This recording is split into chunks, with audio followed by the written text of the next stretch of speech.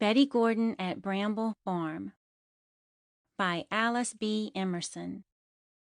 Chapter 1. Waiting for Word. "I do wish you'd wear a sunbonnet, Betty," said Mrs. Arnold, glancing up from her ironing board as Betty Gordon came into the kitchen. "You're getting old enough now to think a little about your complexion." Betty's brown eyes laughed over the rim of the glass of water she had drawn at the sink. "I can't stand a sunbonnet," she declared vehemently, returning the glass to the nickel holder under the shelf. "I know just how a horse feels with blinders on. You know you wouldn't like it, Mrs. Arnold, if I pulled up half your onion sets in mistake for weeds because I couldn't see what I was doing." Mrs. Arnold shook her head over the white ruffle she was fluting with nervous, skillful fingers. "There's no call for you to go grubbing in that onion bed," she said. "I'd like you to have nice hands and not be burnt black as an Indian when your uncle comes. But then, nobody pays attention to what I say." There was more truth in this statement than Mrs. Arnold herself suspected. She was one of these patient, anxious women who unconsciously nag everyone about them, and whose stream of complaint never rises above a constant murmur. Her family were so used to Mrs. Arnold's monotonous fault-finding that they rarely, if ever, knew what she was complaining about. They did not mean to be disrespectful, but they had fallen into the habit of not listening. "Uncle Dick won't mind if I'm as black as an Indian," said Betty confidently, spreading out her strong little brown right hand and eyeing it critically. "With all the traveling he's done, I guess he's seen people more tan than I am. You're sure there wasn't a letter this morning?" "The young one said there wasn't," returned Mrs. Arnold, changing her cool iron for a hot one, and testing it by holding it close to her flushed face. "But I don't know that Ted and George would know a letter if they saw it. Their heads are so full of fishing." "I thought Uncle Dick would write again," observed Betty wistfully. "But perhaps there wasn't time. He said he might come any day." "I don't know what he'll say," worried Mrs. Arnold, her eyes surveying the slender figure leaning against the sink. "Your not being in mourning will certainly seem queer to him. I hope you'll tell him Sally Pettit and I offered to make you black frocks." Betty smiled, her peculiarly vivid, rich smile. "Dear Mrs. Arnold," she said, affection warm in her voice. "Of course I'll tell him. He will understand and not blame you. And now I'm going to tackle those weeds." The screen door banged behind her. Betty Gordon was an orphan. Her mother having died in March, it was now June, and her father 2 years before. The 12-year-old girl had to her knowledge but one single living relative in the world, her father's brother, Richard Gordon. Betty had never seen this uncle. For years he had traveled about the country, wherever his work called him, sometimes spending months in large cities, sometimes living for weeks in the desert. Mr. Gordon was a promoter of various industrial enterprises and was frequently sent for to investigate new mines, oil wells, and other large developments. "I'd love to travel," thought Betty, pulling at an especially stubborn weed. "I hope Uncle Dick will like me and take me with him wherever he goes. Wouldn't it be just like a fairy story if he should come here and scoop me out of Pineville and take me hundreds of miles away to beautiful and exciting adventures?" This enchanting prospect so thrilled the energetic young gardener that she sat down comfortably in the middle of the road to dream a little more. While her father lived, Betty's home had been in a small, bustling city where she had gone to school in the winter.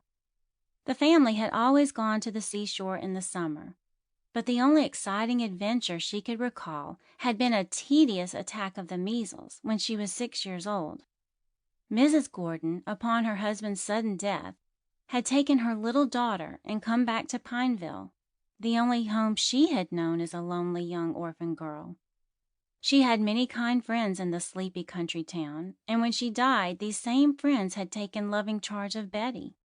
The girl's grief for the loss of her mother baffled the villagers, who would have known how to deal with sorrow that expressed itself in words or flowed out in tears. Betty's long silences, her desire to be left quite alone in her mother's room, Above all, her determination not to wear mourning puzzled them. That she had sustained a great shock no one could doubt. White and miserable, she went about the shadow of her former gay-hearted self. For the first time in her life, she was experiencing a real bereavement. When Betty's father had died, the girl's grieving was principally for her mother's evident pain. She had always been her mother's confidant and chum, and the bond between them, naturally close, had been strengthened by Mr. Gordon's frequent absences on the road as a salesman. It was Betty and her mother who locked up the house at night, Betty and her mother who discussed household finances and planned to surprise the husband and father. The daughter felt his death keenly, but she could never miss his actual presence as she did that of the mother from whom she had never been separated for one night from the time she was born. The neighbors took turns staying with the stricken girl in the little brown house that had been home for the 2 weeks following Mrs. Gordon's death. Then, as Betty seemed to be recovering her natural poise, a discussion of her affairs was instigated. The house had been a rented one, and Betty owned practically nothing in the world except the simple articles of furniture that had been her mother's household effects. These Mrs. Arnold stored for her in a vacant loft over a store, and Mrs. Arnold, her mother's closest friend, bore the lonely child off to stay with them till Richard Gordon could be heard from and some arrangement made for the future. Communication with Mr. Gordon was necessarily slow, since he moved about so frequently. But when the news of his sister-in-law's death reached him, he wrote immediately to Betty, promising to come to Pineville as soon as he could plan his business affairs to release him. "Betty!" A shrill whisper, apparently in the lilac bushes down by the fence, startled Betty from her daydream. "Betty!" came the whisper again. "Is that you, Ted?" called Betty, standing up and looking expectantly toward the bushes. "Shh! Don't let Ma hear you."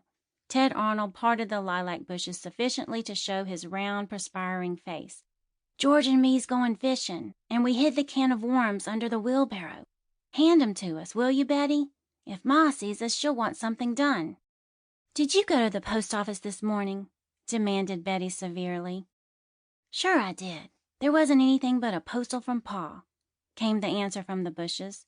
"He's coming home next week, and then it'll be nothing but work in the garden all day long.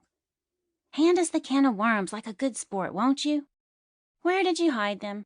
asked Betty absently. "Under the wheelbarrow, there at the end of the arbor," directed Ted. "Thanks awfully, Betty." "Where's George?" she asked. "Isn't there another mail at 11, Ted?" "Oh, Betty, how you do harp on one subject," complained Ted, poking about in his can of worms with a stick, but keeping carefully out of sight of the kitchen window and the maternal eye.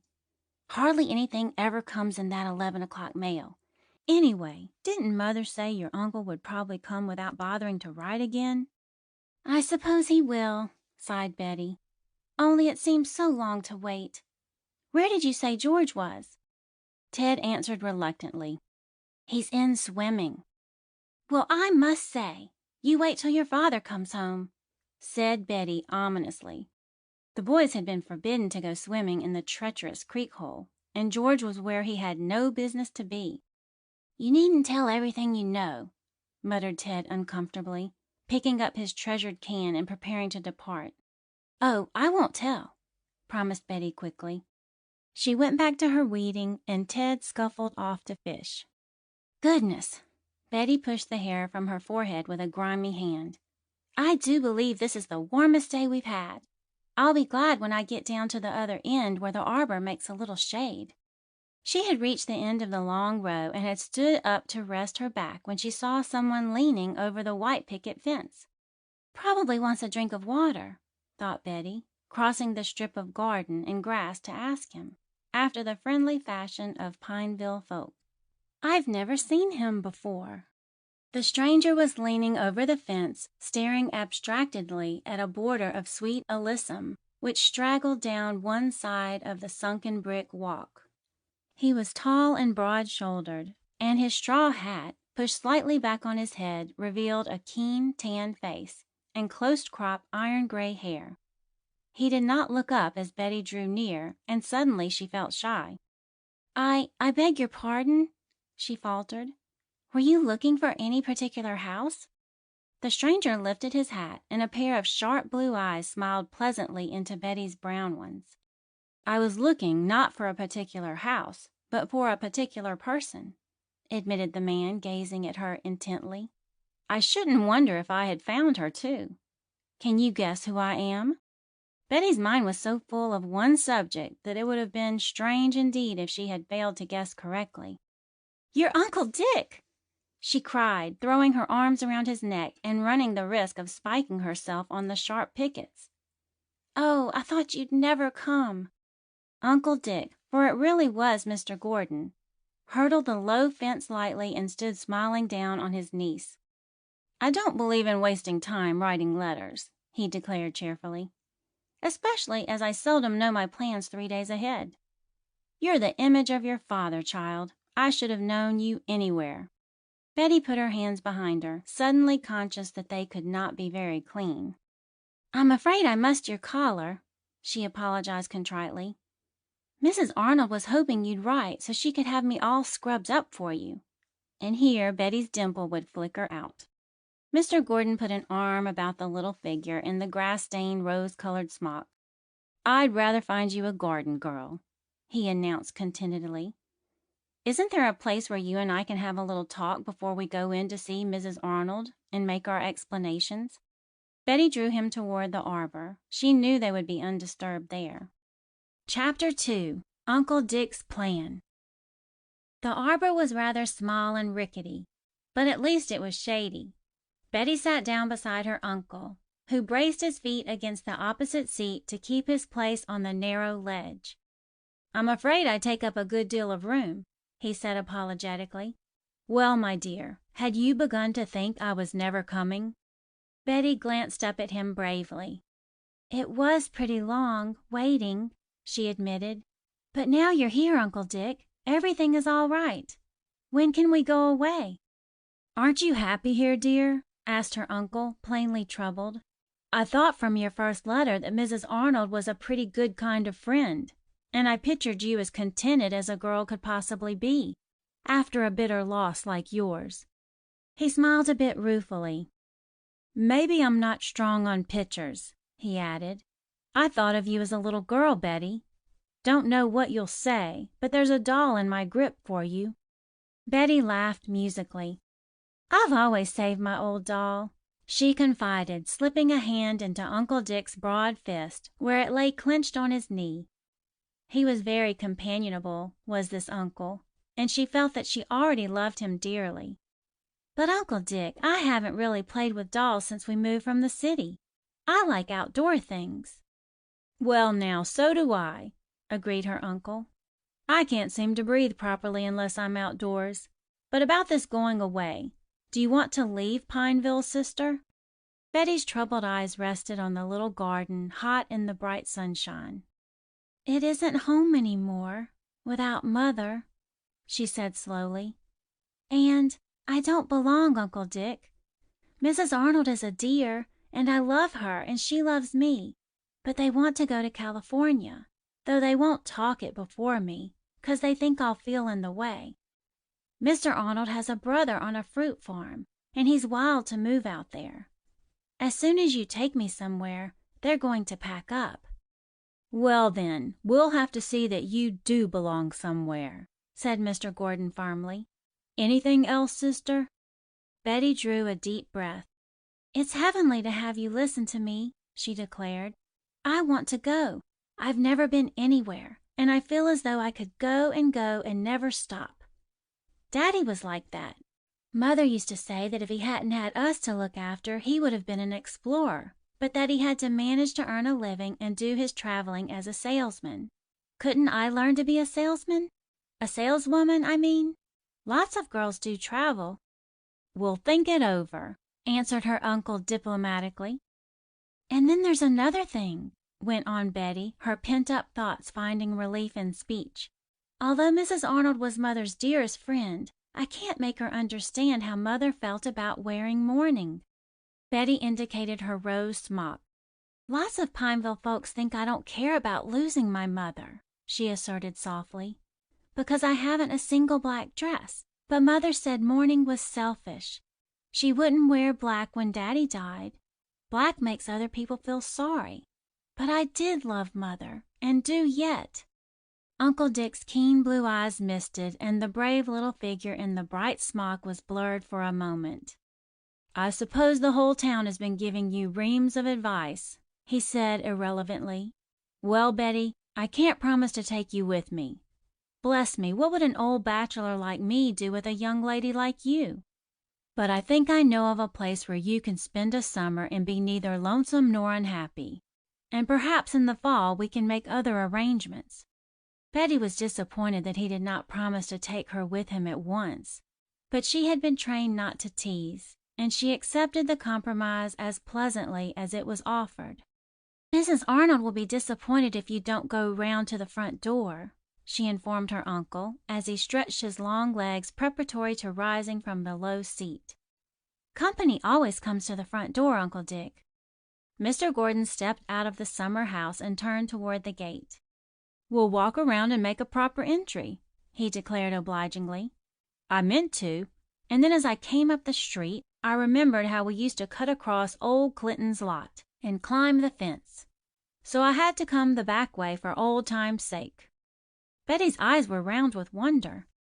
"Did you ever live in Pineville?" she asked in astonishment. "You don't mean to tell me you didn't know that?" Uncle Dick was as surprised as his niece. "Why, they shipped me into this town to read law with old Judge Clay, before they found there was no law in me, and your father first met your mother one Sunday when he drove 20 miles from the farm to see me." Betty was still pondering over this when they reached the Arnold front door, and Mrs. Arnold, flustered and delighted, answered Mr. Gordon's knock. "Sit right down on the front porch where it's cool," she insisted cordially. "I've just put on my dinner, and you'll have time for a good talk. No, Betty, there isn't a thing you can do to help me. You entertain your uncle."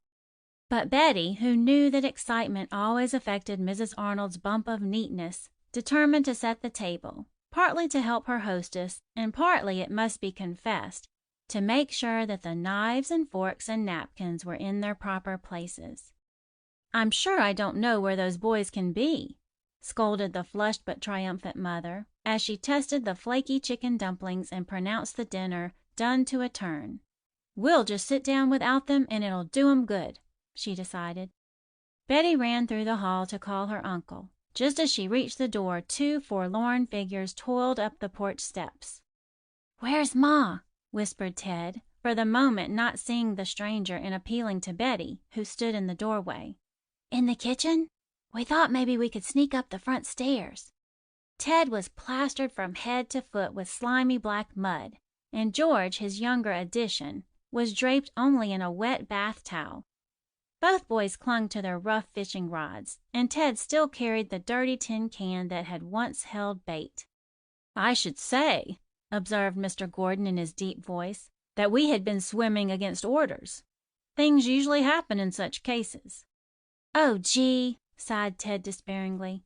"Who's that? Company?" Mrs. Arnold had heard the talk, and she came to the door now, pushing Betty aside gently. "Well, I must say you're a pretty sight," she told her children. "If your father were at home, you know what would happen to you pretty quick. Betty's uncle here, too. Aren't you ashamed of yourselves? I declare, I've a good mind to whip you good. Where are your clothes, George?" They floated away," mumbled George.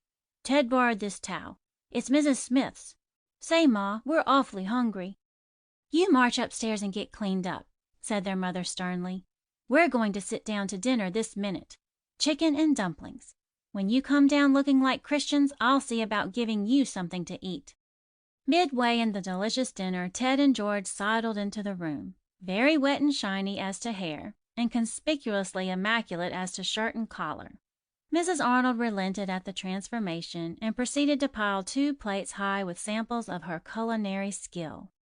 "Betty," said Mr. Gordon suddenly, "is there a garage here where we can hire a car?" "There isn't a garage in Pineville," answered Betty. "You see, we're off the state road where the automobile traffic goes. There are only 2 or 3 cars in town, and they're for business. But we can get a horse and buggy, Uncle Dick." "Guess that's better after all," said Mr. Gordon contentedly. "I want to talk with you about that plan I spoke of, and we'll stand a better chance of having our talk if we travel behind a horse. I wonder," his eyes twinkled, "if there's a young man about who would care to earn a quarter by running down to the livery stable and seeing about a horse and buggy for the afternoon." Ted and George grinned above their respective dishes of ice-cold rice pudding. "I'll go," offered Ted. "I'll go, too," promised George. "Can we drive the rig back to the house?" Mr. Gordon said they could, and the two boys dispatched their dessert in double-quick time. While they went down to the town livery stable, Betty hurried to put on a cool white frock, but to Mrs. Arnold's disappointment she refused to wear a hat. "The buggy top will be up, so my complexion will be safe," Betty declared merrily, giving Mrs. Arnold a hearty squeeze as that lady followed her downstairs to the porch, where Mr. Gordon was waiting. "What's that? Go without a hat?" he repeated when Betty consulted him. "I should say so. You're 50 times prettier with those smooth braids than with any hat. I don't care how fine it is. This must be our turnout approaching." As he guessed, it was their horse and buggy coming toward the house. Ted was driving, assisted by George, and the patient horse was galloping like mad as they urged it on. "Never knew a boy of that age who could be trusted to drive alone," muttered Mr. Gordon, going down to the gate to meet them. The boys beamed at him and Betty, sure that they had pleased with their haste. Then they watched Betty step in, followed by her uncle, and drive away with something like envy. "Are you used to driving, Betty?" asked Mr. Gordon, as he chirped lightly to the horse that obediently quickened its lagging pace. "Why, I've driven some," replied Betty hesitatingly, "but I wouldn't know what to do if he should be frightened at anything. Do you like to drive, Uncle?" "I'm more used to horseback riding," was the answer. "I hope you'll have a chance to learn that this summer, Betty. I must have you measured for a habit, and have it sent up to you from the city. There's no better sport for a man or a woman, to my way of thinking, than can be found in the saddle." "Where am I going?" asked the girl timidly. "Who'll teach me to ride?" "Oh, there'll be someone," said her uncle easily. "I never knew a ranch yet where there were not good horsemen. The idea came to me that you might like to spend the summer with Mrs. Peabody, Betty." "Mrs. Peabody?" repeated Betty, puzzled. "Does she live on a ranch? I'd love to go out west, Uncle Dick." Chapter 3. Dining Out. For a moment Mr. Gordon stared at his niece, a puzzled look in his eyes. Then his face cleared. "Oh, I see. You've made a natural mistake," he said. "Mrs. Peabody doesn't live out west, Betty, but upstate, about 150 miles north of Pineville. I've picked up that word ranch in California. Everything outside the town limits, from a quarter of an acre to 1,000, is called a ranch. I should have said farm." Betty settled back in the buggy, momentarily disappointed. A farm sounded so tame and ordinary. "The plan came to me while I was sitting out on the porch waiting for dinner," pursued her uncle, unconscious that he had dashed her hopes. "Your father and I had such a happy childhood on a farm that I'm sure he would want you to know something about such a life firsthand. But of course I intend to talk it over with you before writing to Agatha." "Agatha?" repeated Betty. "Mrs. Peabody," explained Mr. Gordon. "She and I went to school together. Last year I happened to run across her brother out in the mines. He told me that Agatha had married, rather well, I understood, and was living on a fine large farm. What did he say they called their place? Bramble Farm. Yes, that's it." "Bramble Farm?" echoed Betty. "It sounds like wild roses, doesn't it, Uncle Dick? But suppose Mrs. Peabody doesn't want me to come live with her?" "Bless your heart, child, this is no permanent arrangement," exclaimed her uncle vigorously. "You're my girl, and mighty proud I am to have such a bonny creature claiming kin with me. I've knocked about a good bit, and sometimes the going has been right lonesome." He seemed to have forgotten the subject of Bramble Farm for the moment, and something in his voice made Betty put out a timid hand and stroke his coat sleeve silently. "All right, dear," he declared suddenly, throwing off the serious mood with the quick shift that Betty was to learn was characteristic of him. "If your old bachelor uncle had the slightest idea where he would be 2 weeks from now, he'd take you with him and not let you out of his sight. But I don't know, though I strongly suspect, and it's no place to take a young lady to. However, if we can fix it up with Agatha for you to spend the summer with her, perhaps matters will shape up better in the fall. I'll tell her to get you fattened up a bit. She ought to have plenty of fresh eggs and milk." Betty made a wry face. "I don't want to be fat, Uncle Dick," she protested. "I remember a fat girl in school, and she had an awful time. Is Mrs. Peabody old?" Mr. Gordon laughed. "That's a delicate question," he admitted. "She's some 3 or 4 years younger than I believe, and I'm 42. Figure it out to suit yourself." The bay horse had had its own sweet way so far, and now stopped short, the road barred by a wide gate. It turned its head and looked reproachfully at the occupants of the buggy. "Bless me, I never noticed where we were going," said Mr. Gordon, surprised. "What's this we're in, Betty, a private lane? Where does it lead?" "Let me open the gate," cried Betty, one foot on the step. "We're in Mr. Bradway's meadow, Uncle Dick. We can keep right on and come out on the turnpike. He doesn't care as long as the gates are kept closed."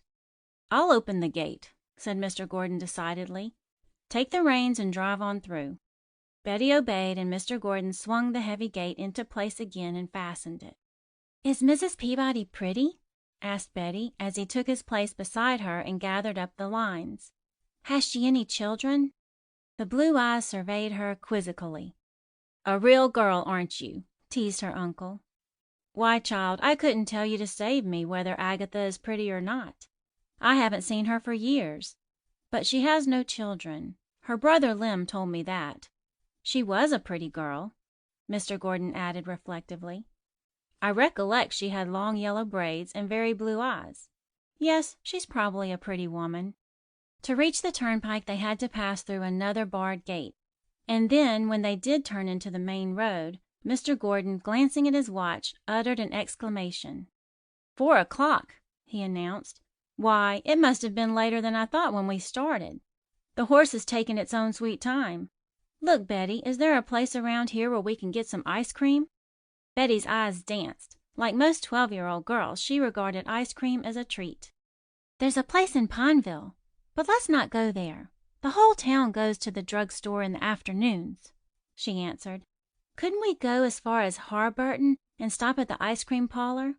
The horse isn't very tired, is it, Uncle Dick?" "Considering the pace he's been going, I doubt it," responded her uncle. "What's the matter with you and me having a regular lark, Betty? Let's not go back for supper. We'll have it at the hotel. They can put up the horse, and we'll drive back when it's cooler." Betty was thrilled at the idea of eating supper at the Harburton Hotel. Certainly that would be what she called exciting. But since her mother's death, she had learned to think not only for herself but for others.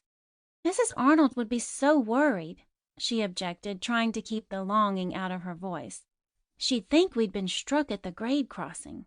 And Uncle Dick, I don't believe this dress is good enough." But Mr. Gordon was not accustomed to being balked by objections. He swept Betty's aside with a half-dozen words. They would telephone to Mrs. Arnold. Well, then, if she had no telephone, they would telephone a near neighbor and get her to carry the message. As for the dress, here he glanced contentedly at Betty. He didn't see but that she looked fine enough to attend the king's wedding. She could wash and freshen up a little when they reached the hotel. Betty's face glowed. "You're just like Daddy," she said happily. "Mother used to say she never had to worry about anything when he was at home. Mrs. Arnold doesn't either when her husband's home. Do all husbands do the deciding, Uncle Dick?" Mr. Gordon submitted amusedly that as he was not a husband, he could not give accurate information on that point. But Betty's active mind was turning over something. "Mrs. Arnold says Mr. Arnold makes the boys stand round," she confided. "I notice they mind him 10 times as quick as they do their mother, but they love him more. Do you make people stand round, Uncle Dick?" Mr. Gordon smiled down into the serious little face tilted to meet his glance. "I haven't much patience with disobedience, I'm afraid," he replied. "I suppose some of the men I've bossed would consider me a Tartar. Why, Betty, are you thinking of going on strike against my authority?" I don't advise you to try it." Betty blushed. "It isn't that," she said hastily. Well, I have a temper, Uncle Dick. I get so raging mad. If I don't tell you, someone else will, or else you'll see me acting up, as Mrs. Arnold says, before you go. So I thought I'd better tell you." Mr. Gordon's lips twitched. "A temper out of control is a mighty useless possession," he said solemnly. "But as long as you know you've got a spark of fire in you, Betty, you can watch out for it. Afraid of going on the rampage while you're at Bramble Farm? Is that what's worrying you?" "Some," confessed his niece with scarlet cheeks. "I'll tell you what to do," counseled Mr. Gordon, and his even, rather slow voice soothed Betty inexpressibly. "When you get a mad fit, you fly out to the woodpile and chop kindling as hard as you can. You can't talk and chop wood, and the tongue does most of the mischief when our tempers get the best of us. You'll remember that little trick, won't you?" Betty promised she would, and as they were now driving into the thriving county seat of Harbarton, she began to point out the few places of interest. The hotel was opposite the courthouse, and as they stopped before the curb and Betty saw the porch well filled with men, with here and there a woman in a pretty summer dress, she felt extremely shy. A boy ran up to take their horse and lead it around to the stables for a rub-down and a comfortable supper. Mr. Gordon tucked his niece's hand under his arm and marched unconcernedly up the hotel steps. "I suppose he's used to hotels," thought Betty, sinking into one of the stuffed red velvet chairs at her uncle's bidding, and looking interestedly about her as he went in search of the proprietor. "I wonder if it's fun to live in a hotel all the time instead of a house." Her uncle came back in a few moments with a pleasant-faced, matronly woman whom he introduced as the sister of the proprietor. She was to take Betty upstairs and let her make herself neat for supper, which would, so the woman said, be ready in 20 minutes. "I'll wait for you right here," promised Mr. Gordon, divining in Betty's anxious glance a fear that she would have to search for him on the crowded piazza. "You drove in, didn't you?" asked Mrs. Holmes, leading the way upstairs and ushering Betty into a pretty chintz-hung room. "You'll find fresh water in the pitcher, dear. Didn't your father say you were from Pineville?" Betty, pouring the clear, cool water into the basin, explained that Mr. Gordon was her uncle, and said that they had driven over from Pineville that afternoon. "Well, you want to be careful driving back," cautioned Mrs. Holmes. "The flagman goes off duty at 6 o'clock, and that crossing lies right in a bad cut. There was a nasty accident there last week." Betty had read of it in the Pineville Post, and thanked Mrs. Holmes for her warning. When that kind woman had ascertained that Betty needed nothing more, she excused herself and went down to superintend the two waitresses. Betty managed to smooth her hair nicely with the aid of a convenient side comb, and after bathing her face and hands felt quite refreshed and neat again. She found her uncle reading a magazine. "Well, you look first rate," he greeted her. "I picked this up off the table without glancing at it. It's a fashion magazine. It reminds me, Betty, you'll need some new clothes this summer, eh?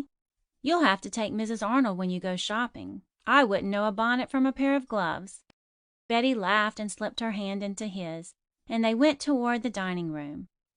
What a dear Uncle Dick was!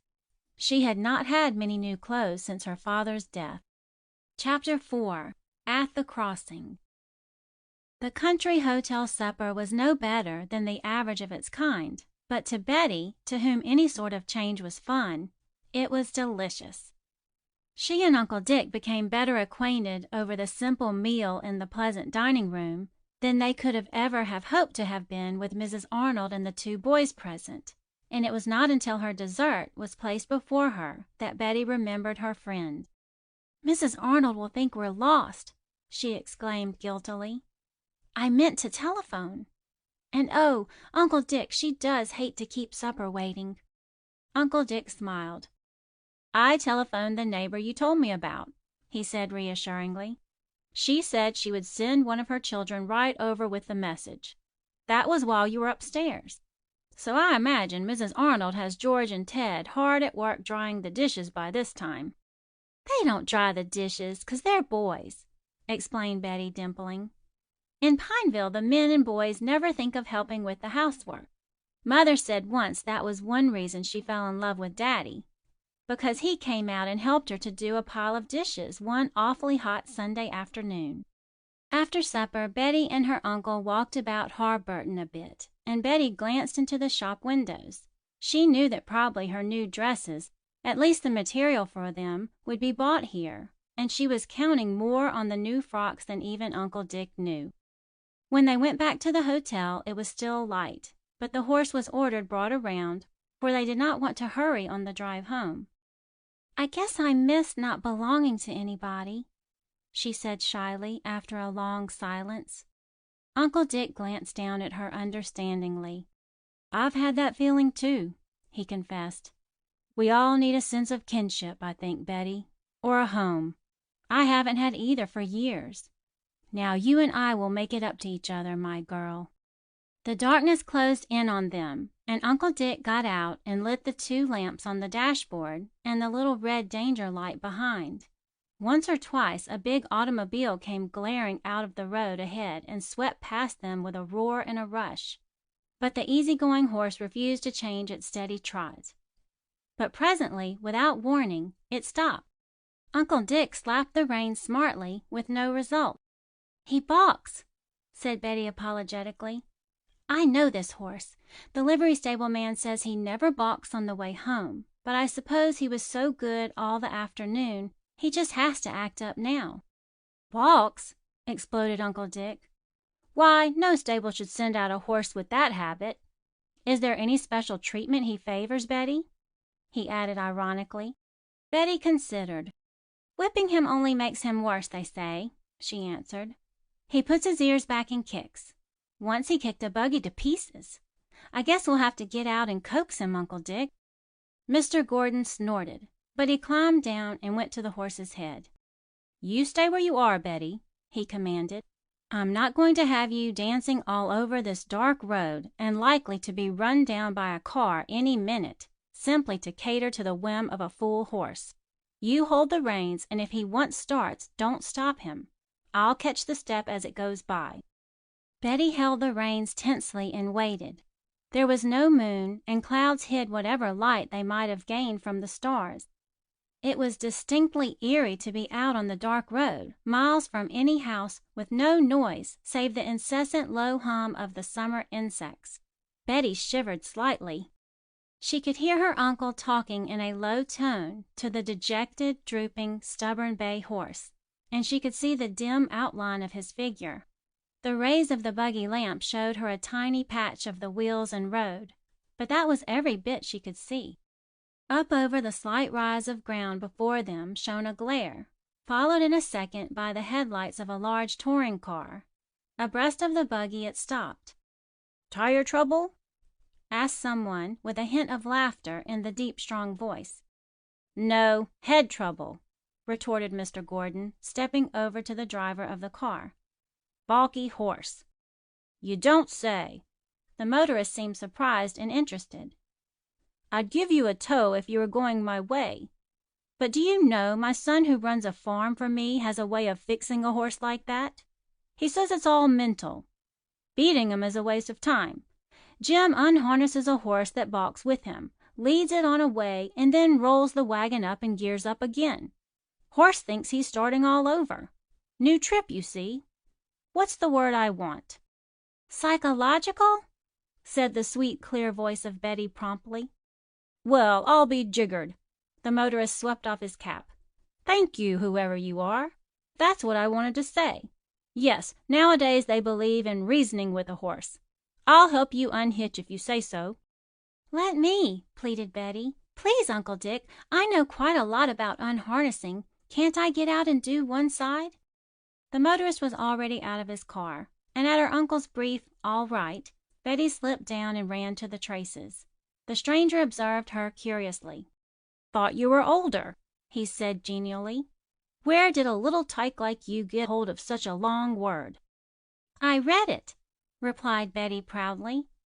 They use it in the Ladies' Aid when they want to raise more money than usual, and they hate to ask for it. Mrs. Banker says there's a psychological moment to ask for contributions, and I have to copy the secretary's notes for her." "I see," said the stranger. "There. Now, Mr. Hetty here is free, and we'll lead him up the road a way." Uncle Dick led the horse, who went willingly enough, and Betty and the kind friend in need, as she called him to herself, each took a shaft of the light buggy and pulled it after them. To their surprise, when the horse was again harnessed to the wagon, it started at the word "Get up," and gave every evidence of a determination to do as all good horses do, whatever they are ordered. "Guess he's all right," said the motorist, holding out his hand to Mr. Gordon. "Now, don't thank me, only ordinary road courtesy, I assure you. Hope your troubles are over for the night." The two men exchanged cards, and lifting his hat to Betty, though he couldn't see her in the buggy, the stranger went back to his car. "Wasn't he nice?" chattered Betty, as the horse trotted briskly. Uncle Dick grimly resolved to make it pay for the lost time. "We might have been stuck all night." "Every indication of it," admitted Mr. Gordon. "However, I'm glad to say that I've always found travelers willing to go to any trouble to help. Don't ever leave a person in trouble on the road if you can do one thing to aid him, Betty. I want you to remember that." Betty promised, a bit sleepily, for the motion and the soft night air were making her drowsy. She sat up, however, when they came in sight of the winking red and green lights that showed the railroad crossing. "No gateman is there?" inquired her uncle. "Well, I'll go ahead and look, and you be ready to drive across when I whistle." He climbed down and ran forward, and Betty sat quietly, the reins held ready in her hand. In a few moments she heard her signal, a clear, sharp whistle. She spoke to the horse, who moved on at an irritatingly slow pace. "For goodness' sake," said Betty aloud, "can't you hurry?" She peered ahead, trying to make out her uncle's figure, but the heavy pine trees that grew on either side of the road threw shadows too deep for anything to be plainly outlined. Betty, nervously on the lookout, scarcely knew when they reached the double track. But she realized her position with a sickening heart thump when the horse stopped suddenly. The bay had chosen the grade crossing as a suitable place to enjoy a second fit of balkiness. "Uncle Dick!" cried Betty in terror. "Uncle Dick, he stopped again! Come and help me unhitch!" No one answered. Betty had nerves as strong and as much presence of mind as any girl of her age, but a woman grown might consider that she had cause for hysterics if she found herself late at night marooned in the middle of a railroad track with a balky horse and no one near to give her even a word of advice. For a moment Betty rather lost her head and screamed for her uncle. This passed quickly, though, and she became calmer. The whip, she knew, was useless. So was coaxing. There was nothing to do with any certainty of success but to unharness the horse and lead her over. But where was Uncle Dick? Betty jumped down from the buggy and ran ahead into the darkness, calling. "Uncle Dick!" shouted Betty. "Uncle Dick, where are you?" The cheery little hum of insects filled the silence as soon as her voice died away. There was no other sound. Common sense coming to her aid, Betty reasoned that her uncle would not have gone far from the crossing, and she soon began to retrace her steps, calling at intervals. As she came back to the twinkling red and green lights, she heard a noise that brought her heart into her throat. Someone had groaned. "He's hurt," she thought instantly. The groan was repeated, and listening carefully, Betty detected that it came from the other side of the road. A few rods away from the flagman's house was a pit that had recently been excavated for some purpose and then abandoned. Betty peered down into this. "Uncle Dick?" she said softly. Another deep groan answered her. Betty ran back to the buggy and managed to twist one of the lamps from the dashboard. She was back in a second and carefully climbed down into the pit. Sure enough, huddled in a deplorable heap, one foot twisted under him, lay Mr. Gordon. Betty had had little experience with accidents, but she instinctively took his head in her lap and loosened his collar. He was unconscious, but when she moved him, he groaned again heartbreakingly. "How shall I ever get him up to the road?" wondered Betty, wishing she knew something of first aid treatment. "If I could drag him up and then go and get the horse and buggy—" Her pulse gave an astounding leap, and her brown eyes dilated. Putting her uncle's head back gently on the gravel, she scrambled to her feet, feeling only that whatever she did she must not waste time in screaming. She had heard the whistle of a train. Chapter 5. Mrs. Peabody Writes. The bad little stubborn horse standing on the track at the mercy of the coming comet. That was Betty's thought as she sped down the road. In the hope that a sense of the danger might have reached the animal's instinct, she gave the bridle a desperate tug when she reached the horse, but it was of no use. Feverishly, Betty set to work to unharness the little bay horse. She was unaccustomed to many of the buckles, and the harness was stiff and unyielding. Working at it in a hurry was very different from the few times she had done it for fun, or with someone to manage all the hard places. She had finished one side when the whistle sounded again. To the girl's overwrought nerves it seemed to be just around the curve. She had no thought of abandoning the animal, however, and she set her teeth and began on the second set of snaps and buckles. These too gave way, and with a strong push Betty sent the buggy flying backward free of the tracks, and seizing the bridle, she led the cause of all the trouble forward and into safety. For the third time the whistle blew warningly, and this time the noise of the train could be plainly heard. But it was nearly a minute before the glare of the headlights showed around the curve. "Look what didn't hit you, no thanks to you," Betty scolded the horse, as a relief to herself. "I most wish I'd left you there, only then we never would get Uncle Dick home." Poor Betty had now the hardest part of her task before her. She went back and dragged the buggy over the tracks, up to the horse, and started the tedious business of harnessing again. She was not sure where all the straps went, but she hoped enough of them would hold together till they could get home. When she had everything as nearly in place as she could get them, she climbed down into the pit. To her surprise, her uncle's eyes were open. He lay gazing at the buggy lamp she had left. "Uncle Dick," she whispered, "are you hurt? Can you walk? Because you're so big, I can't pull you out very well." "Why, I can't be hurt," said her uncle slowly in his natural voice. "What's happened? Where are we? Goodness, child, you look like a ghost with a dirty face." Betty was not concerned with her looks at that moment, and she was so delighted to find her uncle conscious that she did not feel offended at his uncomplimentary remark. In a few words she sketched for him what had happened. "My dear child," he ejaculated when she had told him, "have you been through all that?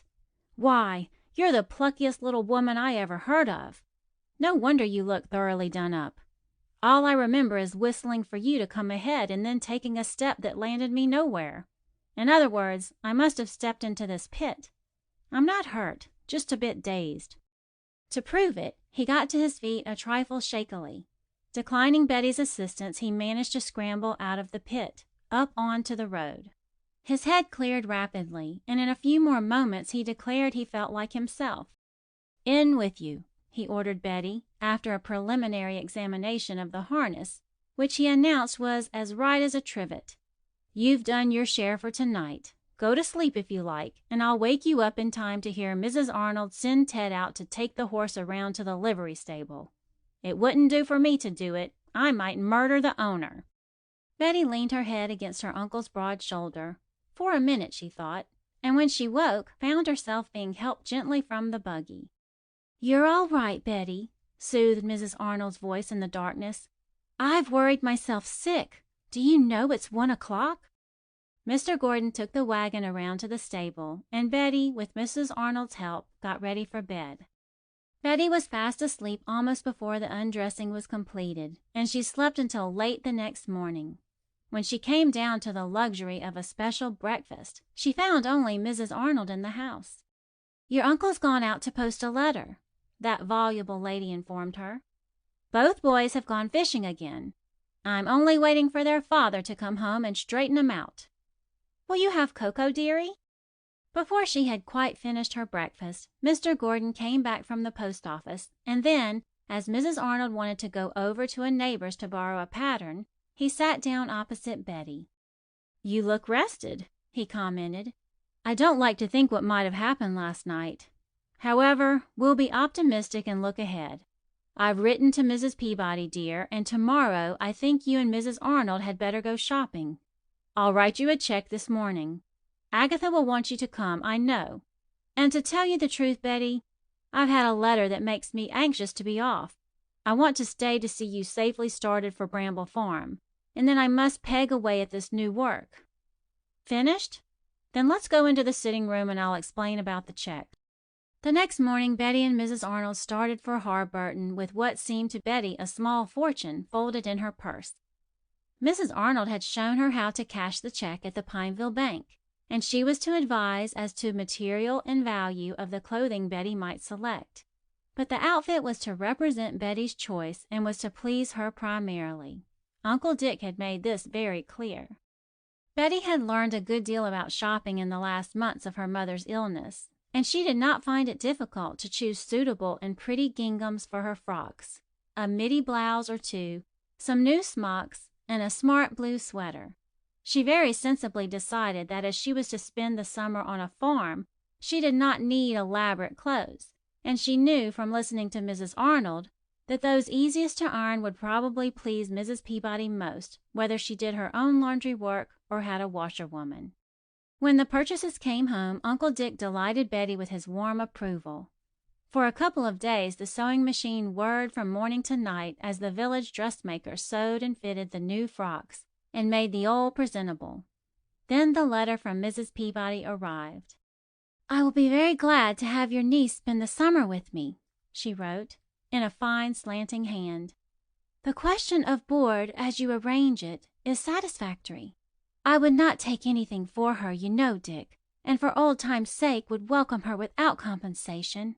But living is so dreadfully high these days. Joseph has not had good luck lately, and there are so many things against the farmer. Let me know when to expect Betty, and someone will meet her." The letter rambled on for several pages, complaining rather querulously of hard times and the difficulties under which the writer and her husband managed to get along. "Doesn't sound like Agatha somehow," worried Uncle Dick, a slight frown between his eyes. "She was always a good-natured, happy kind of girl, but most likely she can't write a sunny letter. I know we used to have an aunt whose letters were always referred to as calamity howlers. Yet to meet her you'd think she hadn't a care in the world. Yes, probably Agatha puts her blues into her letters, and so doesn't have any left to spill around where she lives." Several times that day Betty saw him pull the letter from his pocket and reread it, always with the puzzled lines between his brows. Once he called to her as she was going upstairs. "Betty," he said rather awkwardly, "I don't know exactly how to put it, but you're going to board with Mrs. Peabody, you know. You'll be independent, not beholden, as the country folk say, to her. I want you to like her and to help her, but, oh, well, I guess I don't know what I'm trying to say. Only remember, child, if you don't like Bramble Farm for any good reason, I'll see that you don't have to remain there."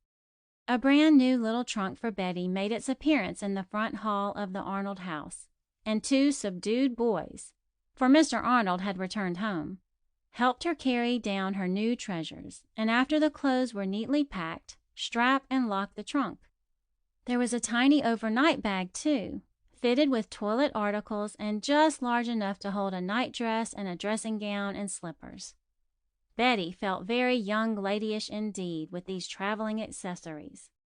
"I'll order a riding habit for you in the first large city I get to," promised her uncle. "I want you to learn to ride. I wrote Agatha that. She doesn't say anything about saddle horses, but they must have something you can ride. And you'll write to me, my dear, faithfully?" "Of course," promised Betty, clinging to him, for she had learned to love him dearly even in the short time they had been together. "I'll write to you, Uncle Dick, and I'll do everything you ask me to do. Then this winter, do let's keep house." "We will," said Uncle Dick fervently, "if we have to keep house on the back of a camel in the desert." At this Betty giggled delightedly. Betty's train left early in the morning, and her uncle went to the station with her. Mrs. Arnold cried a great deal when she said goodbye, but Betty cheered her up by picturing the long, chatty letters they would write to each other, and by assuring her friend that she might yet visit her in California. Mr. Gordon placed his niece in the care of the conductor and the porter, and the last person Betty saw was this gray-haired uncle running beside the train, waving his hat and smiling at her till her car passed beyond the platform. "Now," said Betty methodically, "if I think back I shall cry, so I'll think ahead," which she proceeded to do.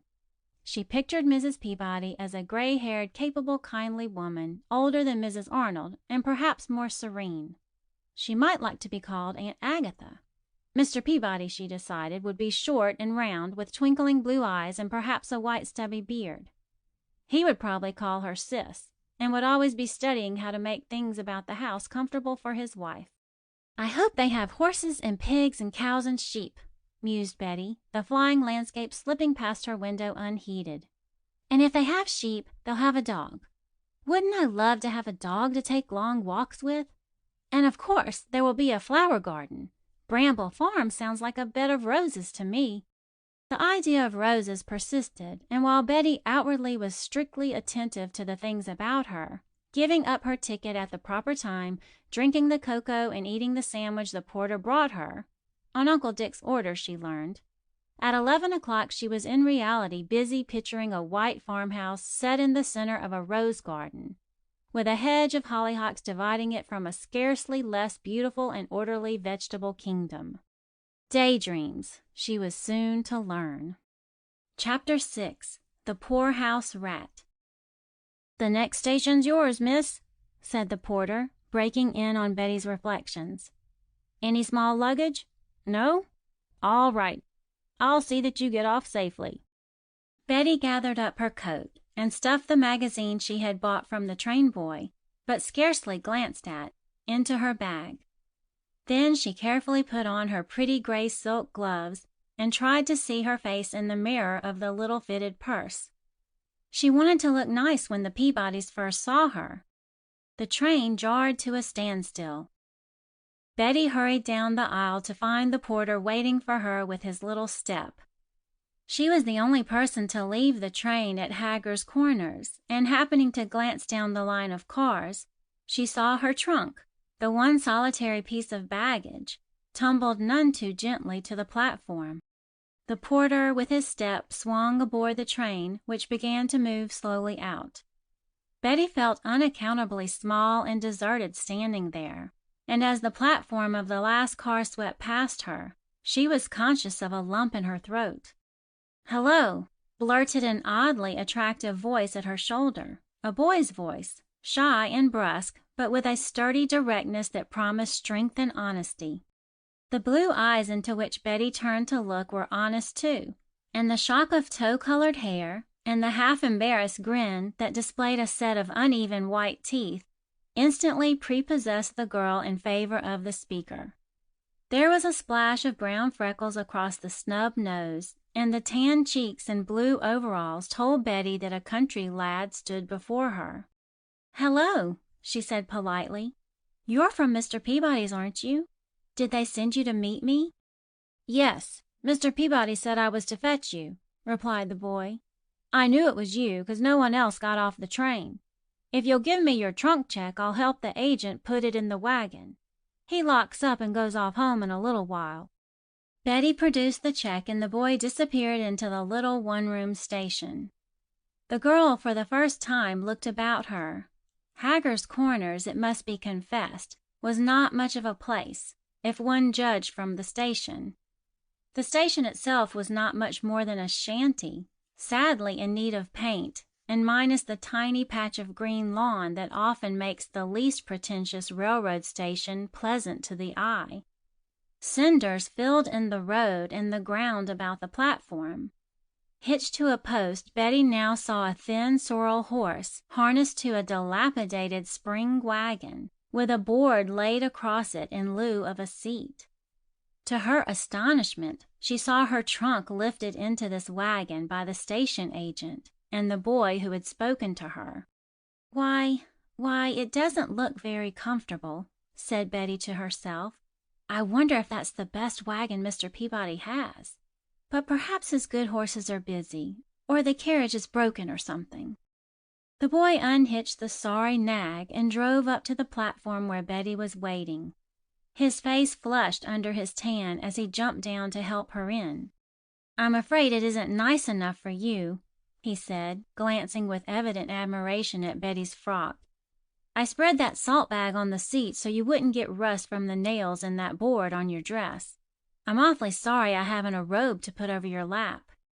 "Oh, I'm all right," Betty hastened to assure him tactfully. Then, with a desire to put him at his ease, "Where is the town?" she asked. They had turned from the station straight into a country road, and Betty had not seen a single house.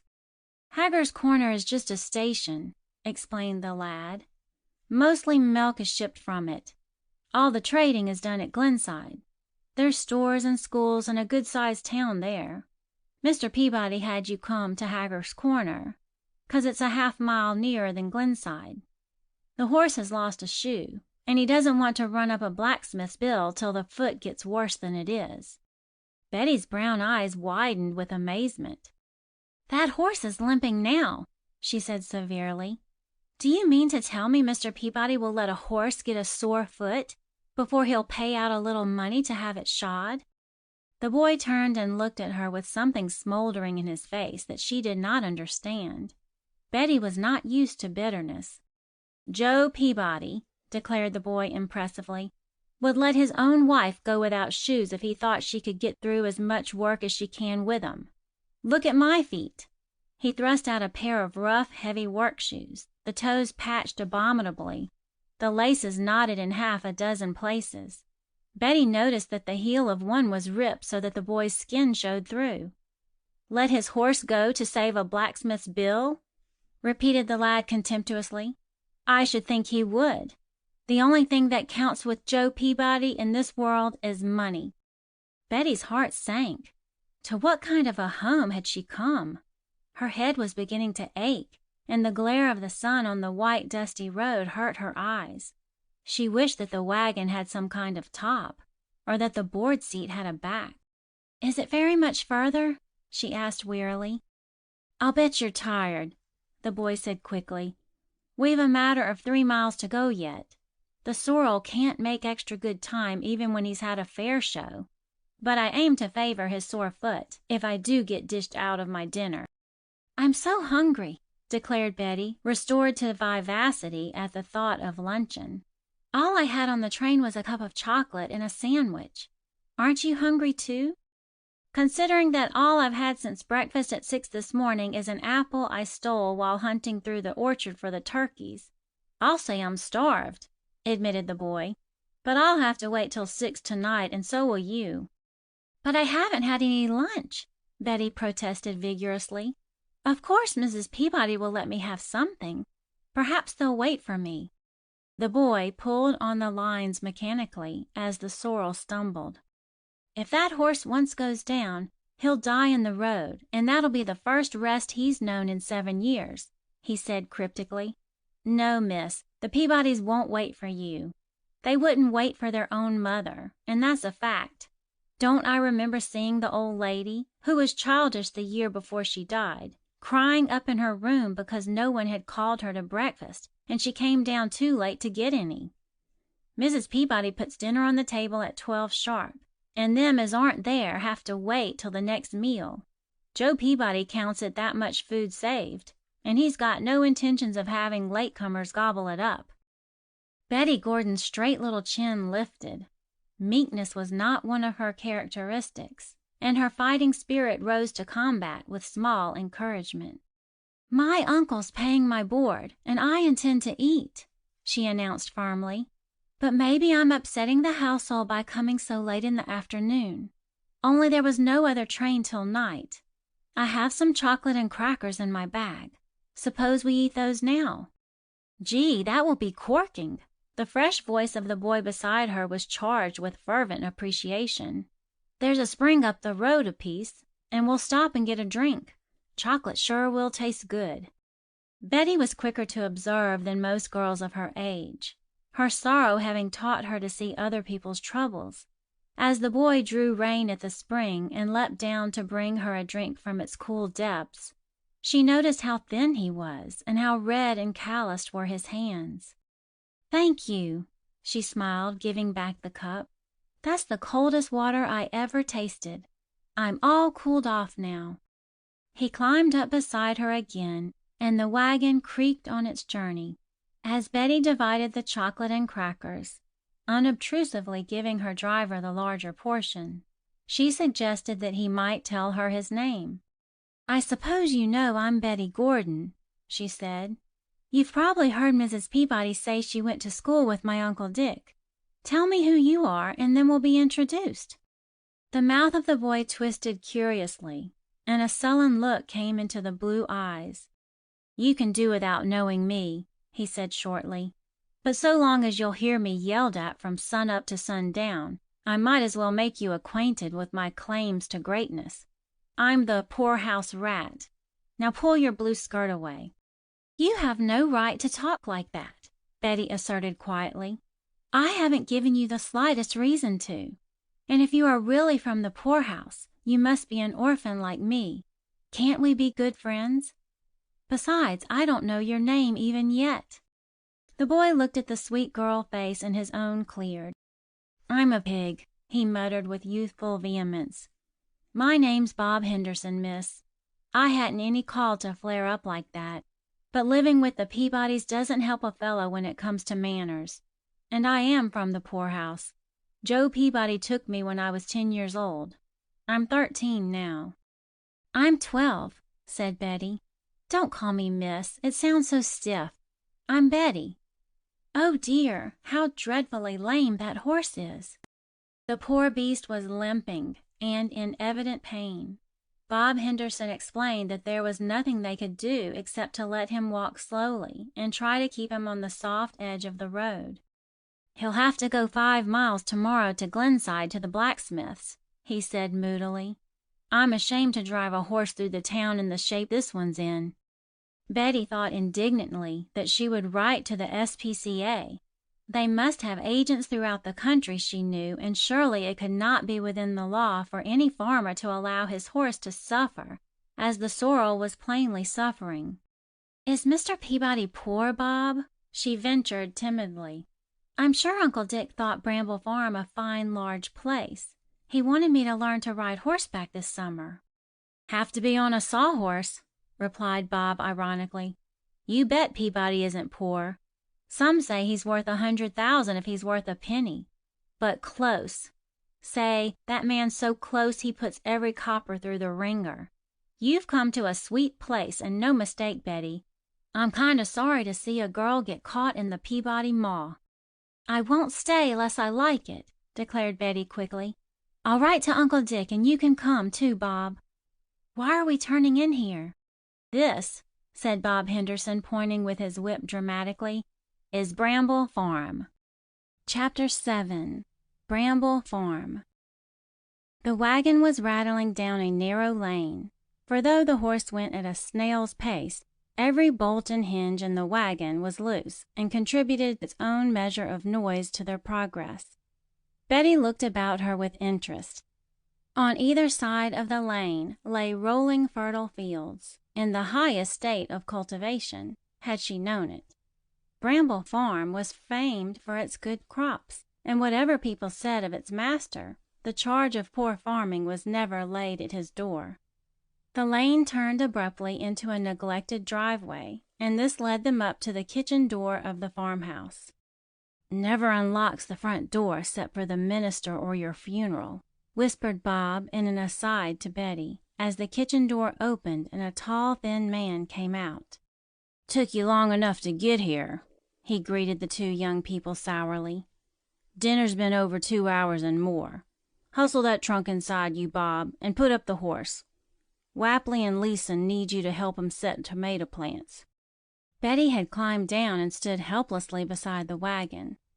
Mr. Peabody, for she judged the tall, thin man must be the owner of Bramble Farm, though he addressed no word directly to her in Bob, was too evidently subdued to attempt any introduction. but swung on his heel and strode off in the direction of the barn. There was nothing for Betty to do but to follow Bob and her trunk into the house. The kitchen was hot and swarming with flies. There were no screens at the windows, and though the shades were drawn down, the pests easily found their way into the room. "How do you do, Betty? I hope your trip was pleasant. Dinner's all put away, but it won't be long till supper time. I'm just trying to brush some of the flies out." And to Betty's surprise, a thin, flaccid hand was thrust into hers. Mrs. Peabody was carrying out her idea of a handshake. Betty stared in wonder at the lifeless creature who smiled wanly at her. What would Uncle Dick say if he saw Agatha Peabody now? Where were the long yellow braids and the blue eyes he had described? This woman, thin, absolutely colorless in face, voice, and manner, dressed in a faded, cheap blue calico wrapper. Was this Uncle Dick's old school friend? "Perhaps you'd like to go upstairs to your room and lie down a while," Mrs. Peabody was saying. "I'll show you where you're to sleep. How did you leave your uncle, dear?" Betty answered dully that he was well. Her mind was too taken up with new impressions to know very clearly what was said to her.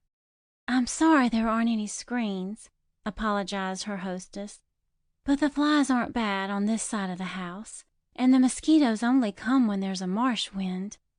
You'll find water in the pitcher, and I laid out a clean towel for you. Do you want I should help you unpack your trunk?" Betty declined the offer with thanks, for she wanted to be alone. She had not noticed Mrs. Peabody's longing glance at the smart little trunk, but later she was to understand that that afternoon she had denied a real heart hunger for handling pretty clothes and the dainty accessories that women love. When the door had closed on Mrs. Peabody, Betty sat down on the bed to think. She found herself in a long, narrow room with 2 windows, the sashes propped up with sticks. The floor was bare and scrubbed very clean, and the sheets and pillowcases on the narrow iron bed, though of coarse unbleached muslin, were immaculate. Something peculiar about the pillowcase made her lean closer to examine it. It was made of flour or salt bags, overcasted finely together. "Puts every copper through the ringer." The phrase Bob had used came to Betty. "There's no excuse for such things if he isn't poor," she argued indignantly. "Well, I suppose I'll have to stay a week anyway. I might as well wash." A half hour later, the traces of travel removed and her dark frock changed to a pretty pink chambray dress, Betty descended the stairs to begin her acquaintance with Bramble Farm. She wandered through several darkened rooms on the first floor and out into the kitchen without finding Mrs. Peabody. A heavy-set, sullen-faced man was getting a drink from the tin dipper at the sink. "Want some?" he asked, indicating the pump. Betty declined and asked if he knew where Mrs. Peabody was.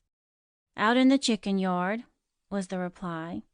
"You the boarder they been talking about?" "I'm Betty Gordon," said the girl pleasantly. "Yes, they been going on for a week about you. Old man's got it all figured out what he'll do with your board.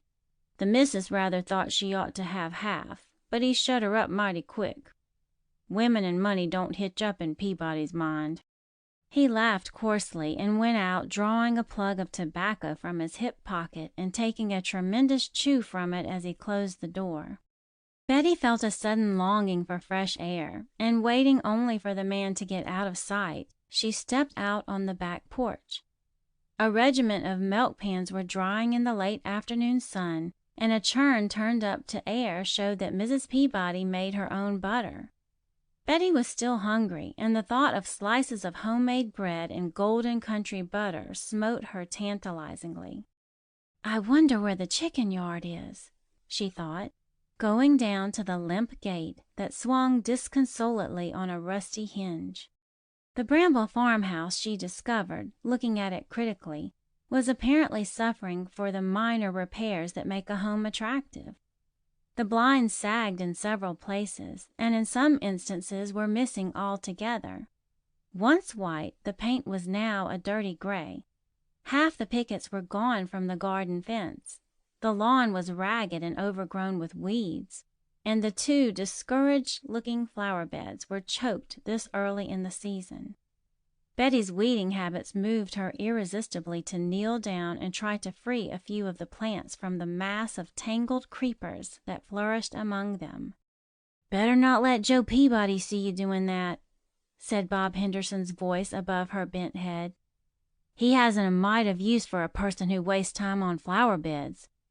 If you want to see things in good shape, take a look at the vegetable gardens.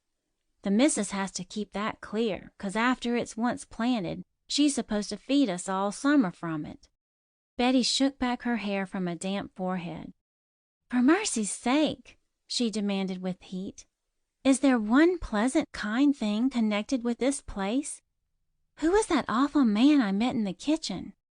"Guess it was Leeson, one of the hired men," replied Bob.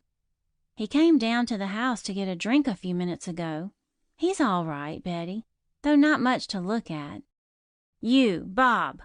came a stentorian shout that shot Bob through the gate and in the general direction of the voice with a speed that was little less than astonishing. Betty stood up, shook the earth from her skirt, and, guided by the shrill cackle of a proud hen, picked her way through a rather cluttered barnyard till she came to a wire-enclosed space that was the chicken yard. Mrs. Peabody, staggering under the weight of 2 heavy pails of water, met her at the gate. "How nice you look," she said wistfully. "Don't come in here, dear. You might get something on your dress." "Oh, it washes," returned Betty carelessly. "Do you carry water for the chickens?" "Twice a day in summer," was the answer. "Before Joe, Mr. Peabody, had water put in the barns, it was an awful job. But he couldn't get a man to help him with the cows unless he had running water at the barn. So this system was new last year. It's a big help." Silently and feeling in the way because she could not help, Betty watched the woman fill troughs and drinking vessels for the parched hens that had evidently spent an uncomfortable and dry afternoon in the shadeless yard. Scattering a meager ration of corn, Mrs. Peabody went into the hen house and reappeared presently with a basket filled with eggs. "They'd lay better if I could get 'em some meat scraps," she confided to Betty as they walked toward the house. "But I don't know, it's so hard to get things done. I've about given up arguing." She would not let Betty help her with the supper, and was so insistent that she should not touch a dish that Betty yielded, though reluctantly. The heat of the kitchen was intense, for Mrs. Peabody had built a fire of corn cobs in the range. Gas, of course, there was none, and she evidently had not an oil stove or a fireless cooker. Precisely at 6 o'clock the men came in. "They milk after supper summers," Mrs. Peabody had explained. "The milk stays sweet longer." Betty watched in round-eyed amazement as Mr. Peabody and the 2 hired men washed at the sink with much sputtering and blowing, and combed their hair before a small cracked mirror tacked over the sink. If she had not been very hungry, she was sure the sight would have taken her appetite away. Bob did not come in until they were seated. He had washed outside, he explained, and Betty cherished the idea that perhaps he had acted out of consideration for her. "What's that?" demanded Mr. Peabody, pointing his fork at a tiny pat of butter before Betty's plate. There was no other butter on the table, and only a very plain meal of bread, fried potatoes, raspberries, and hot tea. I had a little butter left over from the last churning," faltered Mrs. Peabody. "'Twasn't enough to make even a 1/4 pound print, Joe." "Don't believe it," contradicted her husband. "I told you flat, Agatha, that there was to be no pampering. Betty can eat what we eat, or go without. Take that butter off, do you hear me?" A sallow flush rose to Mrs. Peabody's thin cheeks, and her lips moved rebelliously. Evidently her husband was practiced at reading her soundless words. "Board?" he cried belligerently. "What do I care whether she's paying board or not? Don't I have to be the judge of how the house should be run? Food was never higher than 'tis now, and you've got to watch every scrap. You take that butter off and don't let me catch you doing nothing like that again." The men were eating stolidly, evidently too used to quarrels to pay any attention to anything but their food. Betty had listened silently, but the bread she ate seemed to choke her. Suddenly she rose to her feet, shaking with rage. "Take your old butter!" she stormed at the astonished Mr. Peabody. "I wouldn't eat it if you begged me to. And I won't stay in your house 1 second longer than it takes to have Uncle Dick send for me. You old miserable miser!" Chapter 8. Betty Makes Up Her Mind. Betty had a confused picture of Mr. Peabody staring at her, his fork arrested halfway to his mouth, before she dashed from the kitchen and fled to her room. She flung herself on the bed and burst into tears. She lay there for a long time, sobbing uncontrollably, and more unhappy than she had ever been in her short life. She missed her mother and father intolerably. She longed for the kindness of the good, if querulous, Mrs. Arnold, and the comfort of Uncle Dick's tenderness and protection. "He wouldn't want me to stay here, I know he wouldn't," she whispered stormily. "He never would have let me come if he had known what kind of place Bramble Farm is. I'll write to him tonight." A low whistle came to her. She ran to the window. "Shh! Got a piece of string?" came a sibilant whisper. Bob Henderson peered up at her from around a lilac bush. "I brought you some bread with raspberries mashed between it. Let down a cord and I'll tie it on."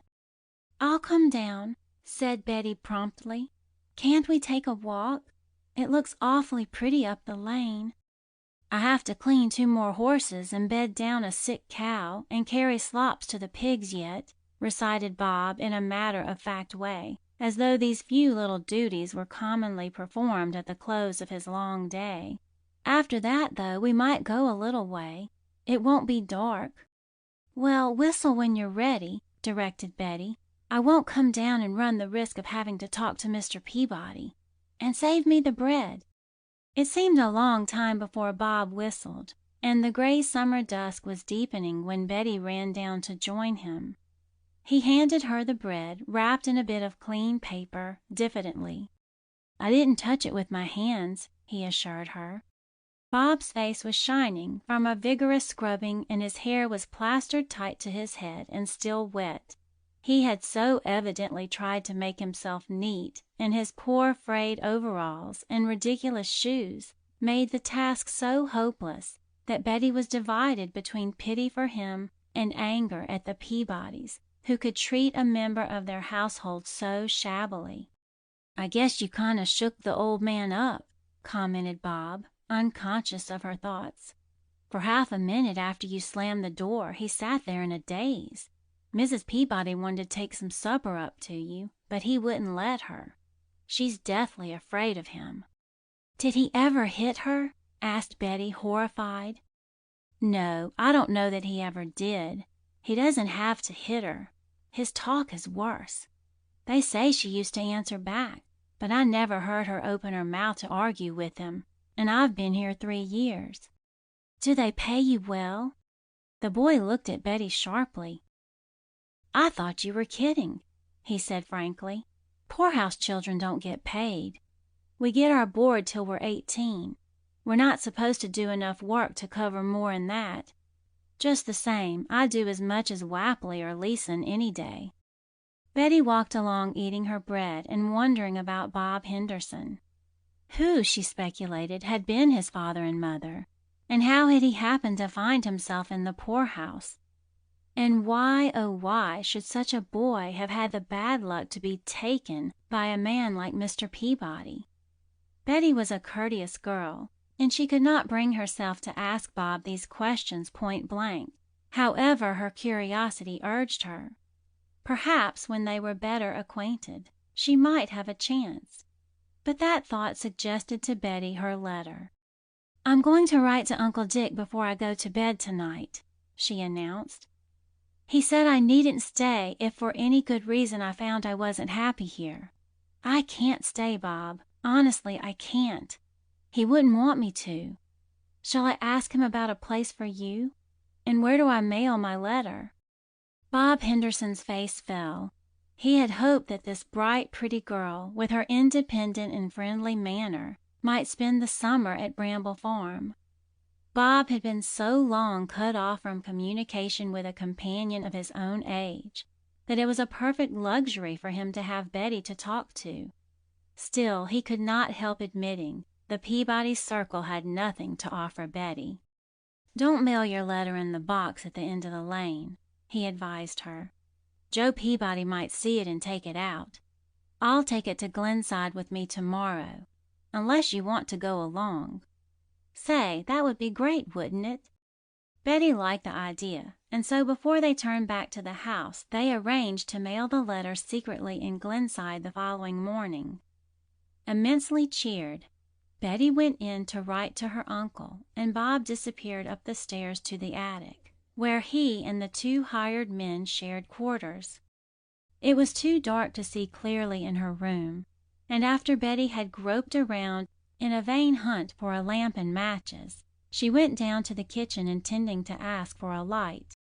Mrs. Peabody stood at the table mixing something in a pan, and a small glass lamp gave the room all the light it had. "I'm setting my bread," the woman explained as Betty came in. "Where have you been, dear? You must be hungry." "No, I'm not hungry," answered Betty, avoiding explanations. "I've been out for a little walk. May I have a lamp, Mrs. Peabody?" Her hostess glanced round to make sure that the door was shut. "You can take this one in just a minute," she said, indicating the small lamp on the table. "Mr. Peabody's gone up to bed. You see, we don't use lights much in the summer. We go to bed early, 'cause all hands have to be up at 4:30, and lamps brings the mosquitoes." Betty sat down in a chair to wait for her lamp. She was tired from her journey and the exciting events of the day, but she had made up her mind to write to her uncle that night, and her mind made up, Betty was sure to stick to it. "Aren't you going to bed?" asked Betty, taking up the lamp when Mrs. Peabody had finished. Mrs. Peabody made no move to leave the kitchen. "I like to sit out on the back stoop a while and get cooled off," she said. "Sometimes I go to sleep leaning against the post, and one night I didn't wake up till morning, and Bob Henderson fell over me running out for wood to start the fire. I like to sit quiet. Sometimes I wish I had a dog to keep me company, but Mr. Peabody don't like dogs." Betty went back to her room and began her letter, but all the while she was writing, the thought of that lonely woman sitting quiet on the doorstep haunted her. What a life! And she had probably looked forward to happiness with her husband and home as all girls do. The mosquitoes were singing madly about the light before the first 5 minutes had passed, but Betty stuck it out and sealed and addressed her letter, putting it under her pillow for safekeeping. Then she blew out the light and undressed in the dark.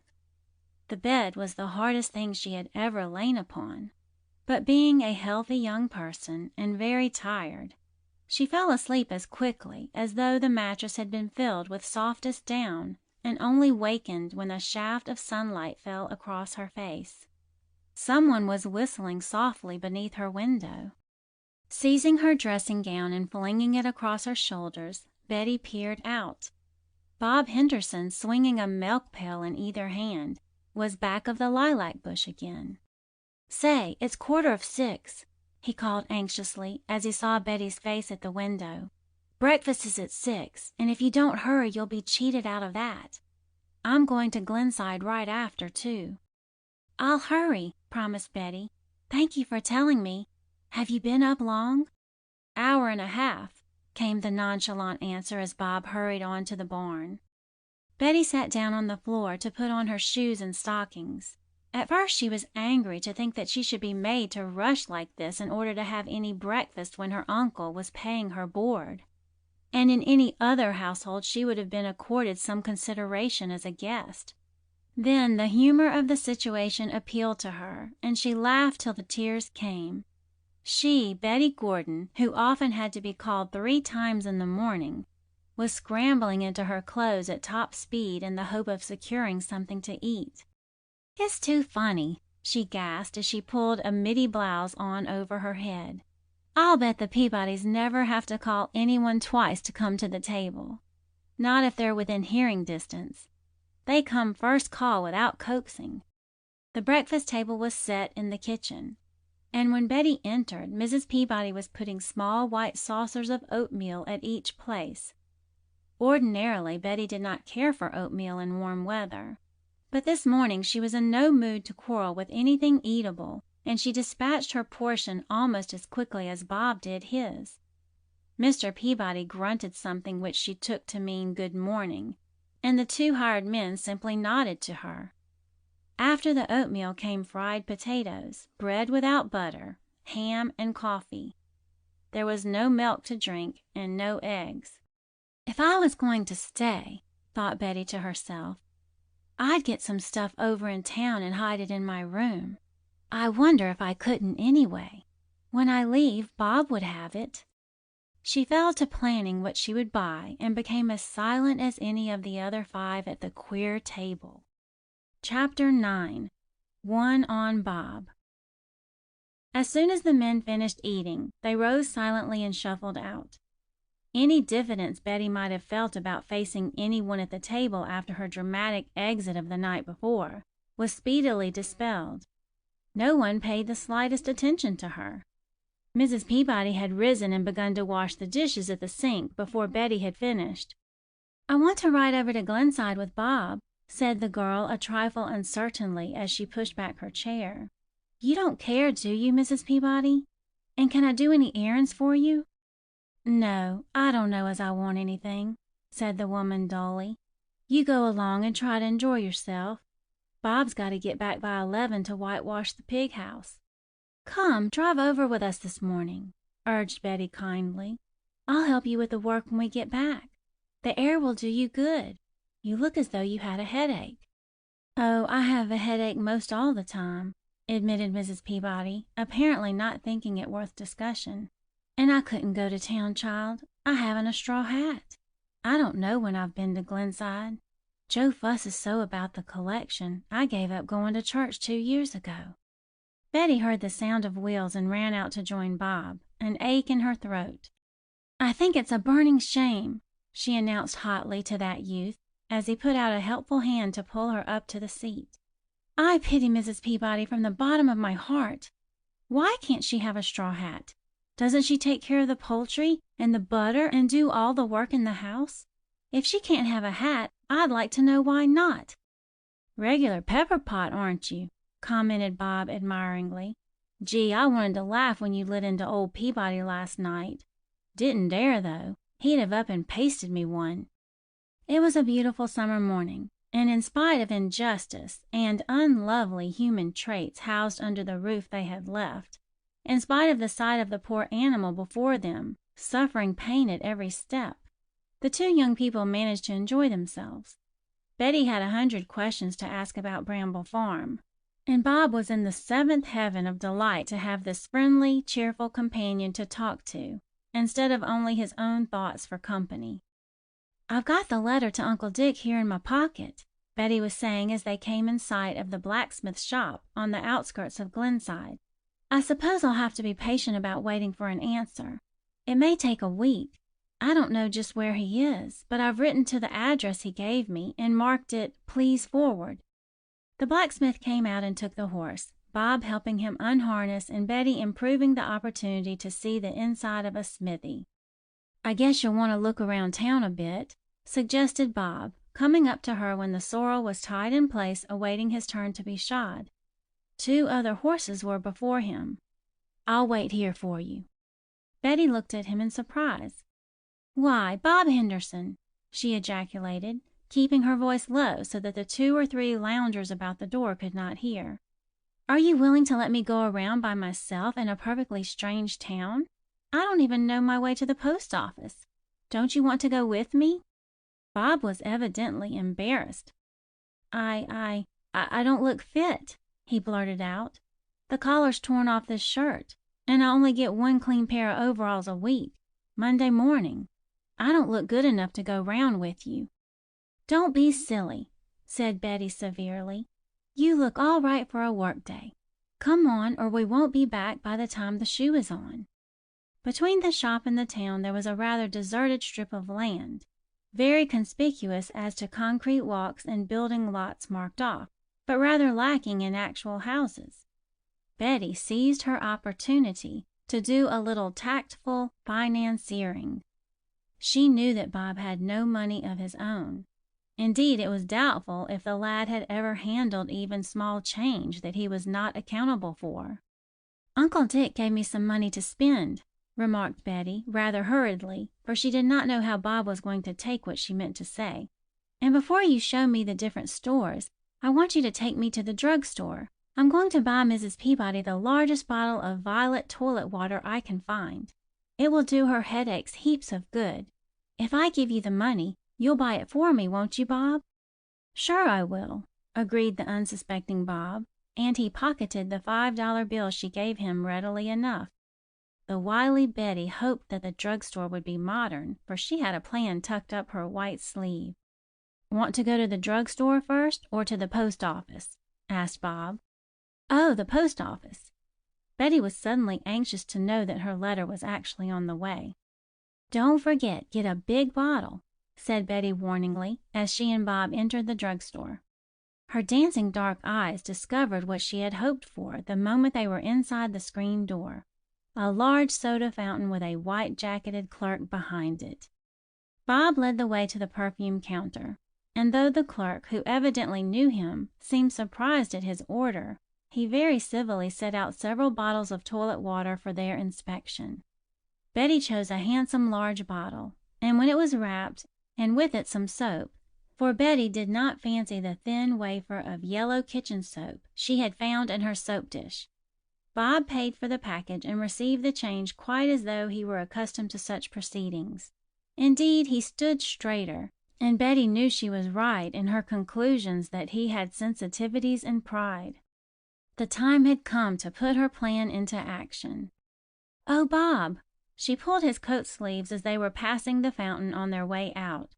"Let's have a sundae." The clerk had heard her, and he came forward at once, pushing toward them a printed card with the names of the drinks served. Bob opened his mouth, then closed it. He sat down on one of the high stools and Betty on another. "I'll have a chocolate marshmallow nut sundae," ordered Betty composedly, having selected the most expensive and fanciful concoction listed, with the fervent hope that it would be plentiful and good. "I'll have the same," mumbled Bob, just as Betty had trusted he would. While the clerk was mixing the delectable dainty, Betty stole a look at Bob. His mouth was set grimly. Then he turned and caught her eye. An unwilling grin flickered across his face, and he capitulated as Betty broke into a delighted giggle. "Well, I'll be jiggered," admitted Bob. "You've certainly put it over on me." They laughed and chattered over the sundaes, and Betty, when they were gone, would not listen to reason, but insisted they must have another. She did not want a second one, but she knew Bob's longing for sweets must have gone ungratified a long time, and she was too young to worry about the ultimate effect on his surprised organs of digestion. Bob was fairly caught, and could not object without putting himself in an unfavorable light with the impressive young clerk, so 2 more sundaes were ordered and disposed of. Then Bob paid for them from the change in his pocket, and he and Betty found themselves on the sunny sidewalk. "That's the first sundae I ever had," confessed Bob shyly. "Of course we had ice cream at the poorhouse sometimes for a treat, Christmas and sometimes 4th of July, but I never ate a sundae. Do you want your change back now?" "No, keep it," said Betty. "I want to go to a grocery store now. And where do they keep mosquito netting?" "Same place, Liscom's General Store," answered Bob. The general store was well named. Betty, who had never been in a place of this kind, was fascinated by the shelves and the wonderful assortment of goods they contained. Everything, she privately decided, from a pink chiffon veil to a keg of nails, could be bought here, and her deductions were very near the truth. "I can't stand being chewed by the mosquitoes another night," she whispered to Bob. "So I'm going to get some netting and tack it on the window casings. I'd buy a lamp if I was going to stay." After the netting was measured off, Betty, to Bob's astonishment, began to buy groceries.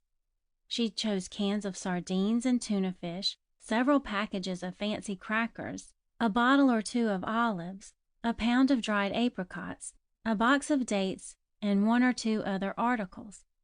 These were all wrapped together in a neat bundle. "Do they make sandwiches here?" asked Betty, watching a machine shaving off a pink slice of cold-boiled ham and a layer of cheese, and the storekeeper's assistant butter 2 slabs of bread with sweet-looking butter, at the order of a teamster who stood waiting. "Sure we do, miss," the proprietor assured her. "Nice fresh sandwiches made while you wait, and wrapped in wax paper." "I'll have 2 ham and 2 cheese, please," responded Betty, adding in an aside to Bob, "We can eat 'em going home." She was afraid that perhaps she had spent more money than she had left from the $5 bill, but Bob had enough to pay for her purchases, it seemed, and they left the store with their bundles, well pleased with the morning's work. Chapter 10. Road Courtesy. "We'll have to hurry," said Bob, quickening his steps, "if I'm to get back at 11. I hope Turner has the sorrel ready." "Hasn't the horse a name?" queried Betty curiously, running to keep up with Bob. "I must go out and see the cows and things. Do you like pigs, Bob?" The boy laughed a little at this confusion of ideas. "No, none of the horses are named," he answered, taking the questions in order. "Peabody has 3, but we just call 'em the sorrel and the black and the bay. Nobody's got time to feed 'em lumps of sugar and make pets out of them. Guess that's what you've got in mind, Betty.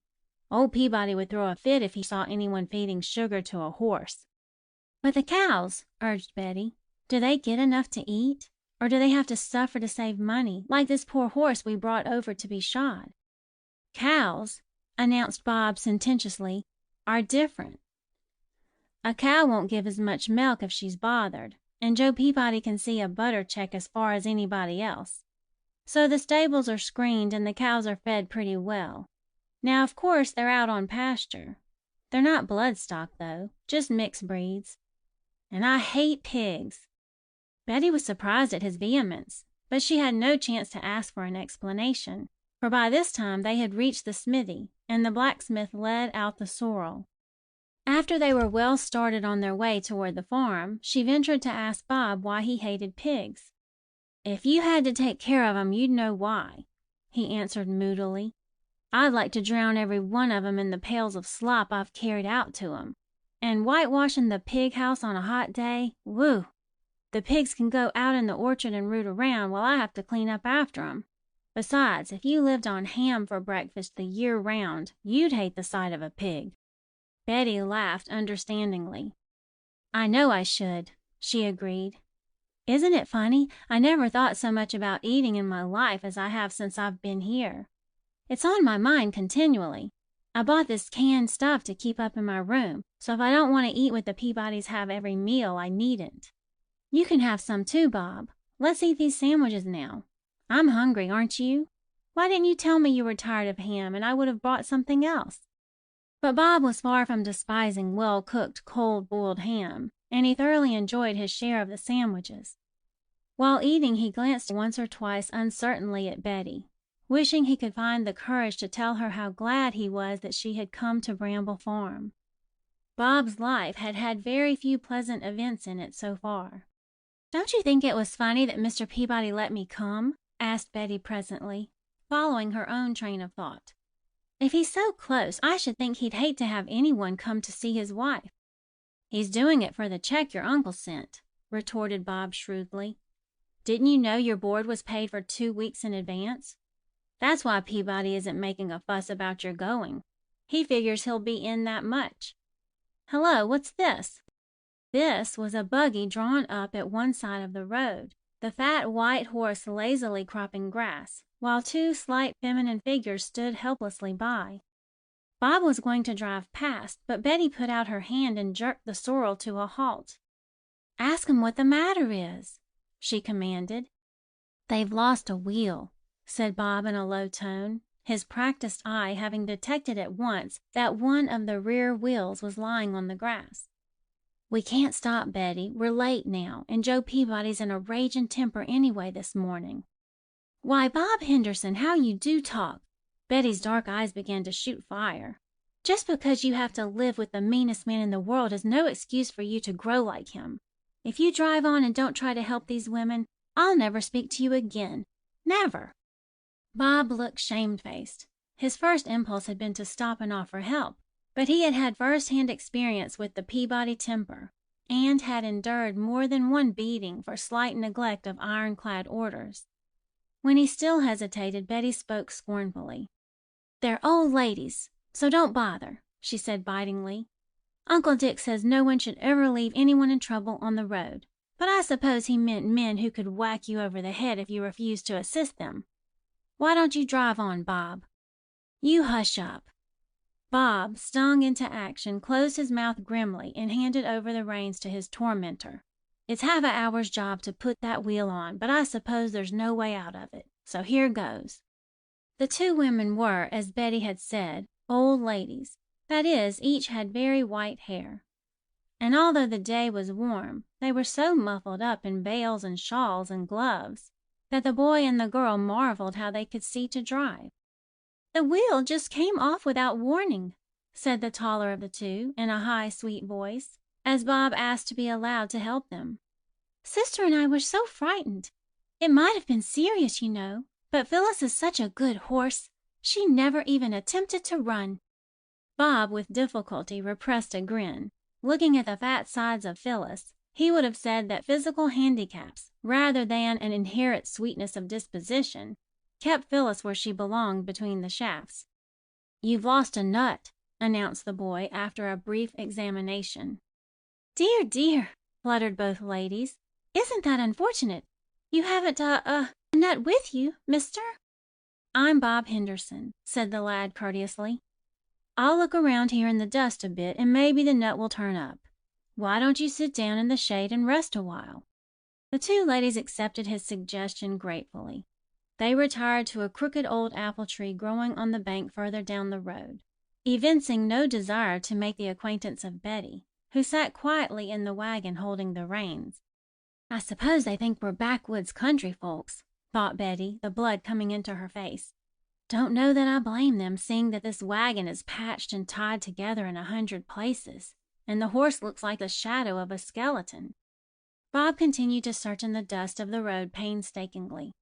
The two women clearly had shifted their trouble to him, and apparently had no further interest in the outcome. Betty longed to offer to help him, but the severity of his profile, as she glimpsed it now and then, deterred her. "I wish I could stop before I say so much," mourned the girl to herself. "I ought to know that Bob can't help being afraid of Mr. Peabody.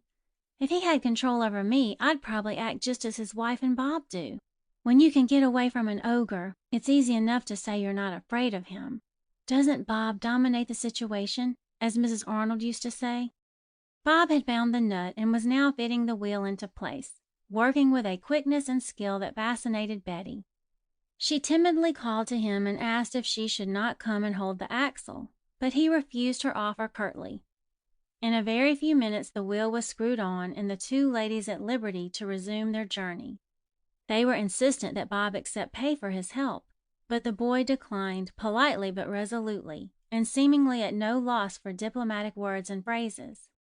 "Were you born in the poorhouse, Bob?" Betty asked curiously, wondering where the lad had developed his ability to meet people on their own ground. The volubly thankful ladies had driven on, and the sorrel was now trotting briskly toward Bramble Farm. "Yes, I was," said Bob shortly, "but my mother wasn't, nor my father. I've got a box buried in the garden that's mine, though the clothes on my back belong to old Peabody. And if I'm like Joe Peabody in other things, perhaps I'll learn to make money and save it. My father couldn't, or I wouldn't have been born in the almshouse." "Oh, Bob," cried Betty miserably, "I didn't mean you were like Mr. Peabody. You know I didn't. I'm so sorry. I always say things I don't mean when I'm mad. Uncle Dick told me to go out and chop wood when I get furious, and not talk. I am so sorry." "We've got a woodpile," grinned Bob. "I'll show you where it is. The rest of it's all right, Betty. I'd probably have stayed awake all night if I'd driven by those women. Only I suppose Peabody will be in a towering rage. It must be noon." If Betty was not afraid of Mr. Peabody, it must be confessed that she looked forward with no more pleasure than Bob to meeting him. Still, she was not prepared for the cold fury with which he greeted them when they drove into the yard. "Just as I figured," he said heavily. "Here 'tis noon, and that boy hasn't done a stroke of work since breakfast. Gallivanting all over town, I'll be bound. Going to be like his shiftless, worthless father and mother. A charge on the township all his days.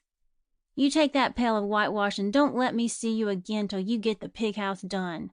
You miserable, sneaking poorhouse rat. You'll go without dinner to pay for wasting my time like this. Clear out now." "How dare you!"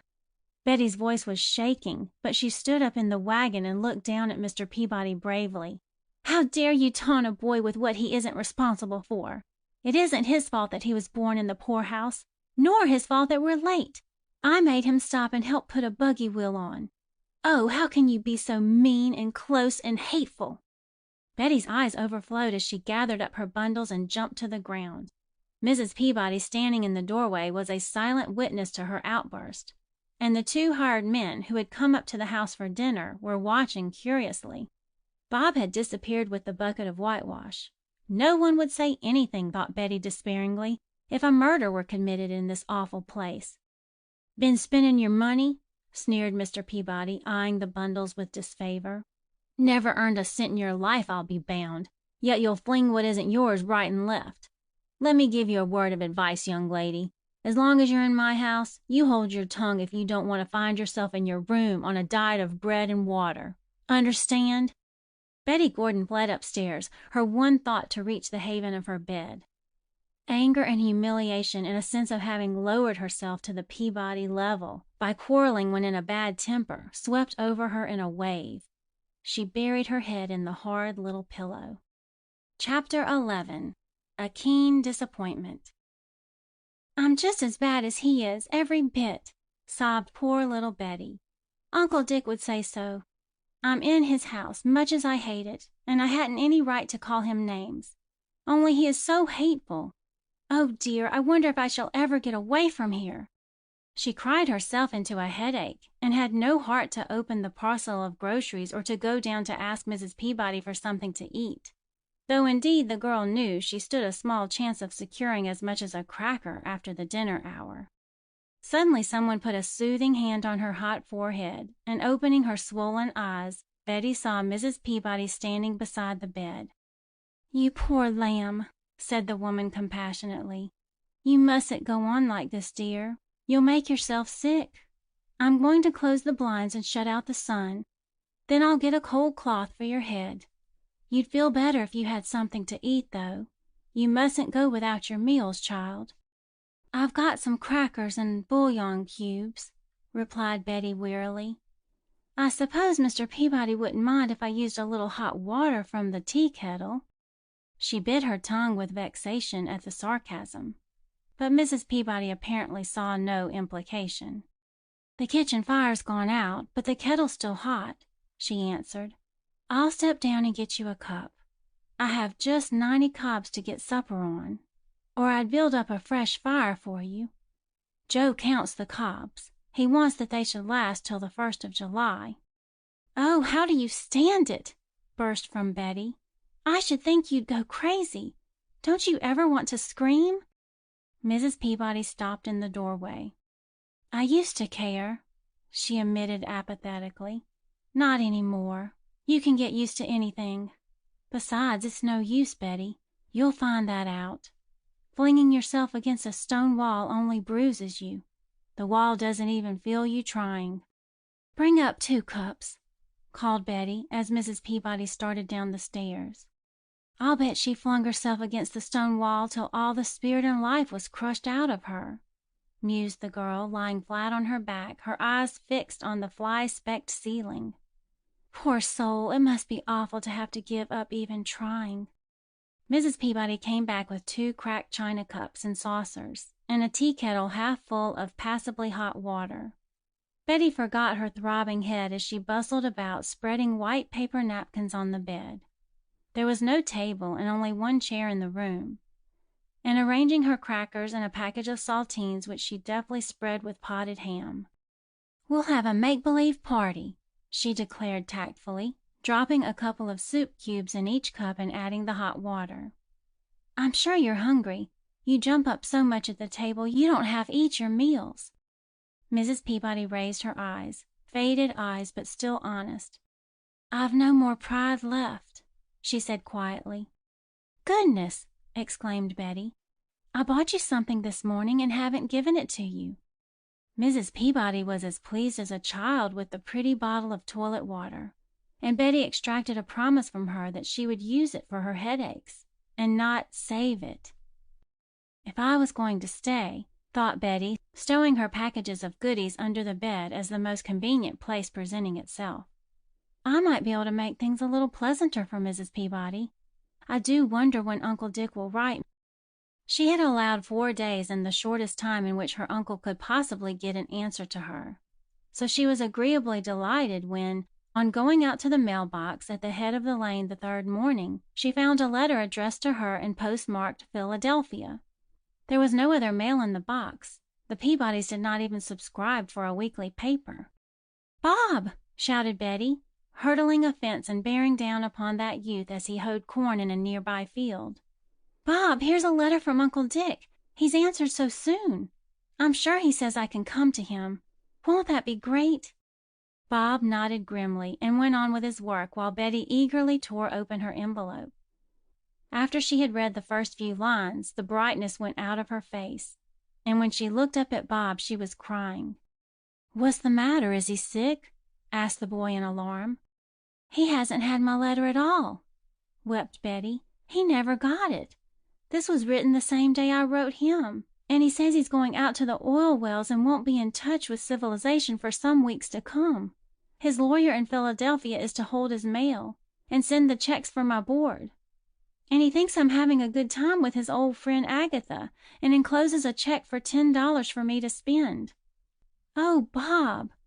And the unhappy Betty flung her arms around the neck of the astonished Bob and cried as though her heart would break. "There, there." Bob patted her awkwardly, in his excitement hitting her with the hoe handle, but neither of them knew that. "There, Betty, maybe things won't be as bad as you think. You can go to Glenside and get books from the library. They've got a right nice little library. It would be nice if you had a bicycle or something to go on, but you haven't." "Uncle's sending me a riding habit," said Betty, wiping her eyes, "and a whole bundle of books and a parcel of magazines. He says he never yet saw a farm with enough reading material on the parlor table. I will be glad to have something to read." "Sure, and Sundays I can borrow a magazine."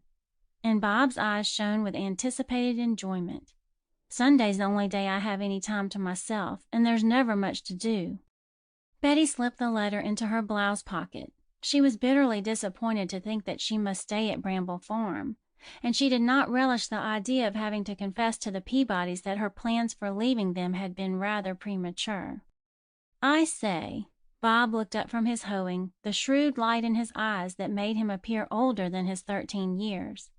"I say, Betty, if you're wise, you won't say anything about this letter up at the house. Old Peabody doesn't know you've written to your uncle, and he'll think you changed your mind. I half believe he thinks you were only speaking in a fit of temper anyway.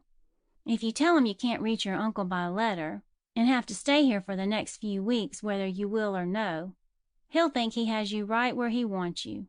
He can't help taking advantage of everyone." "Doesn't anyone ever come to call?"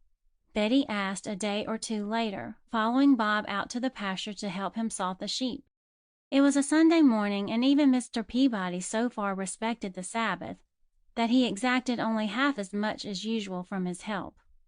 The milking, of course, had to be done, and the stock fed, but that accomplished, after breakfast Wapley and Leeson, the hired men, had set off to walk to Glenside to spend their week's wages as they saw fit. They had long ago, after wordy battles, learned the futility of trying to borrow a horse from Mr. Peabody. Bob had finished his usual chores, and after salting the sheep would be practically free for the day.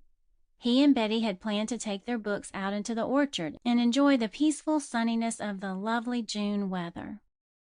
"Come to call?" repeated Bob, letting down the bars of the rocky pasture. "What would they come to call for? No one would be civil to 'em, and Mrs. Peabody runs when she sees anyone coming. She hasn't got a decent dress, so I don't blame her much. Here, you sit down and I'll call them." Betty sat down on a flat rock, and Bob spread out his salt on another. The sheep knew his voice and came slowly toward him. "Come on now, Betty, and let's have a whack at that magazine. The one about out west," said Bob at last. The promised package of books and magazines had arrived, and Betty had generously placed them at the disposal of the household. Wapley and Leeson had displayed a pathetic eagerness for pictures, and sat up after supper as long as the light lasted, turning over the illustrated pages. Betty doubted if they could read. Chapter 12. Betty Defends Herself. Apparently, Mr. Peabody had never taken Betty's threat to ask her uncle to take her away seriously, and her presence at the farm soon came to be an accepted fact. Conditions did not improve, but Betty developed a sturdy, wholesome philosophy that helped her to make the best of everything. Uncle Dick wrote seldom, but packages from Philadelphia continued to come at intervals, and always proved to be practical and needful. "Though as to that, he couldn't have the lawyer send me anything that wouldn't be useful," said Betty to herself. "I never saw a place where there was so much nothing as here at Bramble Farm." One morning when the pouring rain kept her indoors, Betty was exploring the little used parlor. Mrs. Peabody seldom entered the room save to clean it and close it up, and Betty opened a corner of the blind with something like trepidation. A large shotgun over the mantel attracted her attention at once. "Don't touch that thing, it's always kept loaded," said the voice of Leeson at the door. Betty shivered and drew away from the shelf. Leeson showed his tobacco-stained teeth in a friendly grin. "I was up in the attic getting my rubber boots," he explained, "and I saw the mail wagon stop at the box. Do you want I should go down and get the mail?" "Oh, would you?" Betty's tone was eager. "Perhaps there's a letter from my uncle. That would be so kind of you, Mr. Leeson, because otherwise I may have to wait till it stops raining." "I'll go," said Leeson awkwardly, and he went stumping down the hall. Wapley and Leeson were rough and untidy, but Betty found herself liking them better and feeling sorry for them as time went on. They worked hard and were never thanked, and had very little pleasure after their day's work was over. Several times now they had done little kindnesses for Betty, and she had tried to show that she appreciated their efforts. Leeson came back from the mailbox carrying a square package, but no letter. Though Mr. Peabody was presumably waiting in the barn for him and fuming at his delay, the man showed such a naive interest in the parcel that Betty could not resist asking him to wait until she opened it. "Why, it's a camera!" she exclaimed delightedly as she took out the square box. "I'll take your picture, Mr. Leeson, as soon as the sun comes out, to pay you for walking through all this rain to get the mail from me." "Say, would you?" Leeson showed more animation than Betty had ever noticed in him. "Honest? I got a lady friend, and she's always at me to send her my picture. She sure would admire to have one of me." "All right, she hasn't long to wait," promised Betty gaily. "Here are 2 rolls of film, and luckily I know how to operate a camera. Mr. Arnold had a good one, and he taught me. The first sunny day, remember, Mr. Leeson." The rain continued all that day, and at night when Betty went up to bed she heard it pattering on the tin roof of the porch which was under her window. Betty had managed to make her room more habitable, and relieved of any fear of embarrassing her hostess, had tacked netting at the 2 windows and bought herself a lamp with a good burner. She scrupulously paid Mr. Peabody for the oil she used, and while he showed plainly that he considered burning a light at night in summer a wicked extravagance, he did not interfere. "Now let me see," mused Betty. Shall I answer Mrs. Arnold's last letter or go to bed? I guess I'll go to bed. I have all day to write letters tomorrow. She was brushing her hair when a noise in the next room startled her. She knew that it was not occupied, for, besides herself, the Peabodys were the only ones who slept on the second floor. Bob Henderson and the hired men were housed in the attic. The Peabodys' bedroom was further down the hall, on the other side of the house. Pshaw! Betty put her brush back on the table and gave her head a shake. I mustn't get nervous. We're too far out in the country for burglars. And besides, what in the world will they come here after? Mr. Peabody differed from the majority of his neighbors in that he banked most of his funds. Some said it was because, if he had been in the habit of keeping money in the house, his help would have murdered him cheerfully and taken the cash as a reward. Be that as it may, it was well known that Joseph Peabody seldom had actual money in his pocket or in his 10-strong box, and now Betty was glad to recall this. She had braided her hair and put out the light and was just slipping into bed when she heard the noise again. This time it sounded against the wall. Betty stealthily crept out of bed and ran to her door. There was no door key, but she shot the bolt. That's some protection, she murmured, hopping into bed again. If there are burglars in the house, I suppose I've locked 'em out to scare Mr. and Mrs. Peabody to death. But at any rate, they have each other, and I'm all alone. Closing her eyes tight, Betty began to say her prayers, but she fell asleep before she had finished. She woke in the dark to hear a noise directly under her bed. She sat up, her eyes trying to pierce the darkness, wondering why she had not taken the precaution of looking under the bed before she locked herself into a room with a burglar. If I look now and see his legs, I'll faint away. I know I shall, she thought, her teeth chattering, though the night was warm. I wish to goodness Uncle Dick had sent me a revolver. That reminded her of the shotgun downstairs. With Betty to think was to act, and she sprang noiselessly out of bed and ran to the door. Thank goodness the bolt slipped without squeaking. Downstairs, Betty ran and lifted the heavy shotgun from its place over the mantel. She was no longer afraid, and her eyes sparkled with excitement. She was having a grand adventure. She had shot a gun a few times under Mr. Arnold's instructions and careful supervision, when he was teaching his boys how to handle one, and she thought she knew all about it. She gained her room, breathless, for the gun was heavy. At the threshold she stopped a moment to listen. Yes, there was the noise again. The burglar was unaware of her flight. Unaware herself of the absurdity of her deductions, Betty raised the heavy gun and pointed it toward the bed. As well as she could tell, she was aiming under the bed. She shut her eyes tight and fired. The gun kicked unmercifully, and Betty ejaculated a loud "Ow!" which was lost in the babble of sound that immediately followed the shot. There was the sound of breaking glass under the bed, a shrill scream from Mrs. Peabody, and the thunderous bellow of Mr. Peabody demanding, "What in Sam Hill are those varmints up to now?" Evidently he attributed the racket to Wapley and Leeson, who had been known to come home late from Glenside. In a few minutes they were all gathered at Betty's door, Bob open-mouthed and speechless, the two men sleepily curious, the Peabodys loudly demanding to know what the matter was. "Are you hurt, Betty?" asked Mrs. Peabody anxiously. "Where did you get the gun, dear? Did something frighten you?" "It's a burglar," declared Betty. "I heard him under the bed, but I got him. I know I did." "Light the lamp and look under the bed, Bob," commanded Mr. Peabody harshly. "I don't believe this burglar stuff, but the girl shot off a good charge of buckshot, no doubt of that. Find out what she hit." Bob lit the lamp and stooped down to look. Then his lips twitched. "Rat," he announced briefly. "A big one." "Haul him out," directed Leeson. "Let's have a look at him."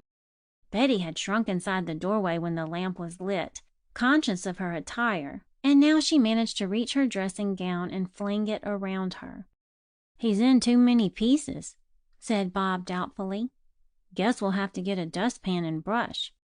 Mr. Peabody and the two men went grumbling back to bed, Peabody taking the gun for safekeeping. But Mrs. Peabody sent Bob down to the kitchen for the articles he mentioned, declaring that Betty should not have to finish the night in a room with a dead rat. "If there was another bed made up, I'd move you into it," she said, "but I haven't an extra place ready."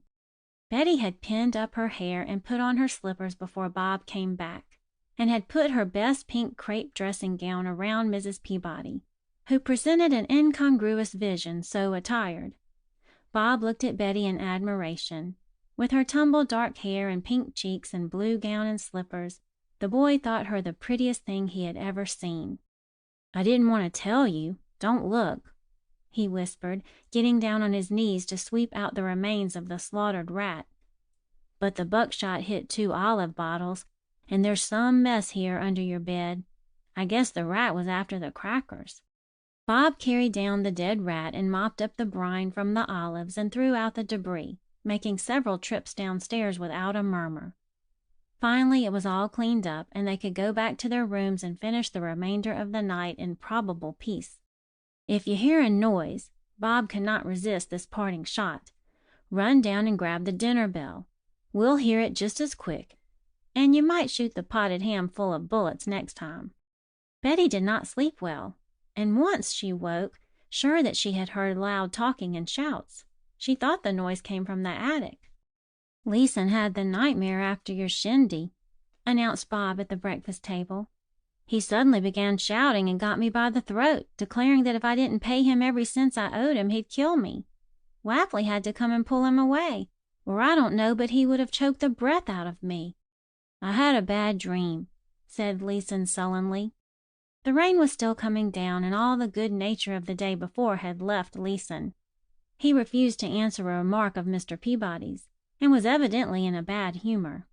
"He and the old man had a run-in before breakfast," whispered Bob, pulling on his boots preparatory to carrying out food to the pigs. Betty stood at the window, and they could talk without being overheard. "It was something about money. Well, Betty, are you going gunning today?" "You needn't tease me," replied Betty, laughing. "I feel foolish enough, without being reminded of last night. I think I'll go upstairs and sew on buttons as a penance. There's nothing I hate to do worse." "Do it well, then," suggested the irrepressible Bob, slamming the door just in time to avoid the glass of water Betty tossed after him. Chapter 13. Following the Prescription. The sound of someone chopping wood caught the alert ear of Bob Henderson as he came whistling through the yard on his way to the tool house. Some peculiar quality in the stroke seemed to suggest something to him, and he turned aside and made for the woodshed. "For the love of Mike! Betty Gordon, what do you call it you're doing now?" he inquired, standing in the frame of the woodshed, at a respectful distance from the energetic figure by the woodblock. "Chopping wood," snapped Betty, hacking a dry rail viciously. "Did you think I was cutting out paper dolls?" "My dear child, that isn't the way to chop wood," insisted Bob paternally. "Here, let me show you. You'll ruin the axe, to say nothing of chopping off your own right ear." Betty brought the axe down on the rail with unnecessary violence. "Let me alone," she said ominously. "I'm mad. This is Uncle Dick's prescription, but I can't see that it works. The more I chop, the madder I get." Bob grinned, and then, as a shout of "You, Bob," sounded from outside, his expression changed. "Wapley's waiting for nails to fix the fence with," he said hurriedly. "I'll have to hurry, but come on down to the cornfield, can't you, Betty? We can talk there." Bob ran off, and Betty regarded the axe resentfully. "Seems to me he's hoed enough corn to reach round the earth," she said aloud. "I wonder if Bob ever gets mad. Well, I guess I will go down and talk to him, though I did mean to weed the garden for Mrs. Peabody. I can do that this afternoon." In spite of the absence of fresh eggs and milk from her diet, the weeks at Bramble Farm had benefited Betty. She was deeply tanned from days spent in the sun, and while perceptibly thinner, a close observer would have known that she was hearty and strong. She was growing taller, too. "Mr. Peabody is so mean," she scolded, dropping down under a scrubby wild cherry tree, in the field where Bob was already hard at work hoeing corn, having delivered the nails to Wapley. "You know, this is the first fair day we've had since those 3 rainy ones, and I promised Mr. Leeson I'd take his picture.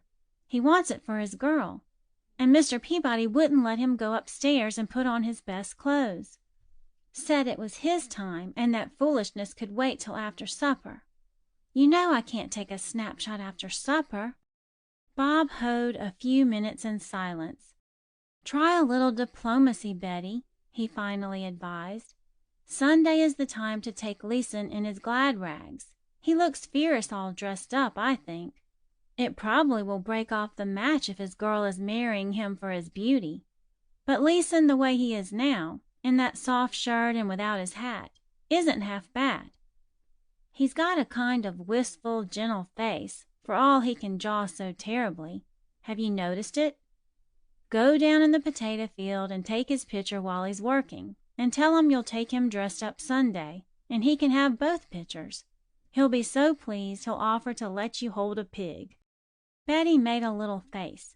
Leeson had already done just that, thinking that Betty, who made such a fuss over the baby lambs, would be equally delighted with the little pigs. Leeson had told her to shut her eyes one day and hold out her hands.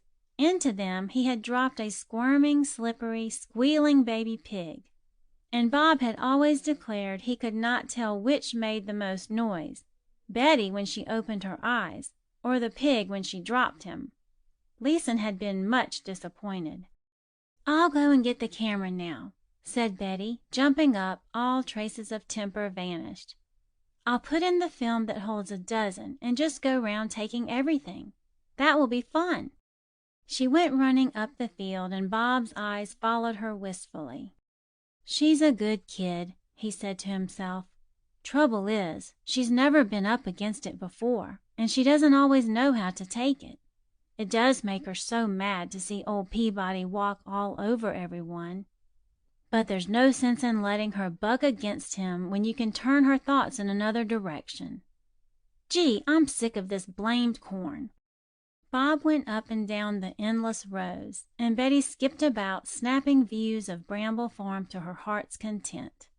Leeson was delighted to learn that he might have 2 pictures of himself, and though it seemed to him a waste of time to be photographed in his work clothes, still he admitted that even an ordinary picture was preferable to none.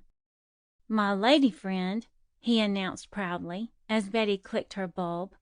"She liked me anyway." Wapley, while without the excuse of a lady friend, was nevertheless almost childishly pleased to pose for his photograph, and him, too, Betty promised to take again on Sunday. Mrs. Peabody, weeding in the large vegetable garden that was her regular care, alone refused to be taken. "Oh, no!" She shrank down among the cabbages and pulled her hideous sunbonnet further over her eyes, when Betty pressed her to reconsider her refusal. "Child, don't ask me. When I look at the picture of me taken in my wedding dress, and then see myself in the mirror mornings, I wonder if I'm the same person. I wouldn't have my picture taken for $100. Betty used up 1 roll of films that morning, but she decided to save the other roll for Sunday, as she was not sure she could get another in Glenside. She determined to take her pictures over that afternoon and have them developed, for she was as eager to see the results as Leeson and Wapley. Bob, too, owned up to a desire to see how he turned out. "It's a pretty hot day," ventured Mrs. Peabody uncertainly, when Betty, at the dinner table, announced her intention of walking to Glenside that afternoon. "Maybe, dearie, if you wait till after supper, someone will be driving over." "Horses ain't going a step off this farm this week," said Mr. Peabody impressively. "They're working without shoes, as anybody with any interest in the place would know. If some folks haven't any more to do than gad around spending good money, it's none of my affair, but I don't aim to run a stage between here and Glenside for their convenience." Dinner was finished in silence after this speech, and immediately after she had helped Mrs. Peabody with the dishes, Betty went up to her room to change her dress. She did not mind the walk, Indeed, she had taken it several times before, and knew that one side of the road would be comparatively shady all the way. Betty took an inexplicable whim to put on her prettiest dress, a delicate pink linen with white collars and cuffs that Mrs. Arnold had taught her to embroider herself in French knots.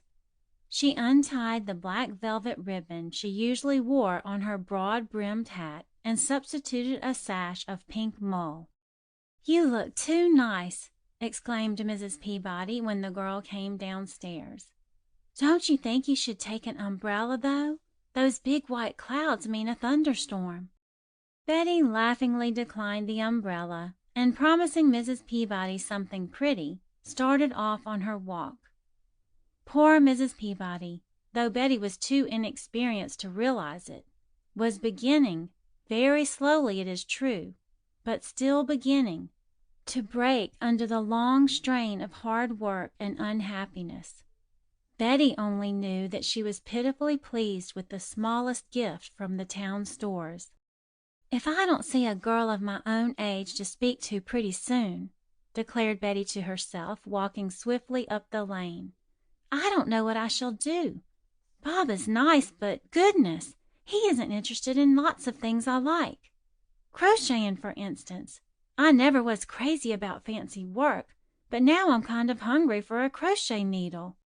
Halfway to Glenside a farmer overtook her, and after the pleasant country fashion offered her a lift. Betty accepted gladly. He lived, as she discovered after a few minutes' conversation, on the farm next to the Peabodys, and he had heard about her and knew who she was. "When you get time," he said kindly, when she told him she was going to Glenside, "walk through the town and out toward Linden. There's quite a nursery out that way, and you'd like to see the flowers. Folks come from the city to buy their plants there." At the nearest crossroads to Glenside he turned, and Betty got out, thanking him heartily for the ride. It was a matter of only a few moments now to reach Glenside, and she found herself in the town much sooner than she had counted on. So when the drugstore clerk said he would have her pictures developed and printed within an hour if she could wait, Betty determined to wait instead of having them mailed to her. She had a sundae and bought some chocolates for Mrs. Peabody, and then remembered the farmer's remark about the nursery. "How far is it to the nursery they talk about?" she said to the woman clerk who had weighed out the candy. "Baxter's? Oh, not more than 3/4 of a mile," was the answer. "You go right up Main Street and far as the sidewalk goes. When it stops, keep right on, and pretty soon you'll see a big sign of a watering pot. That's it." Betty followed these directions implicitly, and she had reached the end of the town sidewalk when she heard the distant mutter of thunder. "I guess I can reach the nursery and be looking at the flowers while it storms," she said to herself. Betty had no more fear of thunderstorms than of a tame cat, but she mightily disliked the idea of getting her hat wet, so she hurried conscientiously.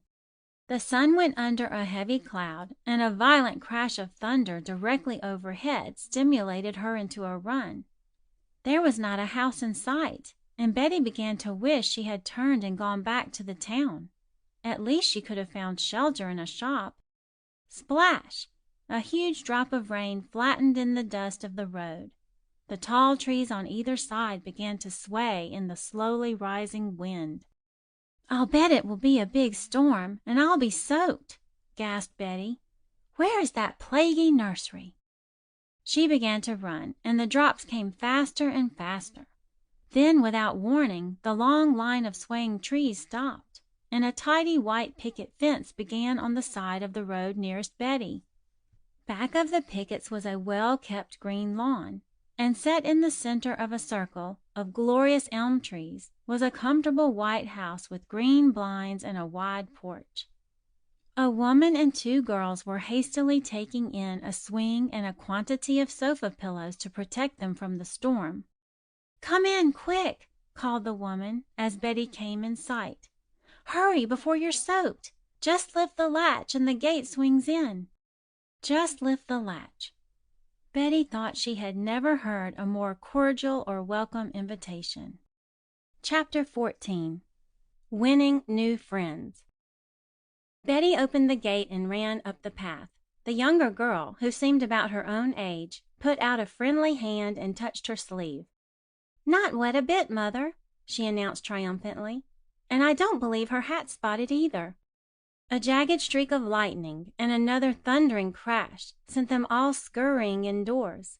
The lady led the way into a pleasant room where an open piano, books, and much gray cretonne-covered wicker furniture gave an atmosphere at once homelike and modern.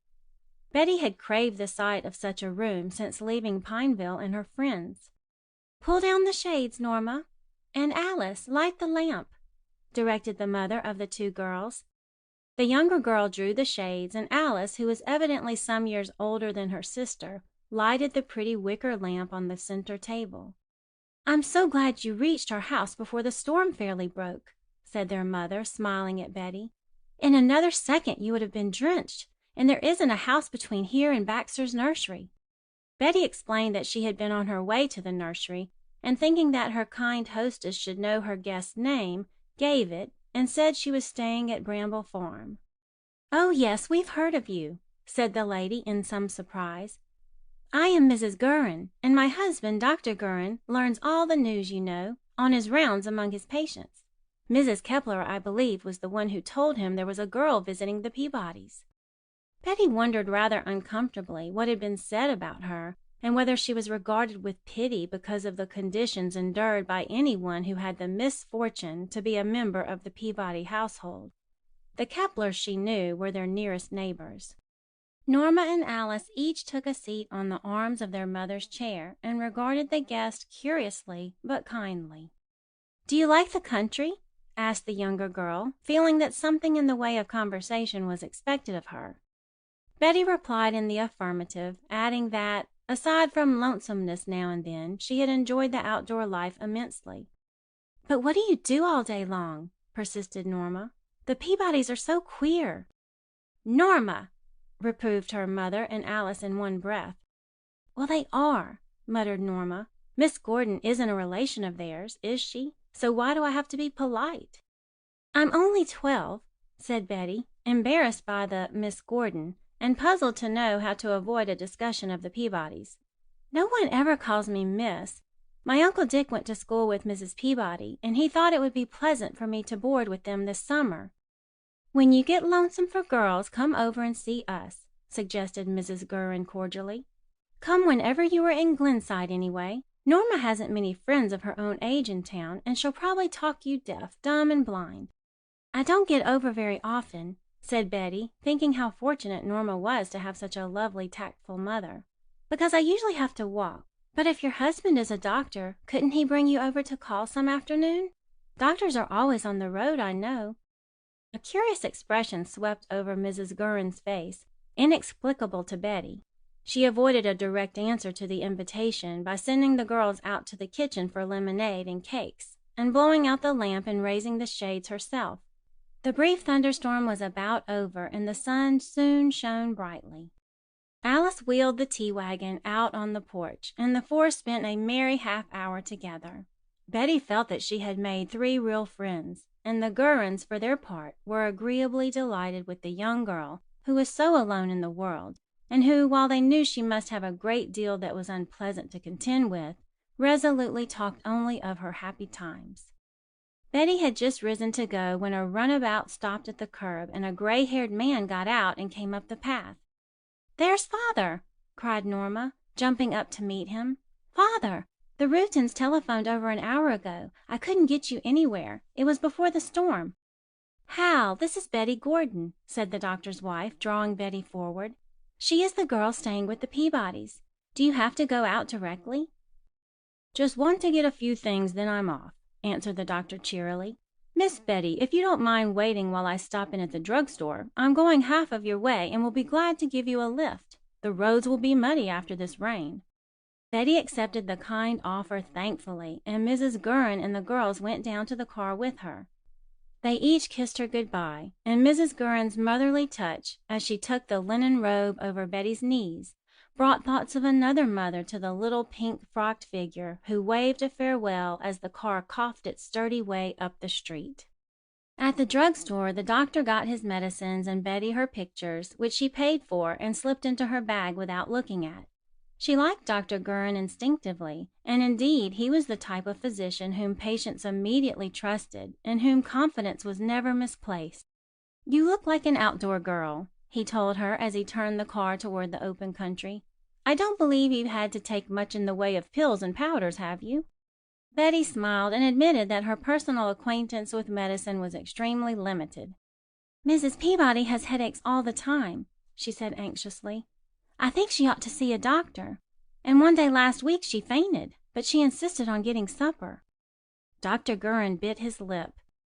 "Guess you'll have to be my ally," he said mysteriously. "Mrs. Peabody was a patient of mine off and on for several years, ever since I've practiced in Glenside, in fact. But, well, Mr. Peabody forbade my visits finally, said he was paying out too much for drugs. I told him that his wife had a serious trouble that might prostrate her at any time, but he refused to listen. Ordered me off the place one day when Mrs. Gurin was in the car with me, and was so violent he frightened her. That was some time ago." The doctor shook his head reminiscently. "Mrs. Peabody in the house was groaning with pain, and Mrs. Gurin was imploring me to back the car before Peabody killed me. He was shouting like a madman, and it was bedlam let loose for sure. I went because there was nothing else to do, but I managed to get word to the poor soul through that boy, Bob Henderson, that if she ever had a bad attack and would send me word day or night, I'd come if I had to bring the constable to lock that miser up out of the way first. I suspect he is a coward as well as a bully, but fighting him wouldn't better his wife's position any. He would only take it out on her." "Yes, I think he would," agreed Betty. "I used to wonder how she stood him, but telling her what I think of him doesn't help her. And now I don't do that any more if I think in time." "Well, you may be able to help her by sending me word if she is taken ill suddenly," said the doctor. "I'm sure it is a comfort to her to have you with her this summer.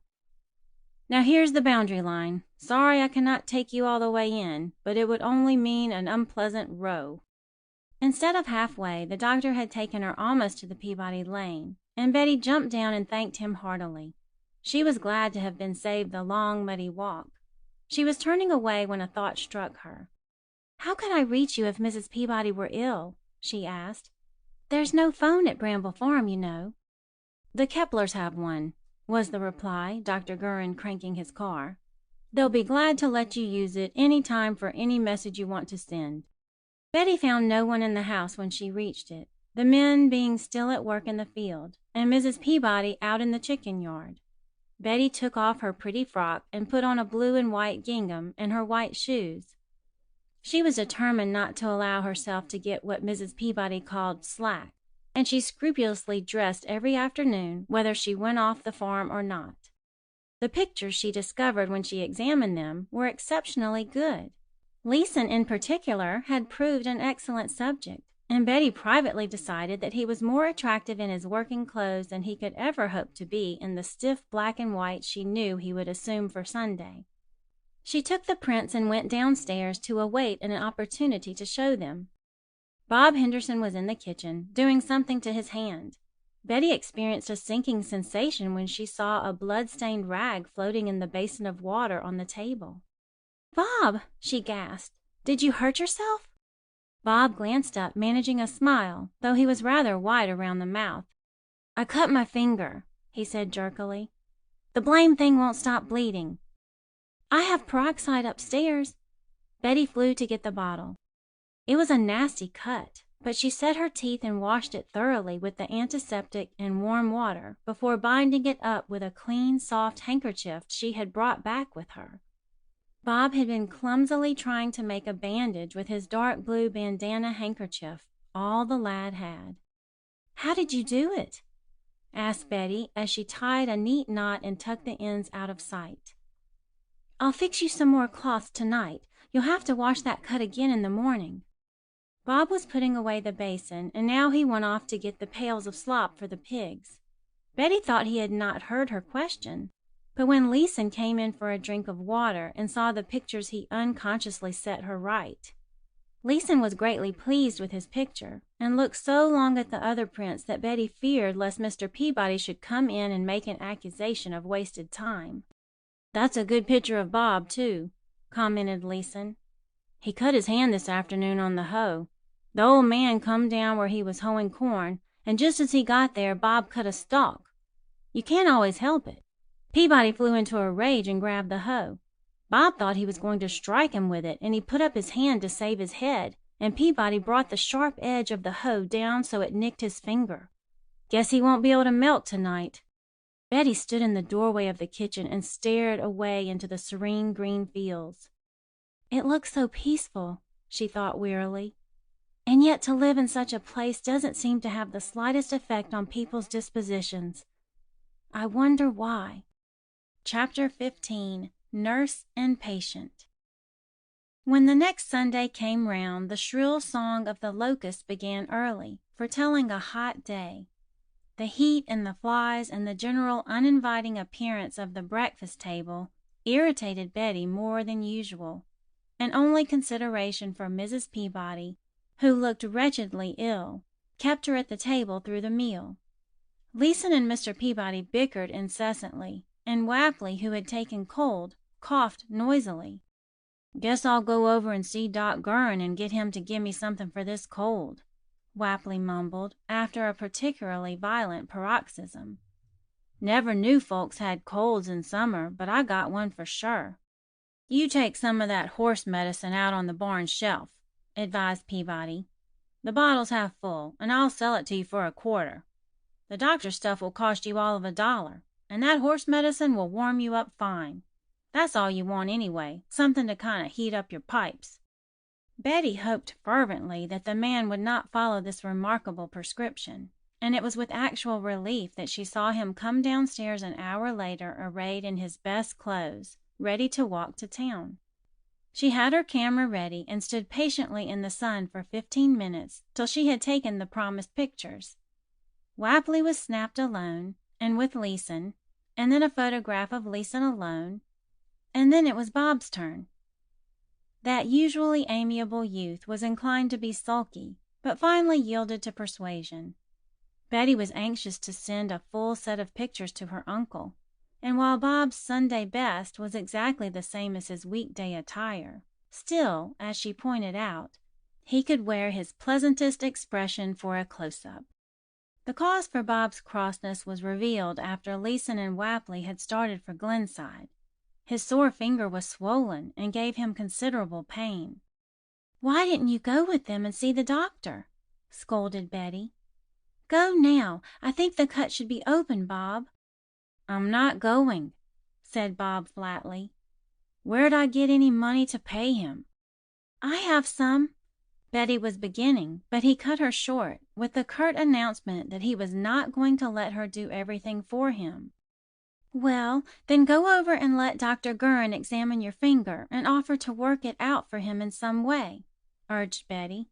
"Don't be silly about money, Bob. Any doctor does his work first and then asks about his pay. Won't you go?" "No, I won't," retorted Bob ungraciously.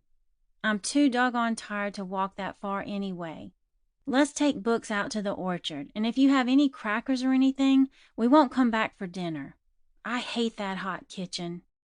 This was very unlike Bob, and Betty noticed that his face was flushed and his eyes heavy.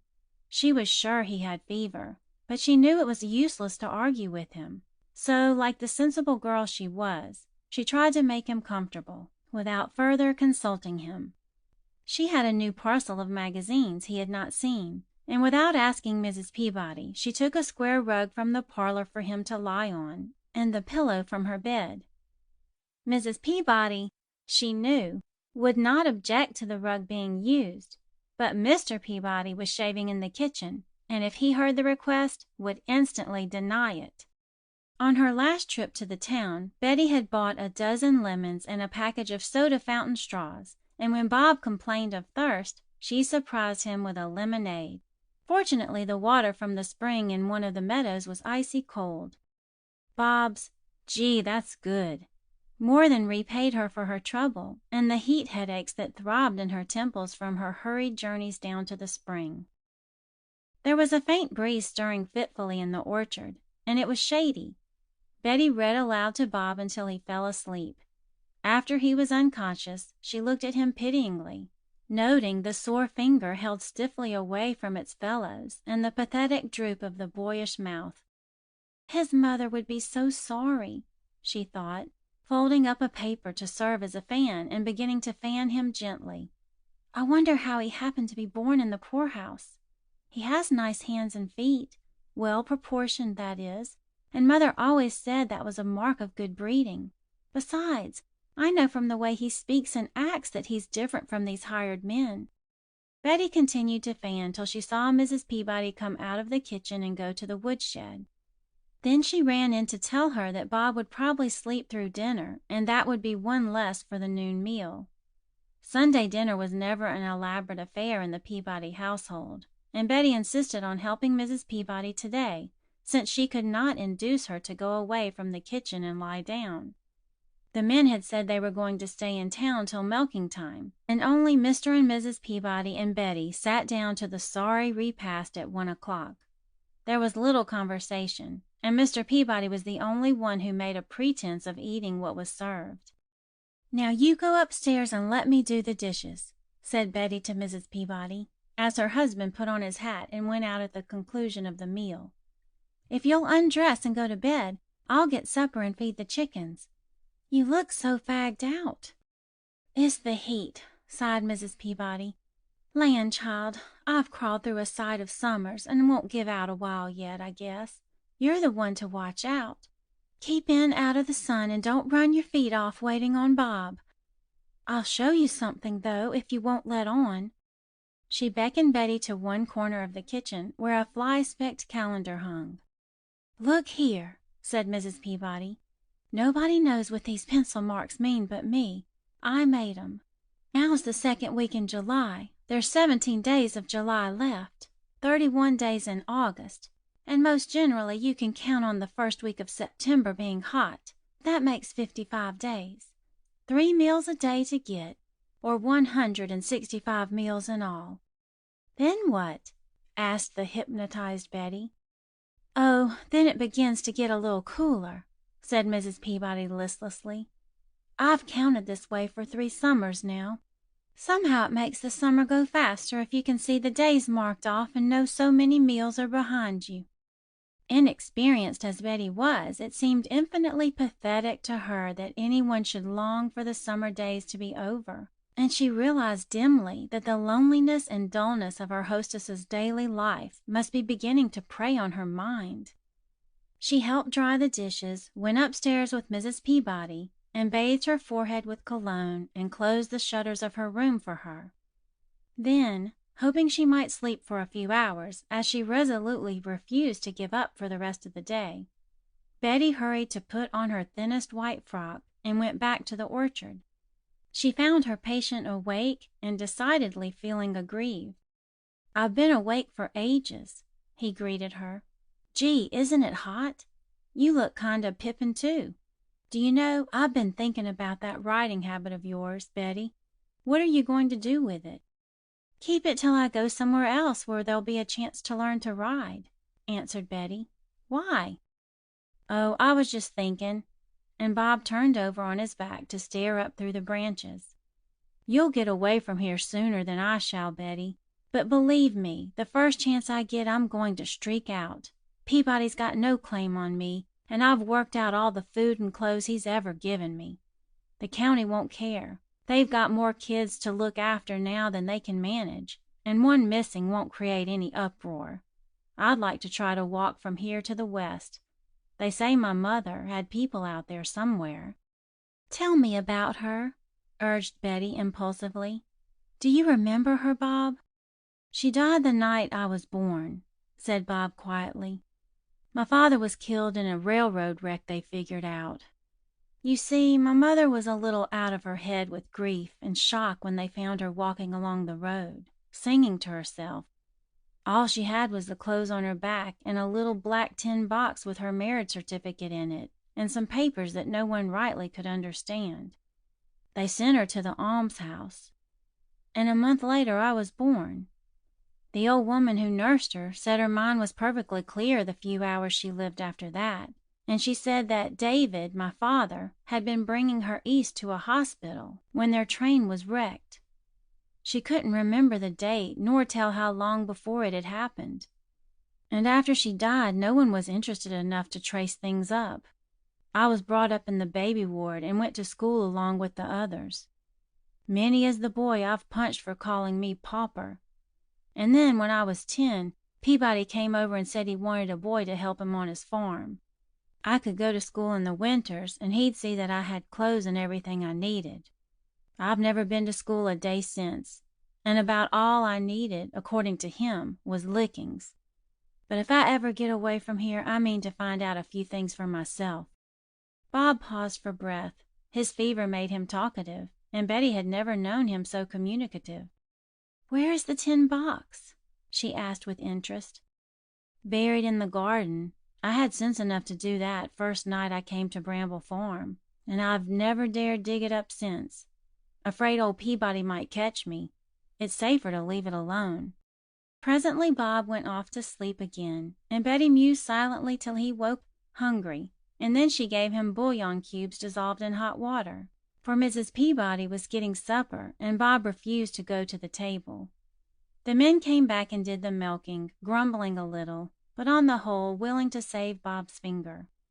They had a rough fondness for the lad.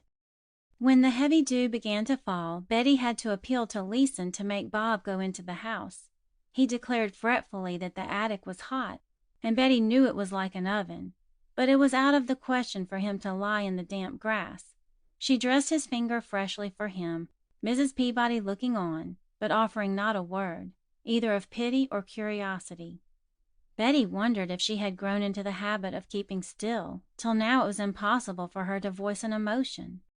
Bob's finger dressed, Leeson bore him upstairs despite his protests, and before the others went up to their rooms, Betty had the satisfaction of hearing that Bob had already gone to sleep. Betty herself was extremely tired, for she had worked hard all day, waiting on Bob and trying to save Mrs. Peabody in many ways. She brushed out her thick hair and slipped into her nightgown, thankful for the prospect of rest even the hardest of beds offered her. She was asleep almost as soon as her head touched the pillow. She had been asleep only a few minutes or so, it seemed, when something woke her. She sat up in bed, startled. Had someone groaned? Chapter 16. A Midnight Call. Betty's first thought was of Bob. Was he really sick? Then she remembered that the boy slept in the attic, and that she probably could not have heard him if he had made the noise that woke her. Then the sound began again, deep guttural groans that sent a shudder through the girl listening in the dark, and Betty knew that Mrs. Peabody must be ill. She lit her lamp and looked at her watch. 1:30. She had been asleep several hours. Slipping on her dressing gown and slippers, Betty opened her door, intending to go down the hall to the Peabody's room and see what she could do. To her relief, she saw Mr. Peabody, fully dressed except for his shoes, which he carried in his hand, coming shuffling down the hall. "You're going for the doctor?" said Betty eagerly. "Is Mrs. Peabody very ill? Shall I go down and heat some water?" "I don't know how sick she is," answered the man sourly, "but I do know I ain't going for that miserable no-account doctor I ordered off this farm once. If you're going to die, you're going to die, is the way I look at it, and all the groaning in the world ain't going to help you. And a doctor to kill you off quicker ain't necessary either. I'm going out to the barn to get a little sleep. Here I've got a heavy day's work on tomorrow, and she's been carrying on like this for the better part of an hour." Betty stared at Mr. Peabody in horror. Something very like loathing and an amazement not unmixed with terror seized her. It was inconceivable that anyone should talk as he did. "She must have a doctor," she flung at him. "Send Bob, or one of the men. Bob's half sick himself. If you won't call them, I will. I won't stay here and let anyone suffer like that. Listen, oh, listen!" Betty put her hands over her ears as a shrill scream of pain came from Mrs. Peabody's room. "Send the men on a wild goose chase at this time of night?" snarled Mr. Peabody. "Not if I know it. Morning will do just as well if she's really sick. You will you?" He lunged heavily before Betty, divining her intention to reach the stairway that led to the attic. A heavy door stood open for the freer circulation of air, and this Peabody slammed and locked, dropping the key triumphantly in his pocket. "You take my advice and go back to bed," he said. "One woman raising Cain at a time's enough. Go to bed and keep still before I make you." Betty scarcely heard the implied threat. She heard little but the heartbreaking groans that seemed to fill the whole house. Her mind was made up. "I'm going myself," she blazed, wrapping her gown about her. "Don't you dare stop me. You've killed your wife, but at least the neighbors are going to know about it. I'm going to telephone to Dr. Gurin." With a quick breath, Betty blew out the lamp, which bewildered Peabody for a moment. She dashed past him as he fumbled and mumbled in the dark, and slid down the banisters and jerked open the front door, which luckily for her was seldom locked at night. She ran down the steps, across the yard, and into the field, her heart pounding like a trip hammer. On and on she ran, not daring to stop to look behind her. When she heard steps gaining on her, her feet dragged with despair, but her spirit flogged her on. "I won't give up! I won't give up!"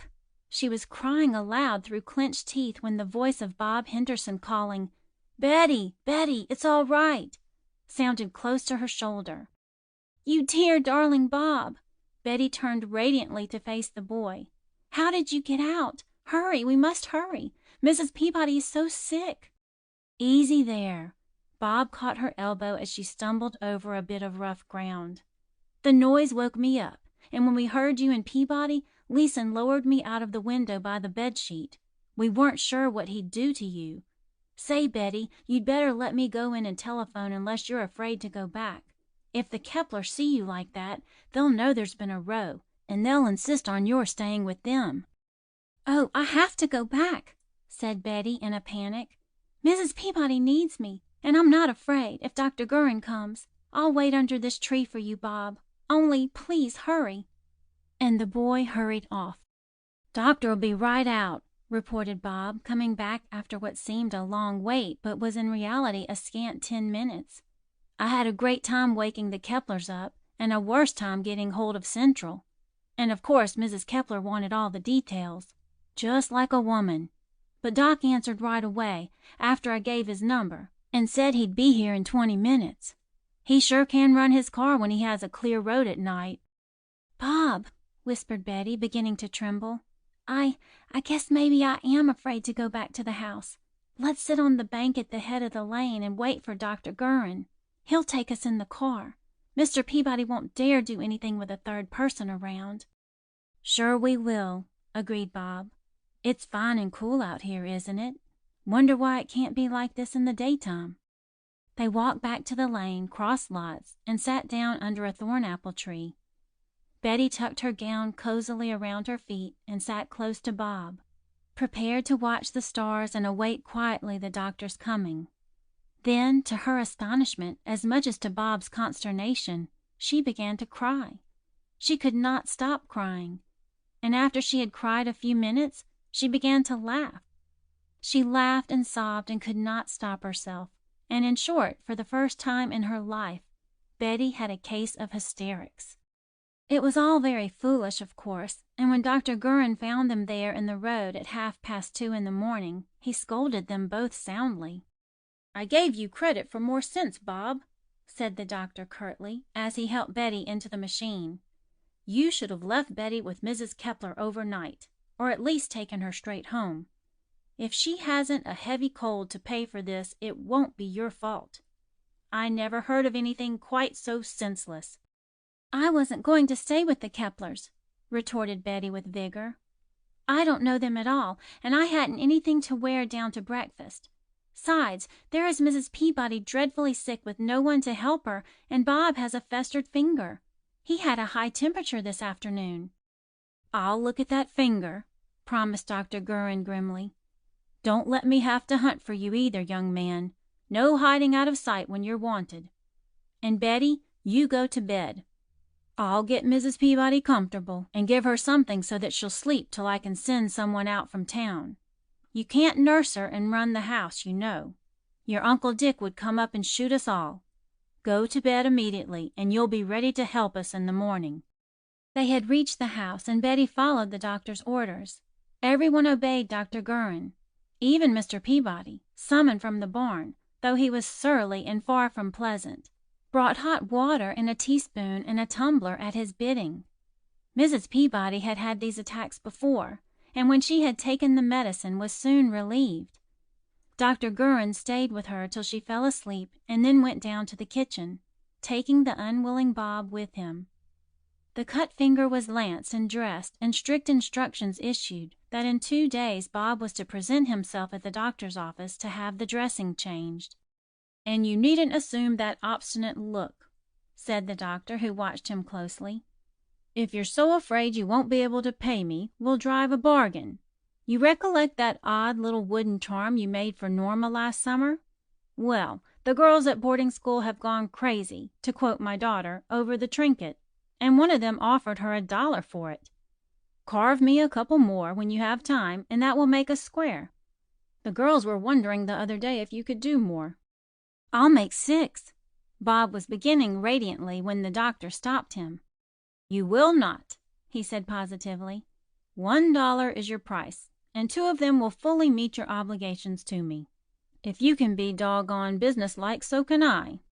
Dr. Gurin drove over again in the morning, bringing a tall, raw-boned, red-haired Irish woman, who looked as though she were able to protect herself from any insult or injury, real or fancied. Wapley and Leeson were pitiably in awe of her, and Mr. Peabody simply shriveled before her belligerent eye. She was to stay, said the doctor, for a week at least, and as much longer as Mrs. Peabody needed her. "Did you see her spreading the butter on her bread?" demanded Bob in a whisper, meeting Betty on the kitchen doorstep after the first dinner Mrs. O'Hara had prepared. "Did you see Mr. Peabody?" returned Betty in a twitter of delight. "I was afraid to look at him, or I should have laughed. She tells me to run off, child, and play. Young things should be outdoors all day. And she does a barrel of work. Mrs. Peabody declares she is living like a queen, with her meals served up to her. Poor soul, she doesn't know what it means to have someone wait on her." Bob dared not stay away from Dr. Gurin's office, and indeed, after receiving the order for the wooden charms, he was willing to go. It was understood that he was to begin his carving as soon as the finger had healed, and Betty was interested in the little trinket he brought back with him to serve as a guide. "Did you really make that, Bob?" she cried in surprise. "Why, it's beautiful! Such an odd shape and so beautifully stained. You must be ever so clever with your fingers.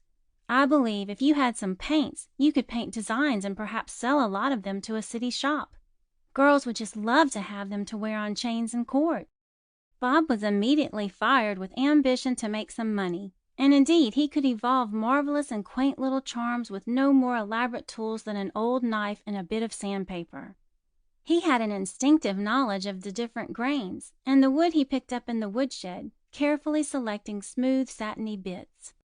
So, all unknown to the Peabodys, Bob in his leisure time began to carve curious treasures, and with his carving to dream boyish dreams that lifted him out of the dreary present and carried him far away from Bramble Farm, to big cities and open prairies, to freedom and opportunity.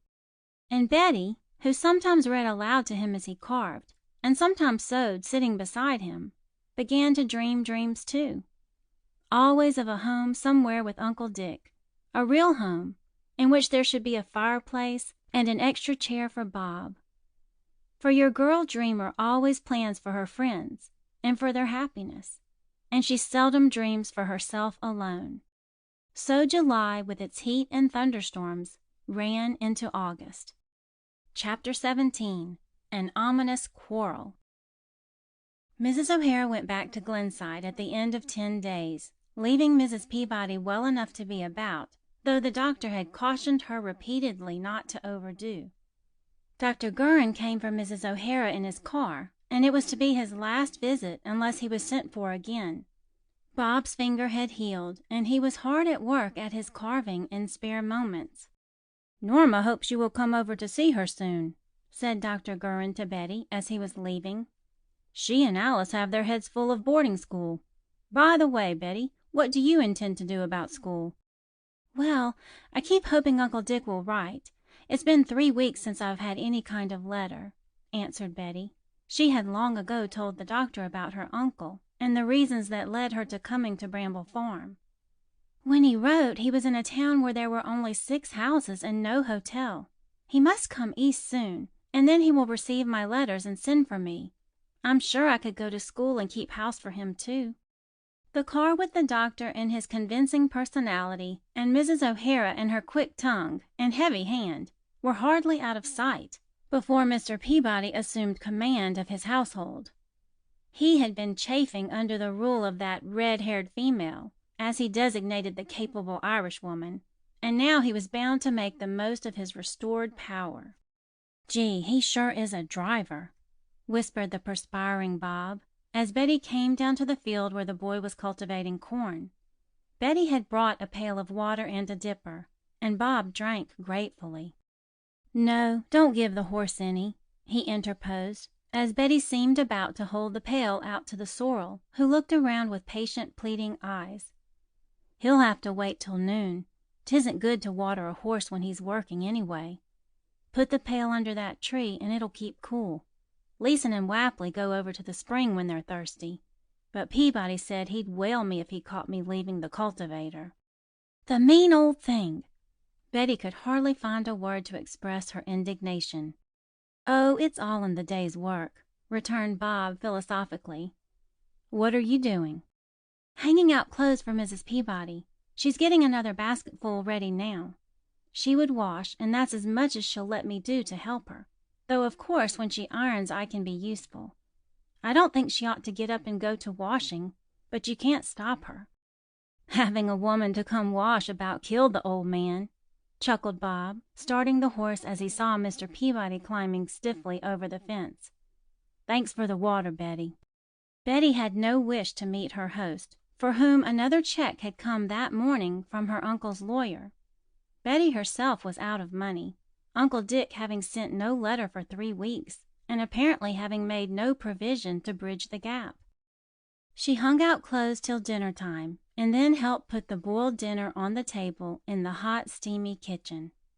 Wapley and Leeson ate in silence, and Bob found a chance to whisper to Betty that he thought there was something doing between them and their employer.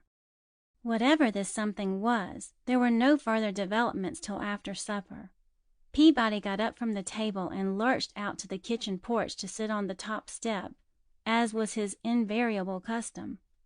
He was too mean, his men said, to smoke a pipe, though he did chew tobacco. Bob had already taken the milk pails and gone to the barn. As Mrs. Peabody and Betty finished the dishes, Wapley and Leeson came downstairs, dressed in their good clothes, and went out on the porch where Mr. Peabody sat silently. "Can you let me have a couple of dollars tonight?" asked Leeson civilly. "Jim and me's going over to town for a few hours." "You'll get no money from me," was the surly answer. "Fooling away your time and money Saturday night ought to be enough, without using the middle of the week for such extravagance. Anyway, you know well enough I never pay out in advance." There was an angry murmur from Wapley. "Who's asking you for money in advance?" he snarled. "Leeson and me's both got money coming to us, and you know it. You pay us right up to the jot tonight, or we quit." Peabody was quite unmoved. He stood up, leaned against a porch post, his hands in his pockets. "You can quit, and good riddance to you," he drawled, "but you won't get a cent out of me. You overdrew, both of you, last Saturday, and there's nothing coming to you till a week from this Saturday." The men were a little confused, neither accustomed to reckoning without the aid of pencil and paper, but Wapley held doggedly to his argument. "We quit anyway," he announced with more dignity than Betty thought he possessed. She and Mrs. Peabody were listening nervously at the window, both afraid of what the quarrel might lead to. "You go pack our suitcases, Leeson, and I will figure up what he owes us. Never again do we work for a man who cheats." Peabody leaned up against his post and chewed tobacco reflectively, while Wapley, tongue in cheek, struggled with a stub of pencil and a bit of brown wrapping paper. "There's $25 coming to us," he announced. 12.5 apiece. Pay us and we go." "I don't know about the going, but I know there won't be any paying done," sneered Peabody, just as Leeson with the 2 heavy suitcases staggered through the door, and Bob with his 2 foaming pails of milk came up the steps. Bob put down the milk pails to listen, and Wapley took a step toward Mr. Peabody, his face working convulsively. "You cheater!"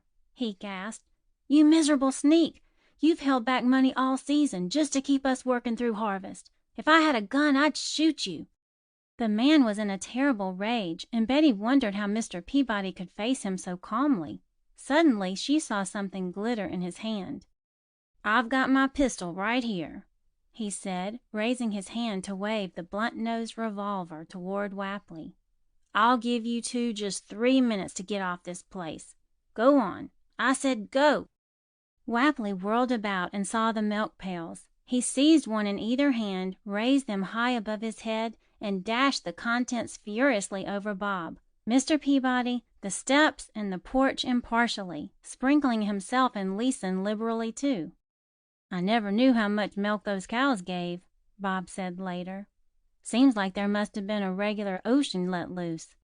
Mr. Peabody was furious, and very likely would have fired, but Bob put out his foot and tripped him, though he managed to pass the matter off as an accident.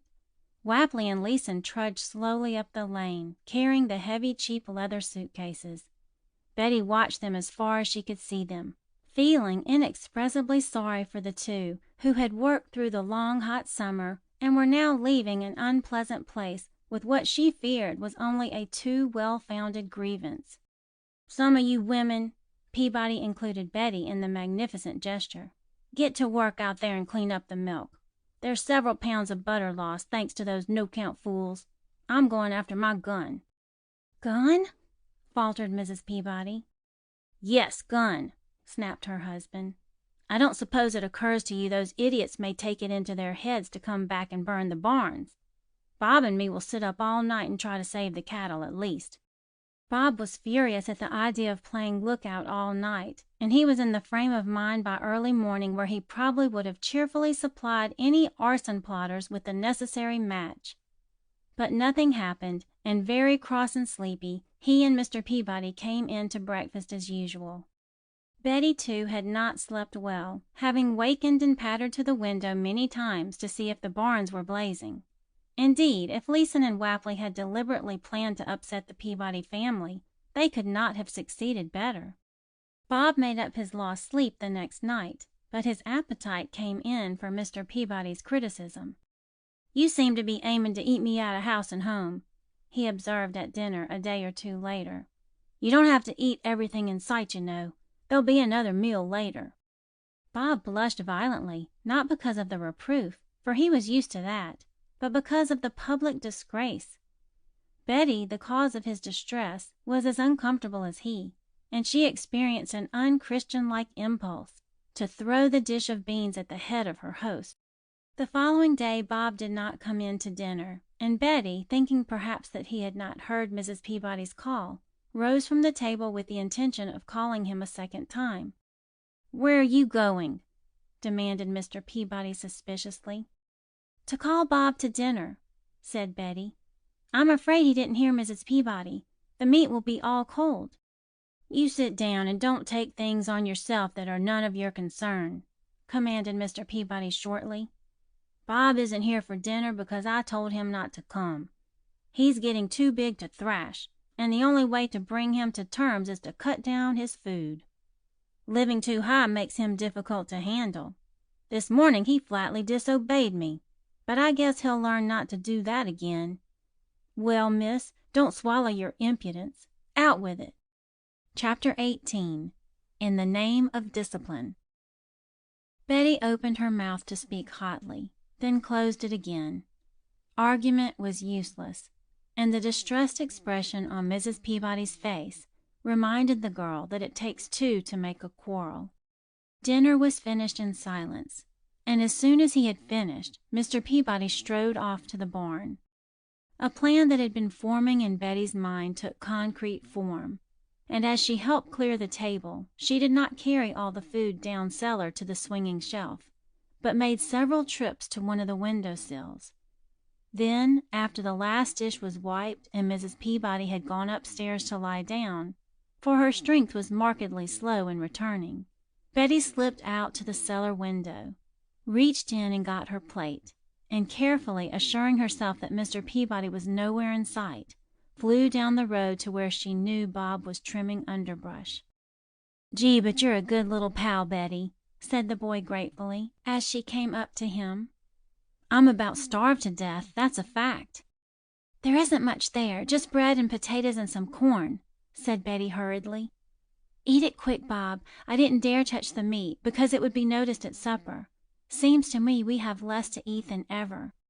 "Can't you see it's because Wapley and Leeson are gone?" demanded Bob, his mouth full. "We're lucky to get anything at all to eat. Your cupboard all bare?" "Haven't a single can of anything, nor one box of crackers," Betty announced dolefully. "The worst of it is, I haven't a cent of money. What can be the reason Uncle Dick doesn't write?" "Oh, you'll hear before very long. Jumping around the way he does, he can't write a letter every day," returned Bob absently. He handed back the plate to Betty and picked up his scythe. "Don't let old Peabody catch you with that plate," he warned her. "He's got a fierce grouch on today, because the road commissioners notified him to get his trimming done. He's so mean he hates to take any time off the farm to do road work." Betty went happily back to the house, forgetting to be cautious in her satisfaction of getting food to Bob, and at the kitchen door she walked plump into Mr. Peabody. "So that's what you've been up to," he remarked unpleasantly. "Sneaking food out to that no-count lazy boy. I'll teach you to be so free with what isn't yours, and to upset my discipline. Set that plate on the table." Betty obeyed, rather frightened. "Now you come along with me." And grasping her arm by the elbow, Mr. Peabody marched her upstairs to her own room very much as though she were a rebellious prisoner he had captured. "Sit down in that chair and don't let me hear a word out of you," said the farmer, pushing her none too gently into the single chair the room contained. From his pocket he drew a handful of nails, and using the door-weight as a hammer, he proceeded deliberately to nail up the window that opened onto the porch roof. "Now there'll be no running away," he commented grimly when he had finished. "Give kids what's coming to 'em, and they flare up and try to wriggle out of it. You'll stay right here and do a little thinking till I'm ready to tell you different. It's time you learned who's running this house." He went out, and Betty heard him turn a key in the lock as he closed the door. "So he's carried a key all the time," cried the girl furiously. "I thought there wasn't any for that door. And the idea of speaking to me as he did, the miserable old curmudgeon!" She supposed she would have to stay locked in till it suited Mr. Peabody to release her, and quite likely she would have nothing to eat. If he could punish Bob in that fashion, there was no reason to think he intended to be any more lenient with her. "Even bread and water would be better than nothing at all," said Betty aloud. The sound of wheels attracted her attention, and she peered through the window to see Mr. Peabody in conversation with a stranger who had driven in with a horse and buggy. Mrs. Peabody was stirring, and presently Betty heard her go downstairs, and a few minutes later she came out into the yard ready to feed her chickens. "Don't let the hens out in the morning," ordered Mr. Peabody, meeting her directly under Betty's open window. The girl knelt down to listen, angry and resentful. "Ryerson was just here, and I've sold the whole yard to him.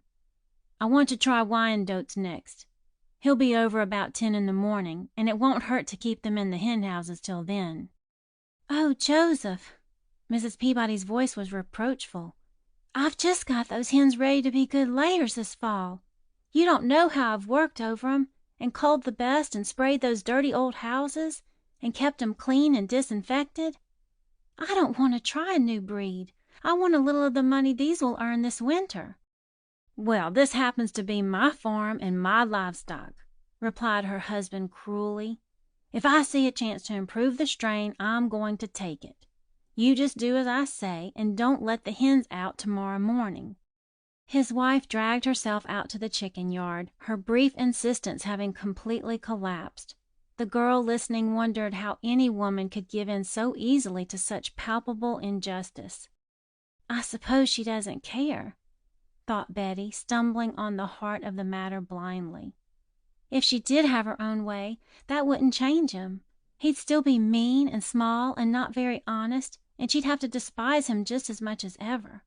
Things wouldn't make up to her for the kind of man her husband is." Supper time came and went, and the odor of frying potatoes came up to Betty in delicious whiffs, though she had been known to turn up her little freckled nose when this dish was passed to her. About 8 o'clock Mr. Peabody unlocked the door and set inside a plate of very dry bread and a small pitcher of water, locking the door after him. Betty slid the bolt angrily, and this gave her some satisfaction. She ate her bread and water and listened for a while at the window, hoping to hear Bob's whistle. But nothing disturbed the velvety silence of the night, and by 9:30 Betty was undressed and in bed, asleep. She woke early as usual, dressed and unbolted her door, hungry enough to be humble, but no bread and water arrived. The rattle of milk pails and the sounds which indicated that breakfast was in progress ceased after a while, and the house seemed unusually quiet. Then, just as Betty decided to try tying the bedclothes into a rope and lowering herself from the window, she heard Bob's familiar whistle. "Hello, Princess Goldenhair." Bob grinned up at her from the old shelter of the lilac bush. "Let down your hair and I'll send you up some breakfast." This was an old joke with them, because Betty's hair was dark, and while thick and smooth was not especially long. "I want you to help me get out of here," hissed Betty furiously. "I won't stay locked in here like a naughty little child. Can't you get me a ladder or something, Bob, and not stand there like an idiot?" "Gee, you are hungry," said Bob with commiseration. "Dangle me down a string, Princess, and I'll send you up some bread with butter on it. I help myself to both. We can talk while you eat." Betty managed to find a strong, long string, and she threw one end down to Bob, who tied the packet to it. Then Betty hauled it up and fell upon the food ravenously. "I got you into this pickle," said Bob regretfully. "Old Peabody licked me for good measure last night, or I would have been round at this window trying to talk to you. Awfully sorry, Betty. It must be hot, too, with that other window nailed up." "Do you mean he whipped you?" gasped Betty, horrified. "Why? And what did you do yesterday?" "Oh, yesterday I wouldn't back him up in a lie he tried to tell the road commissioner," said Bob cheerfully. "And last night I sassed him when I heard what he'd done to you. So we had an old-fashioned session in the woodshed. But that's nothing for you to worry over." "Where is he now?" asked Betty fearfully. "Gone over to Kepler's to see about buying more chickens," answered Bob. "Mrs. Peabody has gone to salt the sheep, and I'm supposed to be cleaning harness in the barn." "Get me a ladder. Now's my time," planned Betty swiftly. "I could bob my hair, and you might lend me a pair of overalls, Bob, for I simply won't come back here. It's too far to jump to the ground, or I should have tried it. Hurry up and bring me a ladder." "I'll get a ladder on one condition," announced Bob stubbornly. "You must promise to go to Dr. Guerin's. Not cutting your hair and wandering around in the country in boys' clothes. Promise?" Betty shook her head obstinately. "All right, you stay where you are," decreed Bob. "I have to go to Laurel Grove anyway, and I ought to be hitching up right now." He turned away. "All right, I promise," capitulated Betty. "Hurry with the ladder before Mr. Peabody comes back and catches us." Bob ran to the barn and was back in a few minutes with a long ladder. Chapter 19. The Escape. Betty capered exultantly when she was on the ground. "I packed my things last night," she informed Bob. "If Mr. Peabody isn't too mean, he'll keep the trunk for me and send it when I write him to. Here, I'll help you carry back the ladder." "Take your sweater and hat," advised the practical Bob, pointing to these articles lying on a chair on the porch where Betty had left them the afternoon before. "You don't want to travel too light. I think we'll have a storm before noon." Betty helped carry the ladder back to the barn and put it in place. Then she hung around watching Bob harness up the sorrel to the dilapidated old wagon preparatory to driving to Laurel Grove, a town to the east of Glenside. "I'd kind of like to say goodbye to Mrs. Peabody," ventured Betty, trying to fix a buckle. "Well, you can't. That would get us both in trouble," returned Bob shortly. "There, you've dawdled till here comes the old man. Scoot out the side door and keep close to the hedge. If I overtake you before you get to the crossroads, I'll give you a lift. Doc Gurin will know what you ought to do." Her heart quaking, Betty scuttled for the narrow side door and crept down the lane, keeping close to the Osage orange hedge that made a thick screen for the fence. Evidently she was not seen, for she reached the main road safely, hearing no hue and cry behind her. "So you haven't started?" Peabody greeted the somewhat flustered Bob, entering the barn and looking for him almost amiable. "Well, hitch the horse and go over to Kepler's. He wants you to help him catch a crate of chickens. The horse can wait, and you can come home at 12 and go to Laurel Grove after dinner." Bob would have preferred to start on his errand at once, so that he might be at a safe distance when Betty's absence should be discovered. But he hoped that Peabody might not go near her room till afternoon, and he knew Mrs. Peabody was too thoroughly cowed to try to communicate with Betty, fond as she was of her. "I'll take a chance," thought Bob. "Anyway, the worst he can do to me is to kill me." This not especially cheerful observation had seen Bob through many a tight place in the past, and now he tied the patient horse under a shady tree and went whistling over to the Kepler farm to chase chickens for a hot morning's work. "Oh, Bob!" To his amazement, Mrs. Peabody came running to meet him when he came back at noon to get his dinner. "Oh, Bob!" Poor Bob felt a wobbling sensation in his knees. "Yes?" he asked shakily. "Yes, what is it?" "The most awful thing has happened." Mrs. Peabody wiped the perspiration from her forehead with her apron. "The most awful thing. I never saw Joseph in such a temper. Never. He swore till I thought he'd shrivel up the grass. And before Mr. Ryerson, too." Bob's face cleared. "Did he try to cheat Ryerson?" he asked eagerly. "That is, did he think Ryerson was trying to cheat him?" "Cheat?" repeated Mrs. Peabody, sitting down on an old tree stump to get her breath. "No one said anything about cheating.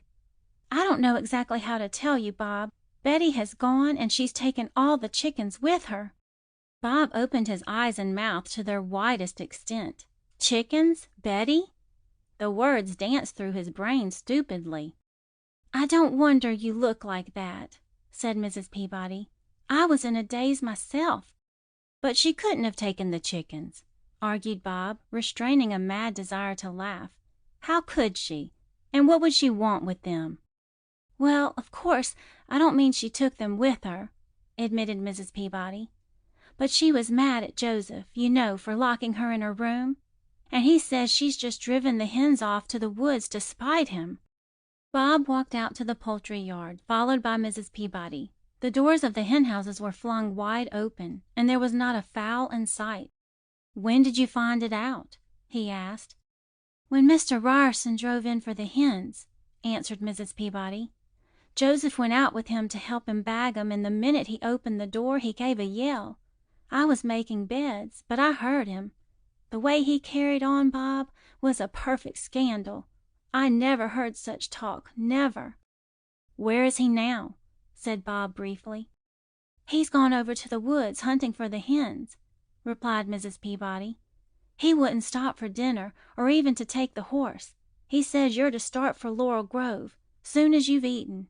He's going to search the woods and then follow the Glenside Road, looking for Betty." Bob did not worry over the possibility of Betty being overtaken by the angry farmer. He counted on her getting a lift to Glenside, since the road was well traveled in the morning, and probably she was at this very moment sitting down to lunch with the doctor's family.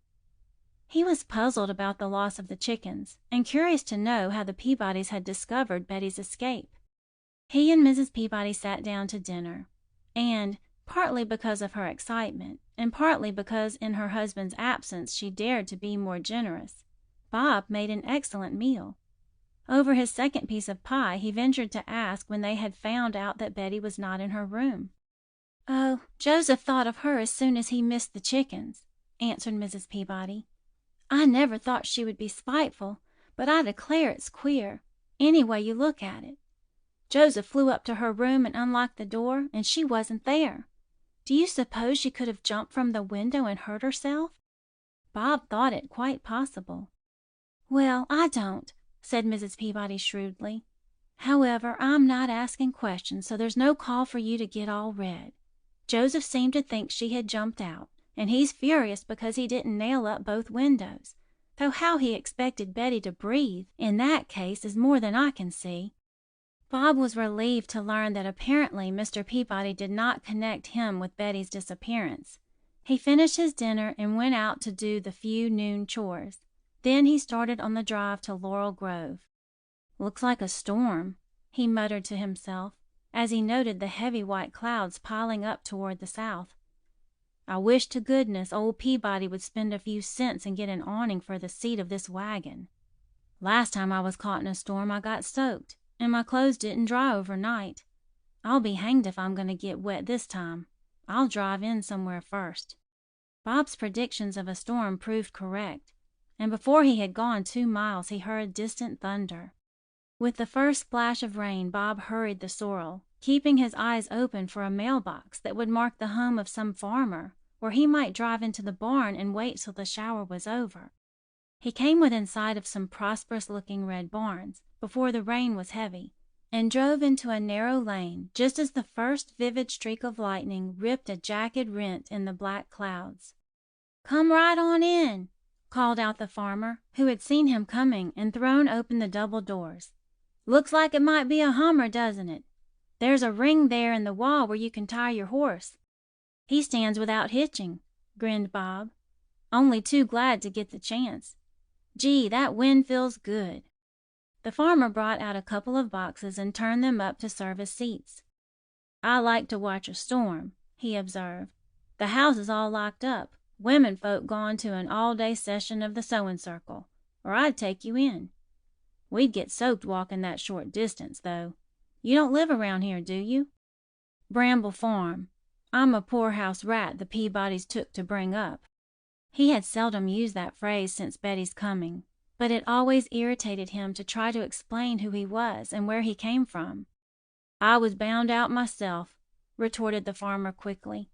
"Knocked around a good bit, but now I own this 90 acres free and clear. You've got just as good a chance as the boy with too much done for him. Don't you forget that, young man." They were silent for a few moments, watching the play of lightning through the wide doors. "Didn't 2 men named Wapley and Leeson used to work for Peabody?" asked the farmer abruptly.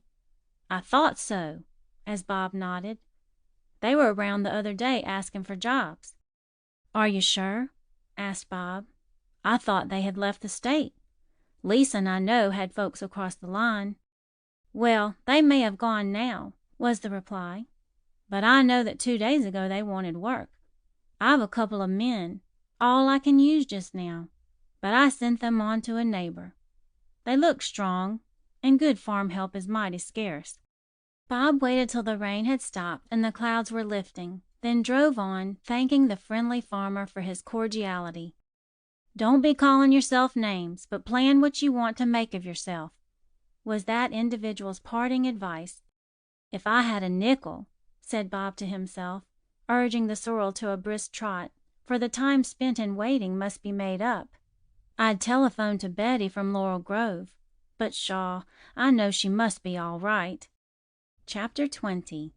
Stormbound on the Way. Bob would not have dismissed his misgivings so contentedly had he been able to see Betty just at that moment. When she shook the dust of Bramble Farm from her feet, which she did literally at the boundary line on the main road, to the great delight of 2 curious robins and a puzzled chipmunk, she said firmly that it was forever. As she tramped along the road, she kept looking back, hoping to hear the rattle of wheels and to see Bob and the sorrel coming after her. But she reached the crossroads without being overtaken. Years ago some thoughtful person had taken the trouble to build a rude little seat around the 4 sides of the guidepost where the road to Laurel Grove and Glenside crossed, and in a nearby field was a boarded-up spring of ice-cold water, so that travelers on foot and in motor cars and wagons made it a point to rest for a few minutes and refresh themselves there. Betty was a trifle embarrassed to find a group of men loitering about the guidepost when she came up to it. They were all strangers to her, but with the ready friendliness of the country, they nodded respectfully. "Want to sit down a minute, miss?" asked a gray-haired man civilly, standing up to make room for her. "Didn't expect to see so many idle farmers about on a clear morning, did you?" Betty shook her head, smiling. "I won't sit down, thank you," she said in her clear, girlish voice. "I'll just get a drink of water and go on. I want to reach Glenside before noon." "Glenside's road's closed," announced one of the younger men shortly. "Closed?" echoed Betty. "Oh, no, I have to get there, I tell you." Her quick, frightened glance fell on the man who had first spoken to her, and she appealed to him. "The road isn't closed, is it?" she asked breathlessly. "That isn't why you're all here." Now, there's nothing to worry your head about," answered the gray-haired farmer soothingly. "Jerry here is always a bit abrupt with his tongue. As a matter of fact, the road is closed, but if you don't mind a longer walk, you can make a detour and get to Glenside easily enough." Betty gazed at him uncertainly. "You see," he explained, "King Charles, the prize bull at Greenfields, the big dairy farm, got out this morning, and we suppose he is roaming up and down between here and Glenside.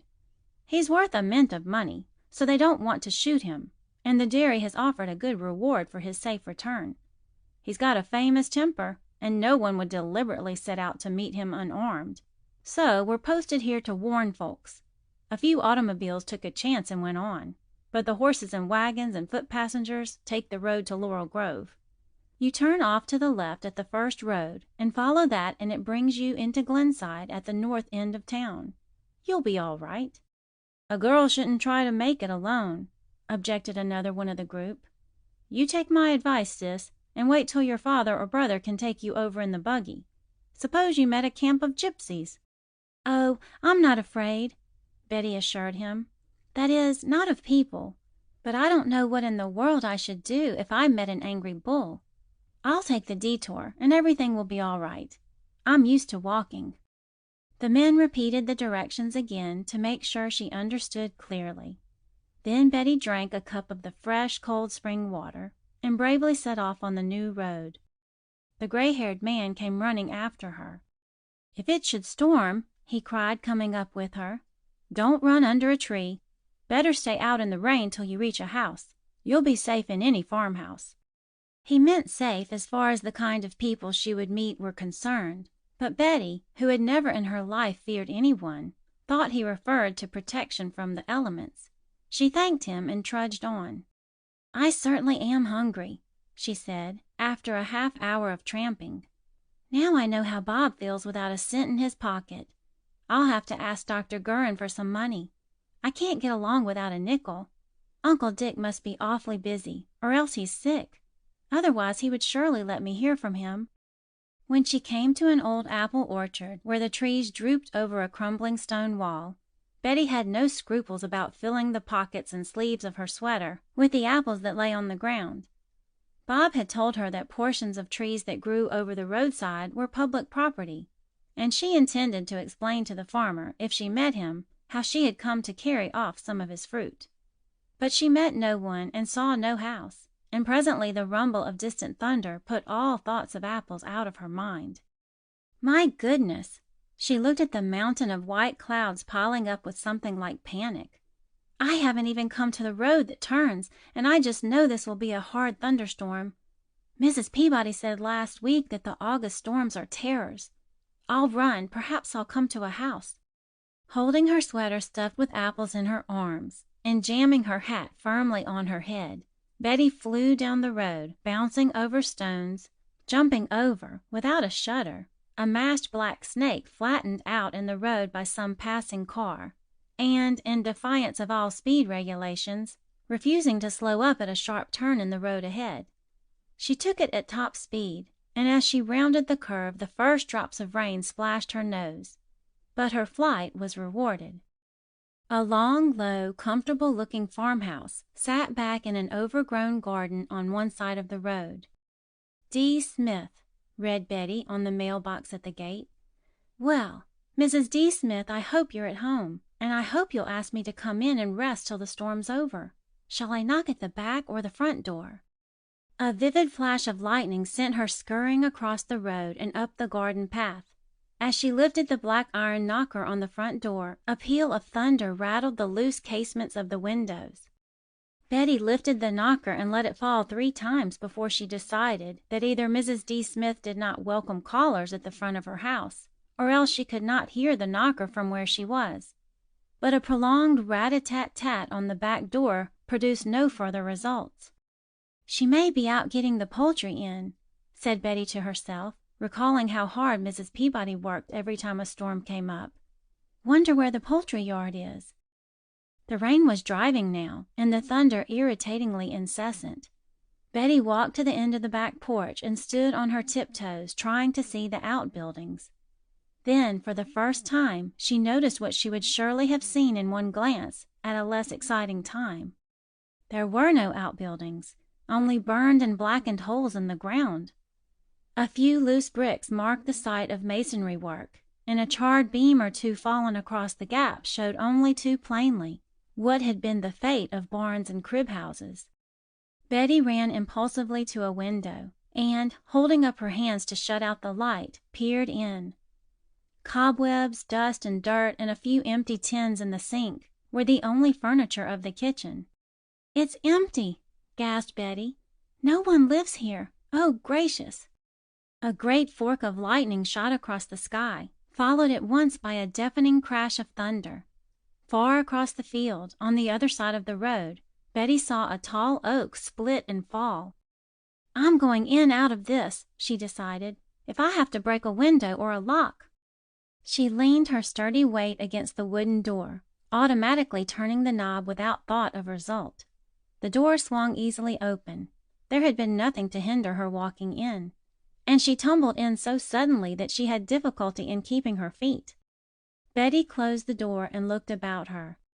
The storm shut out, she immediately felt a sense of security, though a hasty survey of the 3 rooms on one side of the hall failed to reveal any materials for a fire or a meal, 2 comforts she was beginning to crave. She took an apple from her sweater pocket and, munching that, set out to explore the rooms on the other side of the hall. A curious yet familiar noise drew her attention to the front room, probably in happier days the parlor of the farmhouse. Peering in through the partly open folding doors, Betty saw 7 crates of chickens. Why, how funny! She was puzzled. Where could they have come from? And what are they doing here? Even if they saved them from the fire, they wouldn't be left after all the furniture was moved out. She went up to the crates and examined them more closely. "That black rooster is the living image of Mrs. Peabody's," she thought, "and the white leghorns look like hers too. But then, I suppose all chickens look alike. I never could see how their hen mothers told them apart." Still carrying her sweater with the apples, she wandered upstairs, trying to people the vacant, dusty rooms and wondering what had happened to those who had dwelt here and where they had gone. "I wonder if the fire was at night and whether they were terribly frightened," she mused. "I should say they were mighty lucky to save the house, though perhaps the barns are the most necessary buildings on a farm. Why didn't they build them up again instead of moving out? I would." She was standing in one of the back rooms, and from the window she could look down and see what had once been the garden. The drenched rose bushes still showed a late blossom or 2, and there was a faint outline of orderly paths and a tangle of brilliant color, where flowers, self-sown, struggled to force their way through the choking weeds. The drip-drip of the rain sounded dolefully on the tin roof, and a cascade ran off at one corner of the house, showing where a leader was broken. Toward the west the clouds were lifting, though the thunder still grumbled angrily. Betty went through the rather narrow hall and entered a pleasant, prettily papered room, where a low white rocking chair and a pink sock on the floor spoke mutely of the baby whose kingdom had been bounded by the wide bay window. "They forgot the rocker," said Betty, drawing it up to the window and resting her elbows on the narrow window ledge. "I hope he was a fat, pretty baby," she went on, picking up the sock and holding it in her hand. "Is that someone coming down the road?" It was, 2 people in fact, and as they drew nearer, Betty's eyes almost popped out with astonishment. The pair, talking together so earnestly, completely oblivious of the rain, were Leeson and Wapley, the 2 men who had worked for Mr. Peabody, and they were turning in at the path guarded by the mailbox inscribed, D. Smith. Betty flew to the door of the room, where she sat and drew the bolt. Chapter 21. The Chicken Thieves. Over in one corner of the bay window room, as Betty had already named it, was a black register in the floor, designed to let the warm air from a stove in the parlor below heat the bedroom above. Toward this Betty crept cautiously, testing each floorboard for creaks before she trusted her whole weight to it. She reached the register, which was open, and was startled at the view it opened up for her. She drew back hastily, afraid that she would be discovered. Leeson and Wapley stood almost squarely under the register, above the crates of chickens and looking down on the fowls. "I began to think you wasn't comin'," Leeson said slowly, putting a hand on his companion's shoulder to steady himself as he lurched and swayed. "I got soaked to the skin waiting for you in those bushes." "Well, it's some jaunt to Laurel Grove," came Wapley's response. "I got a man, though, comin' at 10 tonight. There's no moon, and he says he can make the run to Petria in 6 or 7 hours, barring tire trouble." "Does he take us too?" demanded Leeson. "I'm tired of hanging around here. What kind of truck has he got?" Wapley was so long in answering that Betty nervously wondered if he could have discovered the register. She risked a peep and found that both men were absorbed in filling their pipes. These lighted and drawing well, Wapley consented to answer his companion's question. "Got a 1-ton truck. Plenty of room under the seat for us. He's kind of leery of the constables, 'cause he's been doing a nice little night trade between Laurel Grove and Petria, carrying one thing and another, but he's willing to do the job on shares." Leeson yawned noisily. "Wish we had some grub," he observed. "Guess the training we got at Peabody's will come in handy, if we don't eat again till we sell the chickens. Wouldn't you like to have seen the old miser's face when he found his chickens were gone?" So, thought Betty, she had not been mistaken. The black rooster was the same one who had been the pride of Mrs. Peabody's heart. A burst of harsh laughter from Wapley startled her. Leaning forward, she could see him stretched out on the floor, his head resting on his coat, doubled up to form a pillow. "What do you know?" he gurgled, the tears standing in his eyes. "Didn't I run into Bob Henderson of all people?" Leeson was incredulous. "You're foolin'," he said sullenly. "What would Bob be doing in Laurel Grove? Unless he was playin' ferret. I'd wring his neck with pleasure if I thought the old man sent him over to spy." "Don't worry," counseled Wapley, waving his pipe airily. "The lad doesn't hook us up with the missing biddies. They never knew they were stolen till 10 o'clock this morning. The old man sold 'em to Ryerson, and the hen houses stayed shut up till he came to get 'em. Can you beat that for luck?" Both men went off into roars of laughter. "We needn't have spent the night lifting 'em," said Leeson when he could speak. "I hate to lose my night's rest. What did Bob say about it? Was the old man mad?" "'Bout crazy," admitted Wapley gravely. "Bob wasn't home, but the old lady told him he carried on something great. Wish we could 'a' heard him rave. But, Leeson, you haven't got it all. Betty Gordon's run off, and Peabody's doped it out she ran off with the hens." The girl in the room above clapped her hand to her mouth. She had almost cried out. So Mr. Peabody could accuse her of being a thief. But what were the men saying? "What would the girl do with hens?" propounded Leeson. "Bob thinks she stole 'em?" "Bob's so close-mouthed," growled Wapley. "But I guess he knows where she went all right. He says she had nothing to do with the hens disappearing, and I told him I thought he was right. But Peabody figures out she was mad and chased him into the woods to spite him, and he's hunting for her and his hens with fire in his eye." Leeson knocked the ashes from his pipe and yawned again. "Wonder what Peabody's got against her now," he speculated. "For a boarder, that kid had a pretty pindling time. Well, if we're going to be bumped around in a truck all night, I say we ought to take a nap while we can get it."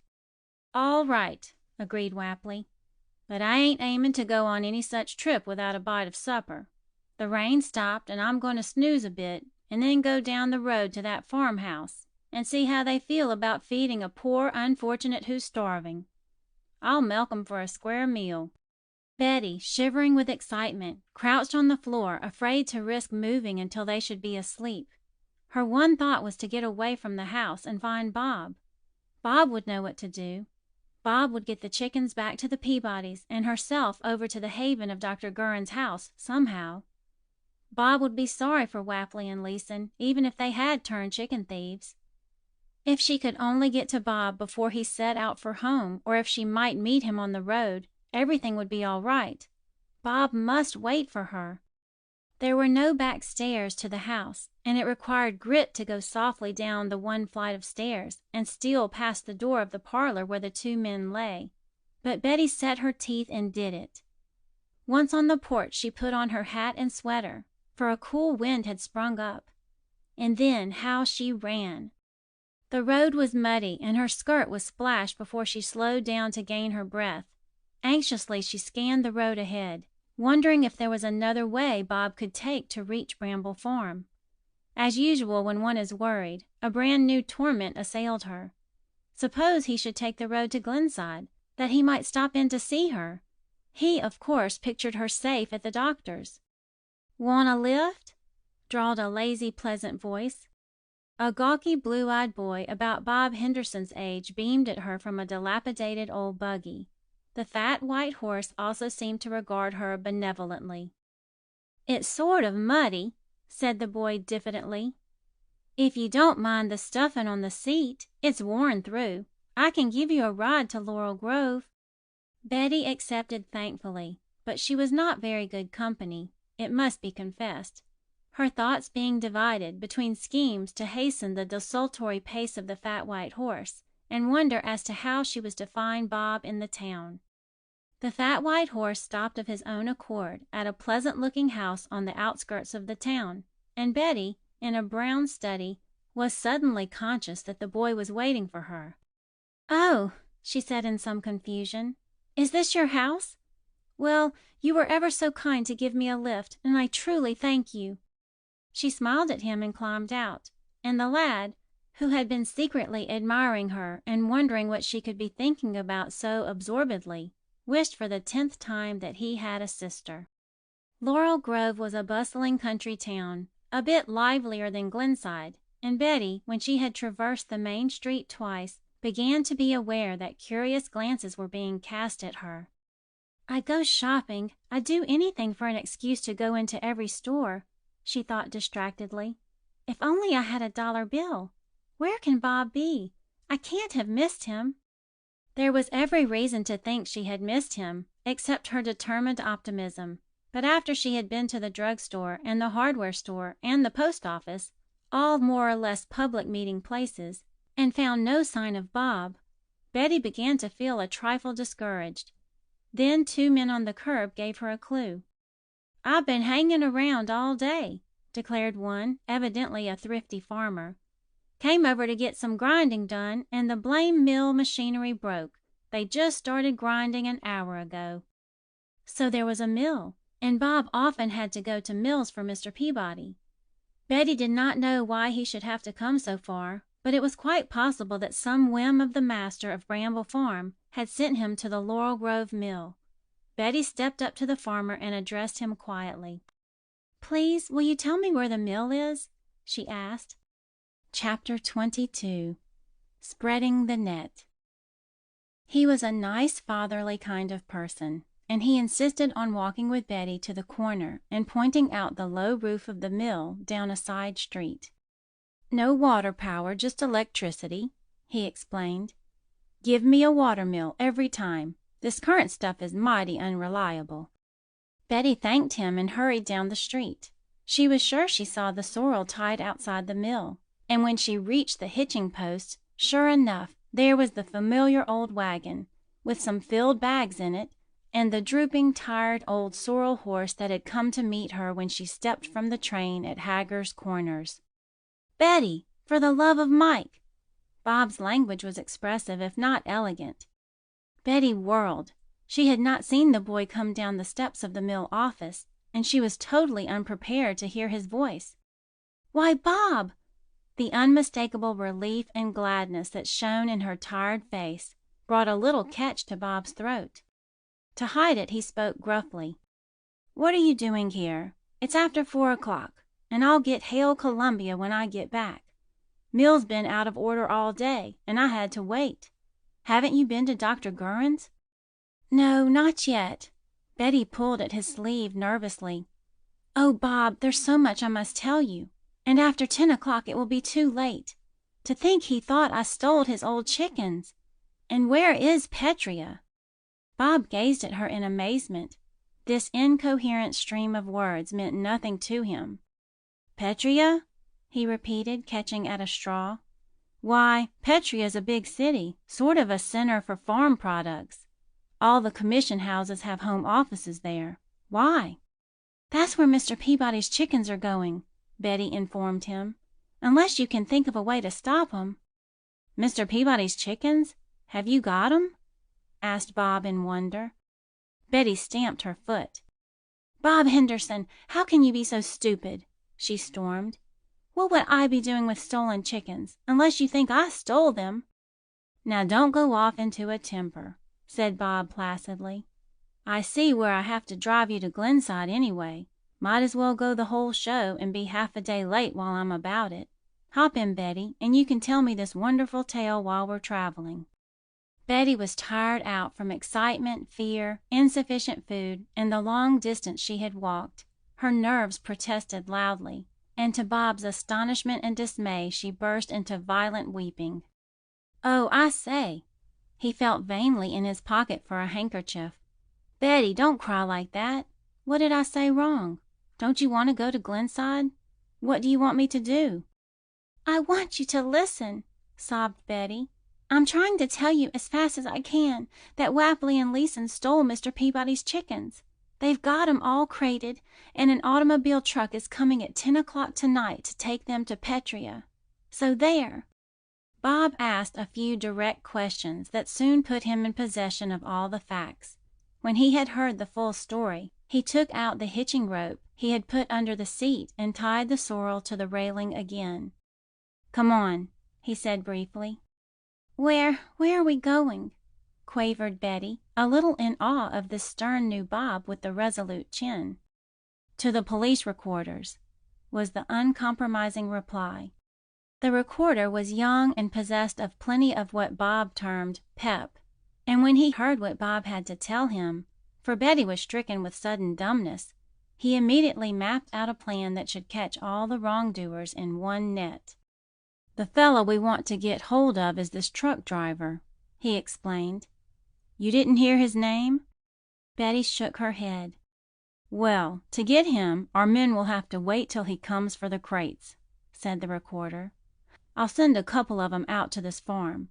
They know the old D. Smith place well enough, and they can hang around till the truck comes, and then take 'em all in.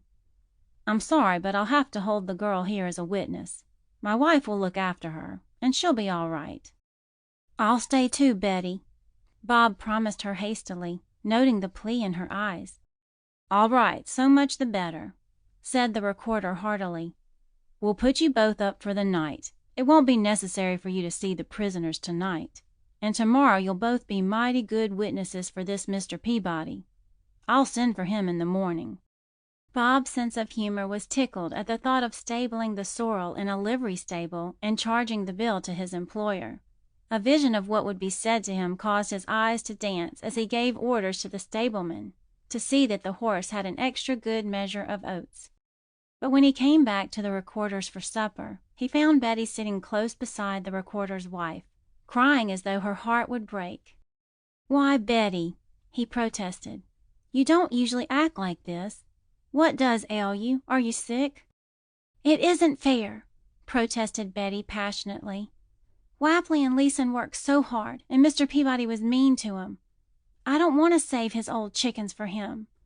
I'd much rather the hired men got the money. And I won't be a witness for him and get them into prison."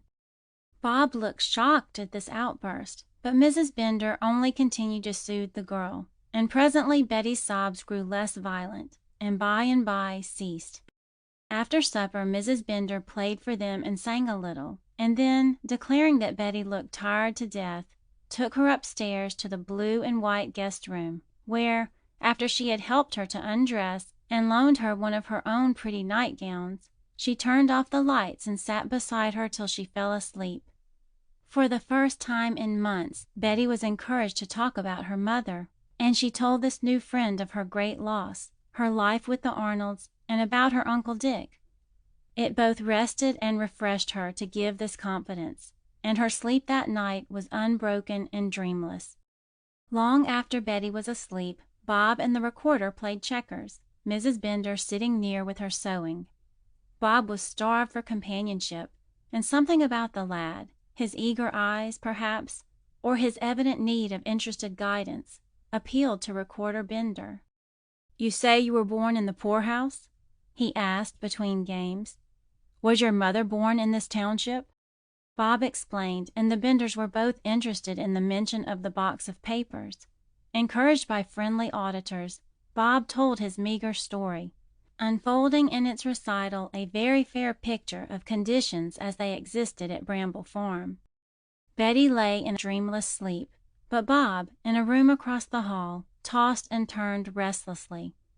At 10:30 he heard the recorder go out, and knew he was going to see if the chicken thieves and the motor truck driver had been brought in by his men.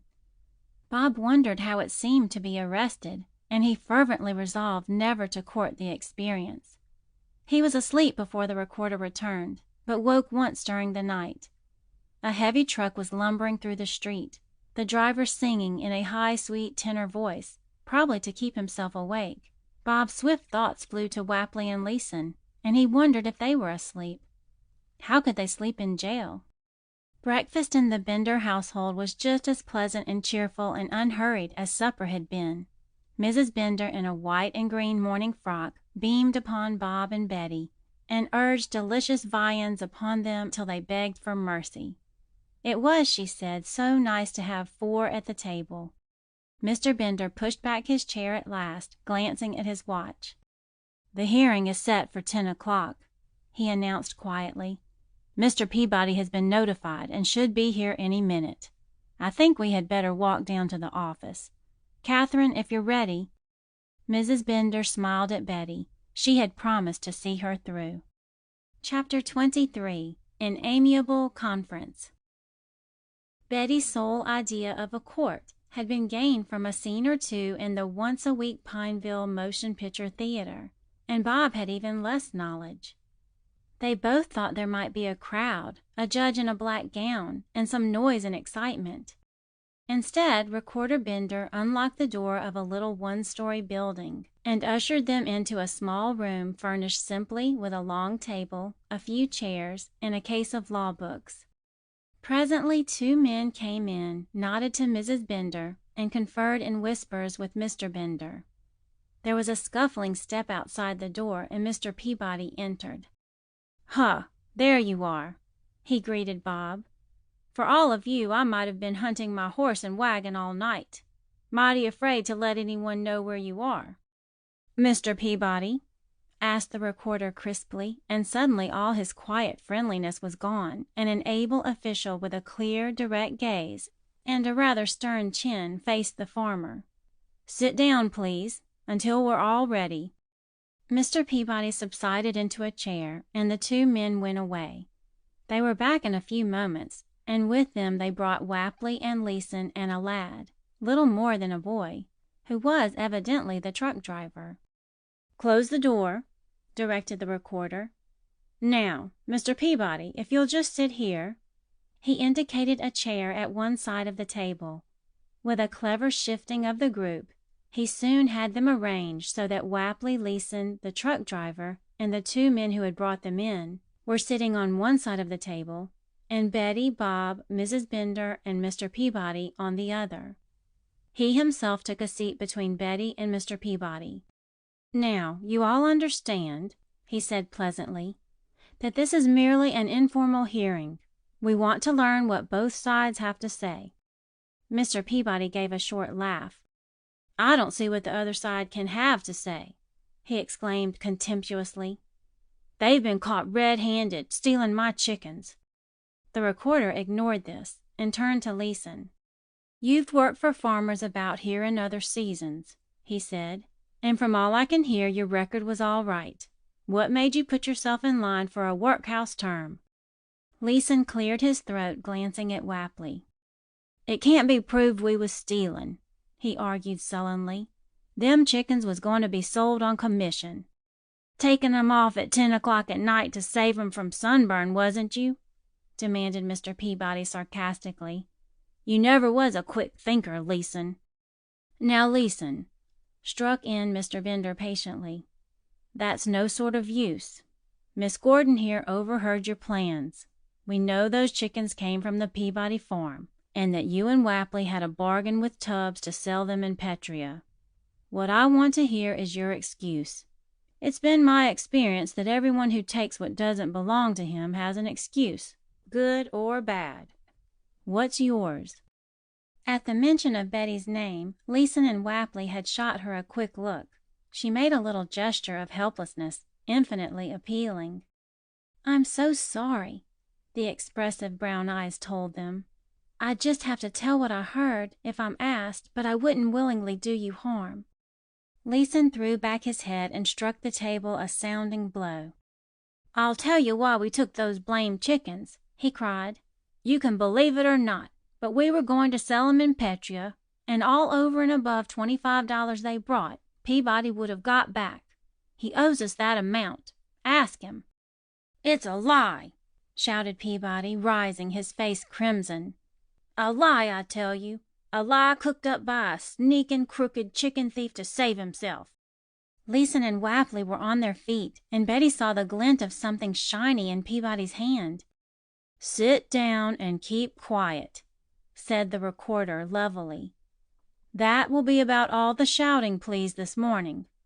And, Mr. Peabody, I'll trouble you for that automatic." The men dropped into their chairs, and Peabody pushed his pistol across the table. The recorder opened a drawer and dropped the evil little thing into it. "Can you prove that wages are owed you by Mr. Peabody?" he asked, as if nothing had happened.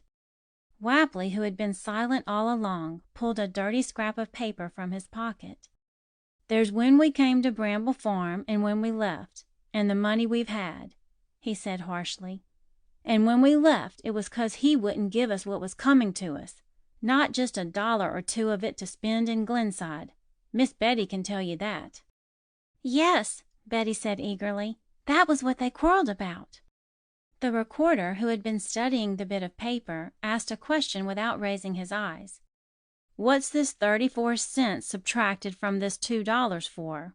June 24th, it seems to be."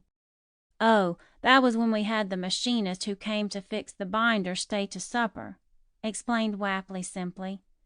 "Leeson and me paid Peabody for butter on the table that night, 'cause Edgeworth's mighty particular about what he gets to eat.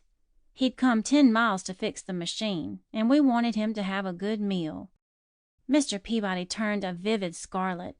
He did not relish these disclosures of his domestic economy. "What in tarnation has that got to do with stealing my chickens?" he demanded testily. "Ain't you going to commit these varmints?" The truck driver, who had been studying Mr. Peabody with disconcerting steadiness, suddenly announced the result of his scrutiny, apparently not in the least in awe of the jail sentence shadow under which he stood. "Well, you poor little mean-livered, low-down, pesky, slitherin' snake in the grass," he said slowly and distinctly, addressing himself to Mr. Peabody with unflattering directness. "Now I know where I've seen your homely mug before. You're the skunk that scattered ground glass on that stretch of road between the crossroads and Miller's Pond, and then laughed when I ruined 4 of my good tires. I knew I'd seen you somewhere, but I couldn't place you." "Why, do you know, Mr. Bender," he turned excitedly to the recorder, "that low-down coward wouldn't put ground glass on his own road. Might get him into trouble with the authorities. No, he goes and scatters the stuff on some other farmer's highway, and when I lodge a complaint against the man whose name was on the mailbox and face him in Glenside, he isn't the man I saw laughing at all. I made a complete fool of myself. I suppose this guy had a grudge against some neighbor and took that way of paying it out. And getting some motorist in Dutch, too. These rubes hates automobiles anyway." "It's a lie," retorted Mr. Peabody, but his tone did not carry conviction. "I never scattered any ground glass." The recorder fluttered a batch of papers impressively. "Well, I've 2 complaints that may be filed against you," he announced decisively. "One for uncollected wages due James Wapley and Enos Leeson, and one charging that you willfully made a public highway dangerous for automobile traffic. Also, I believe this boy, Bob Henderson, has not been sent to school regularly." This was a surprise to Bob, who had long ago accepted the fact that school for him was over. But Mr. Peabody was plainly worried. "What do you want me to do?" he whined. "I'm willing to be fair. No man can say that I'm not just." The recorder leaned back in his chair, and his good wife, watching, knew that he had gained his point. "Litigation and law squabble," he said tranquilly, "waste money, time, and too often defeat the ends. Why, in this instance, don't we effect a compromise? You, Mr. Peabody, pay these men the money you owe them, and drop the charge of stealing. You will have your chickens back, in the knowledge that their enmity toward you is removed. Tubbs, I'm sure, will agree to forget the broken glass, and the schooling charge may lapse, provided something along that line is done for Bob this winter." Mr. Peabody was shrewd enough to see that he could not hope for better terms. As long as he had the chickens to sell to Ryerson, he had no grounds for complaint. He hated like sin, as Bob said, to pay the money to Wapley and Leeson, but under the recorder's unwavering eye he counted out $25, $12.50 apiece, which the men pocketed smilingly. A word or two of friendly admonition from Mr. Bender, and the men were dismissed. "I'm so glad," sighed Betty as they left the room, "that I didn't have to say anything against them." "Well, are you coming along with me?" asked Peabody almost graciously for him. "There's a letter for you, Betty, from your uncle, I calculate, since the postmark is Washington. And my word, Bob, you don't seem in any great hurry to get back to your chores.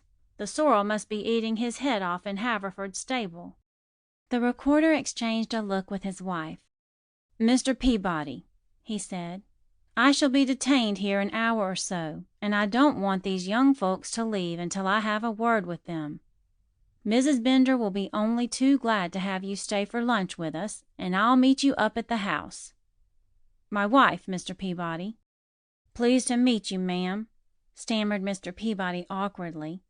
"I ought to be getting on toward home, but I suppose if the chickens were fed this morning, they can wait." "I'm sure you're hungry yourself," answered Mrs. Bender, slipping an arm around Betty. "Suppose we walk up to the house now, Mr. Peabody, and I'll have lunch ready by the time Mr. Bender is free." Betty looked back as they were leaving the room and saw the truck driver slouch disconsolately in a chair opposite the recorder. Is he arrested?" she whispered half fearfully to Mrs. Bender. Mr. Peabody and Bob were walking on ahead. "No, dear," was the answer, "but Mr. Bender will doubtless give him a good raking over the coals, which is just what he needs. Fred Tubbs is a Laurel Grove boy, and his mother is one of the sweetest women in town. He's always been a little wild, and lately he's been in with all kinds of riffraff. Harry heard rumors that he was trucking in shady transactions, but he never could get hold of proof. Now he has him just where he wants him. He'll tell Fred a few truths and maybe knock some sense into him before he does something that will send him to state's prison." Chapter 24. A New Acquaintance. Mrs. Bender insisted that Mr. Peabody should sit down on her shady front porch while she set the table and got luncheon. Betty followed her like a shadow, and while they were laying the silver together, the woman smiled at the downcast face. "What is it, dear?" she asked gently. "You don't want to go back to Bramble Farm, is that it?" Betty nodded miserably. "Why do I have to?" she argued. "Can't I go and stay with the Gurrens? They'd like to have me. I'm sure they would." "Well, we'll see what Mr. Bender has to say," answered Mrs. Bender diplomatically. "Here he comes now. You call Bob and Mr. Peabody. And mind, not a word while we're at the table. Mr. Bender hates to have an argument while he's eating." The luncheon was delicious, and Mr. Peabody thoroughly enjoyed it, if the service was rather confusing. He thought the Benders were very foolish to live as they did, instead of saving up money for their old age. But since they did, he was glad they did not retrench when they had company. That, by the way, was Mr. Peabody's original conception of hospitality, to save on his guests by serving smaller portions of food. "We'll go into the living room and have a little talk now," proposed the recorder, leading the way into the pleasant front room, where a big divan fairly invited three to sit upon it. "Betty and Bob on either side of me," said Mr. Bender cordially, pointing to the sofa. "And, Mr. Peabody, just roll up that big chair." Mrs. Bender sat down in a rocking chair, and the recorder seated himself between the two young folks. "Betty doesn't want to come back with me," said Mr. Peabody resentfully. "I can tell by the way she acts. But her uncle sent her up to us, and there she should stay, I say, till he sends for her again. It doesn't look right for a girl to be gallivanting all over the township." "I could stay with the Gurrens," declared Betty stubbornly. "Mrs. Gurren is lovely to me." "I should think you'd have a little pride about asking 'em to take you in, when they've got 2 daughters of their own, and he as hard up as most country doctors are," said the astute Mr. Peabody. "Your uncle pays me for your board, and I certainly don't intend to turn over any checks to Doc Gurren." Betty flushed. She had not thought at all about the monetary side of the question. She knew that Dr. Gurren's practice was largely among the farmers, who paid him in produce as often as in cash, and, as Mr. Peabody said, he could not be expected to take a guest for an indefinite time. "You know you could stay with me, Betty," Mrs. Bender broke in quickly. "But we're going away for a month next week, and there isn't time to change the plans. Mr. Bender has his vacation." "Gee, Betty," came from Bob, "if you're not coming back, what'll I do?" "Work," said Mr. Peabody grimly. Betty's quick temper flared up suddenly. "I won't go back," she declared passionately. "I'll do housework. I'll scrub or wash dishes. Anything. I hate Bramble Farm." Now, sister," said the recorder in his even, pleasant voice. "Keep cool, and we'll find a way. There's this letter Mr. Peabody speaks about. Perhaps that will bring you good news." "I suppose it's from Uncle Dick," admitted Betty, wiping her eyes. "Maybe he will want me to come where he is." "Well, now, Betty," Mr. Peabody spoke persuasively, "you come along home with me, and maybe things will be more to your liking. Perhaps I haven't always done just as you'd like, but then, you recollect, I ain't used to girls and their notions. Your uncle won't think you're fit to be trusted to travel alone if I write him and tell him you run away from the farm." Betty looked dumbly at Mr. Bender. "I think you had better go with Mr. Peabody," he said kindly, answering her unspoken question. "You see, Betty, it isn't very easy to explain, but when you want to leave a place, any place, always go openly, and as far as possible avoid the significance of running away. You do not have to stay for one moment where anyone is actively unkind to you. But since your uncle placed you in the care of Mr. and Mrs. Peabody, if you can, it is wiser to wait till you hear from him before making any change." "Make him be nicer to Bob," urged Betty obstinately. "I aim to send him to school this winter," said Mr. Peabody, rushing to his own defense. "And I can get a man now to help out with the chores. He's lame, but a good milker. Can get him right away, too, this afternoon. Came by asking for work, and I guess he'll stay all winter. Bob can take it easy for a day or two. Then he can drive over with Betty Saturday afternoon and spend Sunday with us." Mrs. Bender was quick to seize this advantage. "That will be fine. We'll see you, Betty, before we go away. And, dear, you must write to me often." So it was settled that Betty was to return to Bramble Farm. The Benders were warmly interested in both young folks, and they were not the sort of people to lose sight of any one for whom they cared. Mr. Peabody knew that Bob and Betty had gained friends who would be actively concerned for their welfare, and he was entirely sincere in promising to make it easier for them in the future. He and Bob and Betty and the crated chickens drove into the lane leading to Bramble Farm about 4:30. Betty's first thought was for her letter. The moment she saw the handwriting, she knew it was from her uncle. "Bob, Bob, where are you?" she called, running out to the barn, waving the letter wildly after the first reading. "Oh, Bob, why aren't you ever where I want you?" Mr. Peabody and his wife were still busy over the chickens.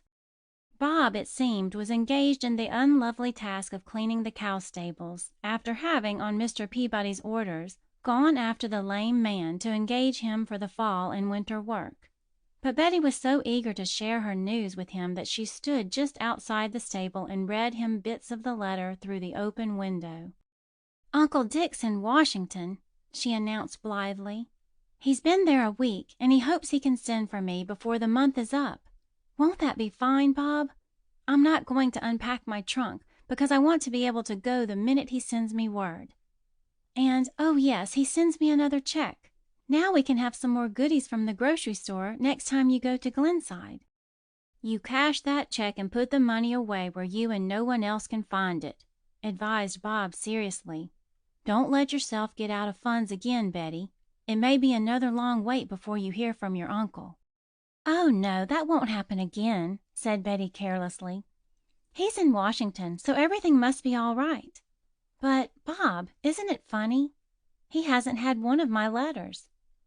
He says he supposes there's a pile of mail for him at the lawyer's office, but he hasn't had time to run up there. And, anyway, the lawyer is ill and his office is in great confusion. Uncle Dick writes he is glad to think of me enjoying the delights of Bramble Farm instead of the city's heat. Washington is hot in summer, I know Daddy used to say so. And he sends the kindest messages to Mr. and Mrs. Peabody. I wish he knew, that old miser. I've written him all about you, but of course he hasn't read the letters." All through supper and the brief evening that followed, Betty was light-hearted and gay. She reread her Uncle Dick's letter 20 times, and because of the relief it promised her, found it easy to be gracious to Mr. Peabody. That man was put out because his new hired hand refused to sleep in the attic, declaring that the barn was cooler, and in fact it was. "If I catch you smoking in there, I'll wring your neck," was the farmer's amiable good night to the lame man as he limped out toward his selected sleeping place. Chapter 25. Their Mutual Secrets. Betty woke to find her room almost as light as day.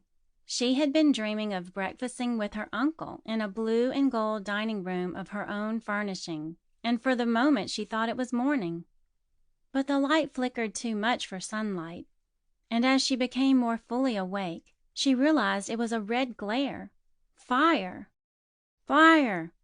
Bob's voice vocalized her cry for her, and he came tumbling down the uncarpeted attic stairs with a wild clatter of shoes. She called to him to wait, but he did not hear and raced on out to the barn. The inarticulate bellow of Mr. Peabody sounded next, as yelling loudly he rushed down the stairs and out through the kitchen. "Betty!" Mrs. Peabody ran in as Betty struggled hastily to dress. "Betty, the barn's on fire! No one knows how long it's been burning. If we only had a dog, he might have barked, or a telephone." Betty stifled a hysterical desire to laugh as she followed the moaning Mrs. Peabody downstairs. It was not the main barn, she saw with a little throb of relief as they ran through the yard. Instead, it was the corn crib and wagon house which stood a little apart from the rest of the buildings. The cribs were practically empty of corn, for of course the new crop had not yet matured, and the only loss would be the 2 shabby old wagons and a quantity of more or less worn machinery stored in the loft overhead. A huge rat, driven from his home under the corn crib, ran past Betty in the dark. "It's all insured," said Mr. Peabody complacently, watching Bob dash buckets of water on the tool shed, which was beginning to blister from the heat. "Well, Kepler, see the blaze from your place? Nice little bonfire, ain't it?" Mr. Kepler and his 2 half-grown sons had run all the way and were too out of breath to reply immediately. They were not on especially good terms with Mr. Peabody, but as his nearest neighbor they could not let his buildings burn down without making an effort to help him. They had left the mother of the family at the telephone, with instructions to call the surrounding neighbors if Mr. Kepler signaled her to do so with the pistol he carried. "Guess you won't need any more help," said Mr. Kepler, regaining his breath. "How'd she start?" "Why, when I thought it was the barn, I said to myself that lazy good-for-nothing lame Phil's been smoking," replied Mr. Peabody. "But I don't know how he could have set the corn cribs afire." "Where is he now?" cried Betty, remembering the man's affliction. "He couldn't run. Perhaps he tried to sleep in the wagon and is burned." "No, he isn't," said Phil behind her.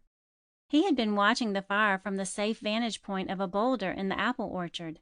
He admitted when cross-questioned. Yes, the flames had awakened him in the barn where he slept. No, he couldn't guess how they had started, unless it could have been spontaneous combustion from the oiled rags he had noticed packed tightly in a corner of the wagon shed that afternoon. "Spontaneous combustion!" ejaculated Mr. Peabody angrily. "If you know that much, why couldn't you drop me a word or take away the rags?" The lame man looked at him with irritating intentness. "I thought you might wring my neck if I did," he said. "I don't know whether Phil's a fool or not," confided Bob to Betty the next morning. "But he has old Peabody guessing, that's sure. He was quoting Shakespeare to him at the pump this morning." Betty lost little time in speculation concerning Phil, for another worry claimed her attention. "How can we go to see the Benders Saturday?" she asked Bob. "Both wagons are burned up." "Well, we still have the horse," Bob reminded her cheerfully. "A wagon without a horse isn't much good, but a horse without a wagon is far from hopeless. You leave it to me." Betty was willing. She was dreaming daydreams about Washington and Uncle Dick, dreams in which she generously included Bob and the Benders and Norma Gurin. It was fortunate for her that she could not see ahead, or know how slowly the weeks were to drag by without another letter.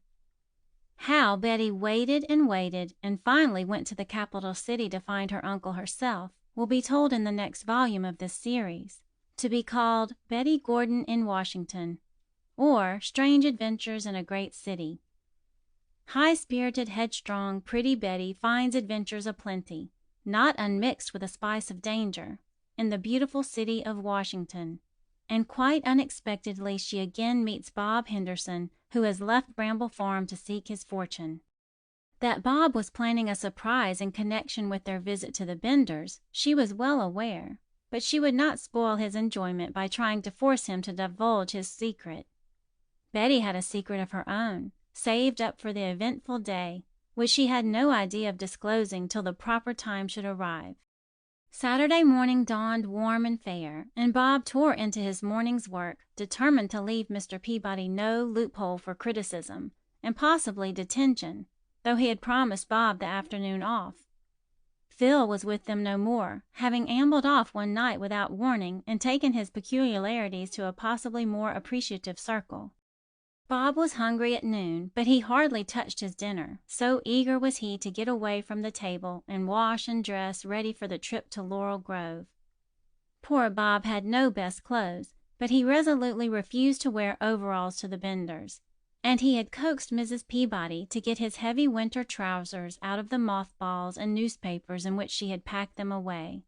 She had washed and ironed a faded shirt for him, and at least he would be whole and clean. "Bob," drawled Mr. Peabody, as that youth declined dessert and prepared to rise from the table, "before you go, I want to see the wood box filled, some fresh litter in the pig pens, and some fodder in all the cow mangers. If I'm to do the milking, I don't want to have to pitch all the fodder, too." Bob scowled angrily. "I haven't time," he muttered. "That'll take me till 2 or half past. You said I could have the afternoon." "And I also told you to fill the wood box yesterday," retorted Mr. Peabody. "You'll do as I say, or stay home altogether. Take your choice." "He's the meanest man who ever lived," scolded Betty, following Bob out to the woodshed. "I'll fill up that old box, Bob, and you go do the other chores. I'd like to throw this stick at his head." Bob laughed, for he had a naturally sweet temper and seldom brooded over his wrongs. "He did tell me to fill the box yesterday, and I forgot," he confessed. "Take your time, Betty, and don't get all hot. And don't scratch your hands. They looked as pretty as Mrs. Bender's. I noticed 'em at the table." Betty stared after him as he went whistling to the barn, her apron sagging with the wood she had piled into it. She glanced scrutinizingly at her strong, shapely, tanned little hands. Did Bob think they were pretty? Betty herself admired very white hands with slim, pointed fingers like Norma Guerin's. She worked to such good purpose that she had the woodbox filled and was brushing her hair when she heard Bob go thumping past her door on his way to his room. She was dressed and downstairs when he came down, and he caught hold of her impulsively and whirled her around the porch. "Betty, you're a wonder!" he cried in admiration. "How did you ever guess the size? And when did you buy it? You could have knocked me down with a feather when I saw it spread out there on the bed." "I'm glad it fits you so well," answered Betty demurely, surveying the neat blue and white shirt she had bought for him. "I took one of your old ones over to Glenside. Oh, it didn't cost much," she hastened to assure him, interpreting the look he gave her. "I'm saving the money Uncle Dick sent. Honestly, I am." Bob insisted that she sit down on the porch and let him drive round for her, and now it was Betty's turn to be surprised. The sorrel was harnessed to a smart, rubber-tired runabout. "Bob Henderson, where did you get it? Whose is it? Does Mr. Peabody know? Let's go through Glenside and show him we look right sometimes," suggested the astonished Betty. Bob, beaming with pride, helped her in, and Mrs. Peabody waved them a friendly good-bye. She betrayed no surprise at the sight of the runabout, and was evidently in the secret. "She knows about it," explained Bob as they drove off. "I borrowed it from the Keplers. Tried to get a horse, too, but they're going driving Sunday and need the team. This is their single harness. Nifty buckles, aren't they?" Betty praised the runabout to his heart's content, and they actually did drive through Glenside, though it was a longer way around, and had the satisfaction of meeting the Guerins. Recorder Bender and his wife were delighted to see them again, and they had a happy time all planned for them. Saturday night there was a moving picture show in Laurel Grove, and the Benders took their guests. Betty had not been to motion pictures since leaving Pineville, and it was Bob's second experience with the films. Sunday morning they all went to church, and the long, delightful summer Sunday afternoon they spent on the cool, shady porch, exchanging confidences and making plans for the future. "I'm saving the money I get for the carvings," said Bob, "and when I get enough, I'll dig up the little black tin box and off I'll go. I've got to get some education and amount to something, and if I stay with the Peabodys till I'm 18, my chance will be gone." "Promise us one thing, Bob," urged Mrs. Bender earnestly, "that you won't go without consulting us, or at least leaving some word for us, and that, wherever you go, you'll write." "I promise," said Bob gratefully. "I haven't so many friends that I can afford to lose one. You and Mr. Bender have been awfully good to me." "We like you," returned the recorder, with one of his rare whimsical flashes. "I want to exact the same promise from Betty, to write to us wherever she may go." "Of course I will," promised Betty. "I don't seem to have much luck running away, but when I do go, I'll surely write and let you know where I am. And I'll probably be writing to you very soon from Washington." If you liked the video, put a like, subscribe to the channel and click on the bell to not miss our new videos.